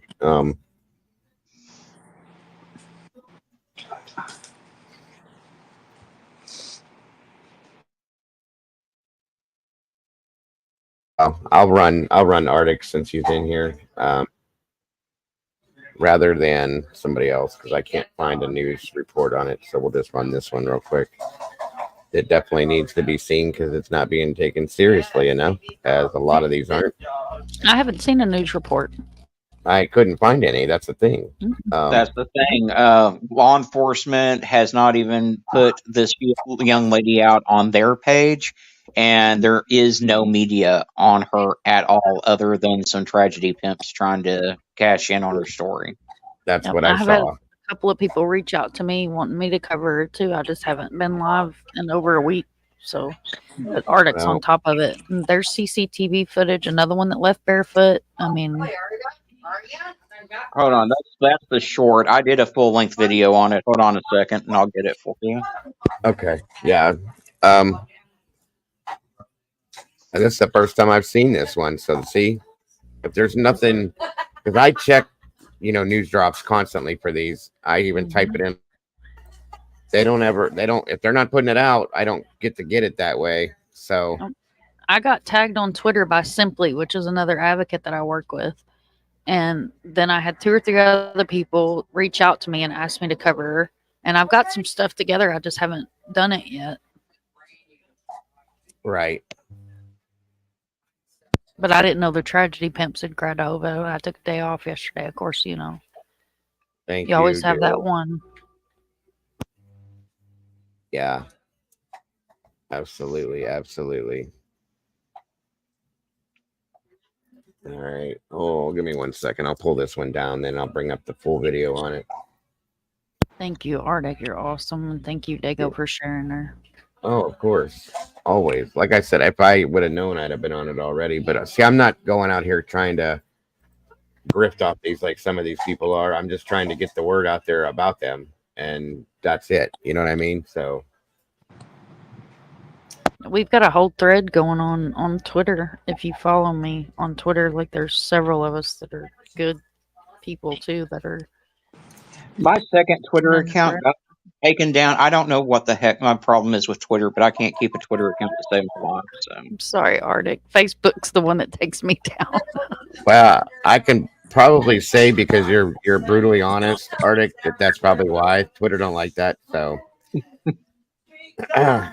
always know what to say and when to say it. That's why Clue gives you a hall pass for everything. I got banned on TikTok. I don't know what in the world that says about me. How? Oh, How long? How? You was like, yeah, I think I heard you say something about that before. You were only on there for a couple of minutes, weren't you? Mm-hmm. I guess I'm not surprised, but hey, it's what it is.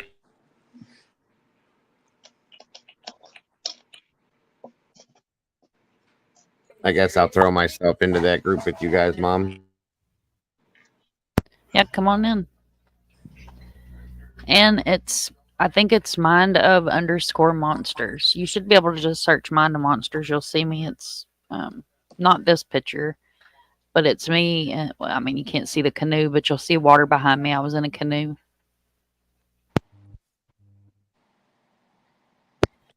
You're muted, sir. Oh, I found you wearing a hat. That's how I know it's you. Oh yeah, definitely. I'm already following you on here, so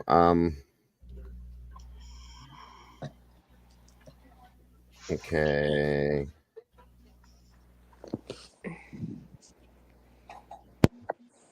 Oh, they're in a picture with Brian Hinton. How about that? Was fun.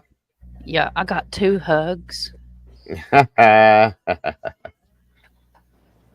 got 2 hugs. I got 1 hug, and then I got 2 pictures, and I got another hug. Gotcha.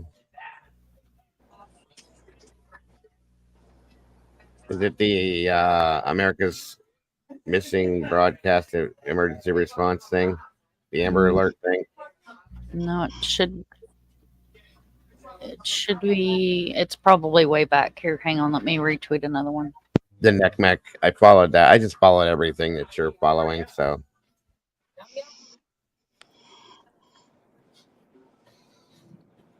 I'll just retweet this one here, so that way it should be in the top of my feed.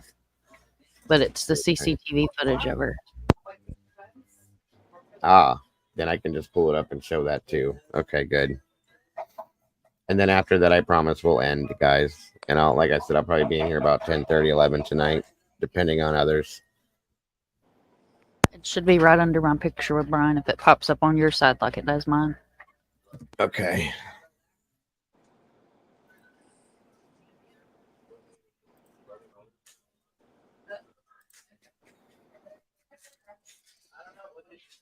If it'll load, come on now. Load. Damn it, come on.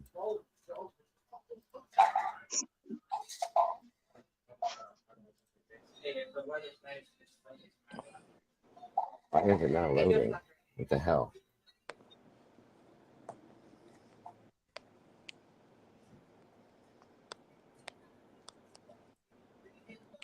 Oh, okay. Come on, dude. Put that over. Twitter doesn't exist. Oh, there it is. Hold on. I don't know. Shit.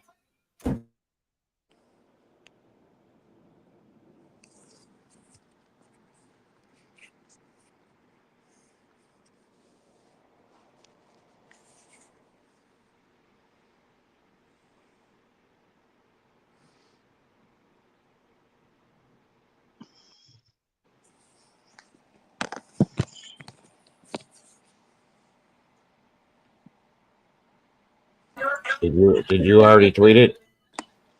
Yeah. Yep, it should pop up. Bring missing home. True crime missing at Amber, or which one is it? Make sure it updated. Wait a minute. It might have. Go ahead. What's what you're doing? I'm sorry. Could probably just send you the link. I didn't even think about that. I'll send it in Discord. That way you can pull it out of there. Okay, that's fine. Either way, I had There's a to bunch follow. of different versions. This is the first one that popped up. I like that picture. That's cool. Which picture? The picture on your Twitter page. Oh yeah. I like was the way- canoeing down Cracker Creek. Gotcha. All right, now let's see what we got here. There we go. Boom.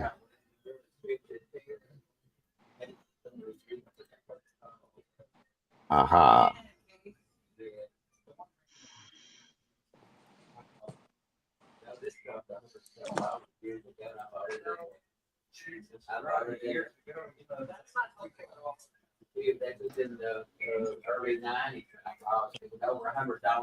So this is CCTV footage of her. That's the surveillance video. It's an interior ring camera.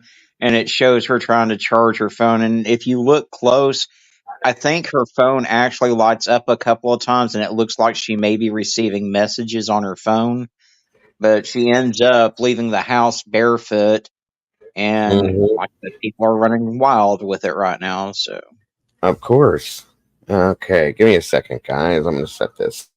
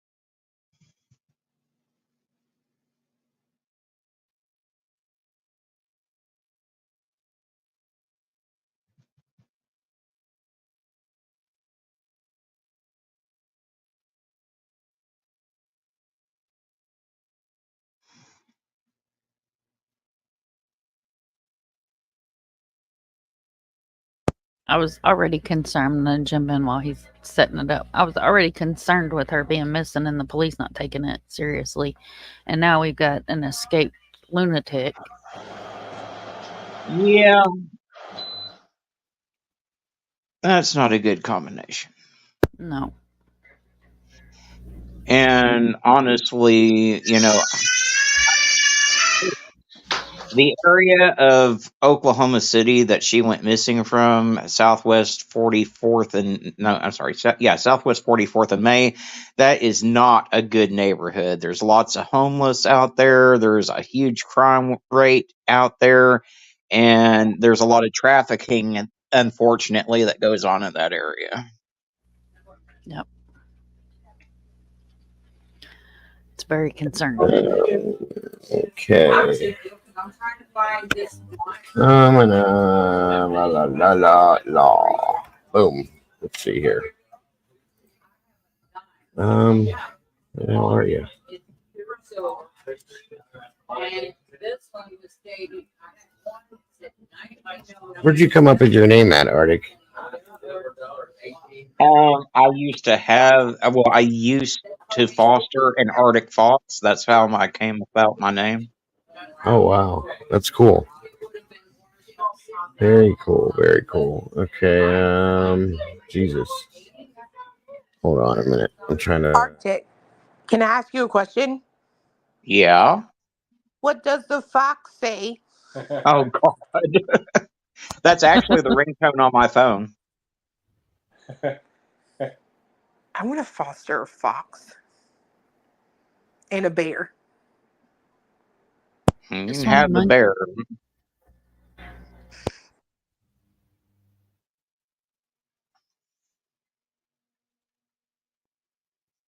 There we go. Okay, I got the full video now, I think. All right, so it's from 2 days ago. Only got 321 views, guys. We got to get over there and start looking at these videos on his channel and get some views on these so they can get up and out there and everybody can see them. Especially these ones with these missing kids are really important.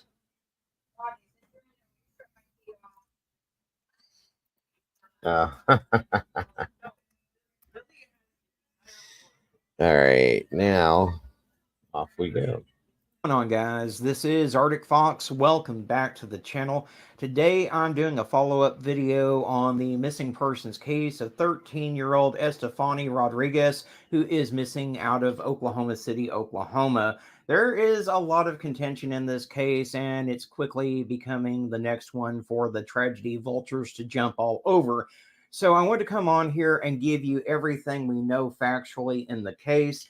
Now, Estefany went missing on the 14th of June, 2024 at her family's home near Southwest 44th Street and South May Avenue in Oklahoma City. She did get caught on an interior camera at 3:15 a.m. attempting to charge her phone. She was wearing red and black pajama bottoms and a t-shirt. Her shoes, her phone, and belongings were left behind at her house. and her family fears that she may have met someone online and been lured from the house.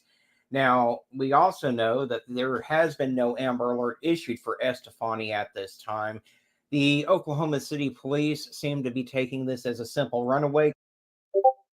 And is that the reason why there's no Amber Alert? Because she's a runaway again? Of course. Yes, sir. That gives them an excuse not to do their job. Choose my words. So fucking irritating anymore. I swear to God it is. Case. If you have information on Estefany, you can contact the Oklahoma City Police at 405-297-1129 or dial 911. The case number is 2024-004-2886. But, I mean, in the past 72 hours, the tragedy pimps have been jumping all over this due to the fact that there was some surveillance footage, and like in Sebastian's case, it's not the best surveillance footage. It's very glitchy. You can't really see a whole lot of what's going on. She was last seen at 3:15 a.m., again, wearing the plaid pajama pants, no shoes, and a gray shirt. She was seen on the interior surveillance footage taking off her Crocs. Her family stopped at their second home near Southwest 44th Street and South May Avenue in Oklahoma City for the night to pick up her stepsister. They were going to go to Crystal Beach, Texas. The family had recently, within the last 8 months, moved to Arkansas. In the interior surveillance footage, Estefany is seen trying to charge her phone and possibly getting frustrated. Also, it appears that she could be receiving several messages. There were flashing lights seen coming from her phone during that time. Her phone was left sitting by the television in the house, and her family does have her phone. They have not seen anything out of the ordinary on it. As of the 20th of June, law enforcement I gotta say, it's starting to get a little bit unnerving to me how many of these kids that go missing are leaving their phones there. Kids don't leave their phones anywhere. Okay. I something's not right with that unless they're being told to. You know what I mean? Yep. And with her phone blinking like that, what makes me think is that it's the assist thing. Because when he was in the hospital, I had to go through his phone and turn everything on the assist to make the letters big. And when it would ring, it would flash. And we even left it on for like a month after he got home. Gotcha. Okay. Interesting. has not checked her phone for any kind of information, which you would think would be one of the first things they would want to do in a missing persons case, is to look at the phone to see if possibly she had been talking to someone online. But so far, that hasn't been done. The family believes that she may have went out the side or back entrance of the house, possibly to get a phone charger from the vehicle. The exterior cameras, which are only in the front and tend to be very glitchy, do not show Estefany. The camera in the front did hear something yell, "You are being recorded." There's no other known camera footage of Estefany in the area. Her known social media, Instagram and Snapchat, is where she usually goes. Now, so far, I haven't seen anything about there being any activity on her social media since she went missing. A police report was made, but law enforcement, again, is treating her case as a runaway case. There's been no media coverage, even in the local press, of Estefany being missing. Law enforcement has yet to even post Estefany to their police department Facebook page. The family has been in contact with Estefany's known friends and other family members in the area. And so it's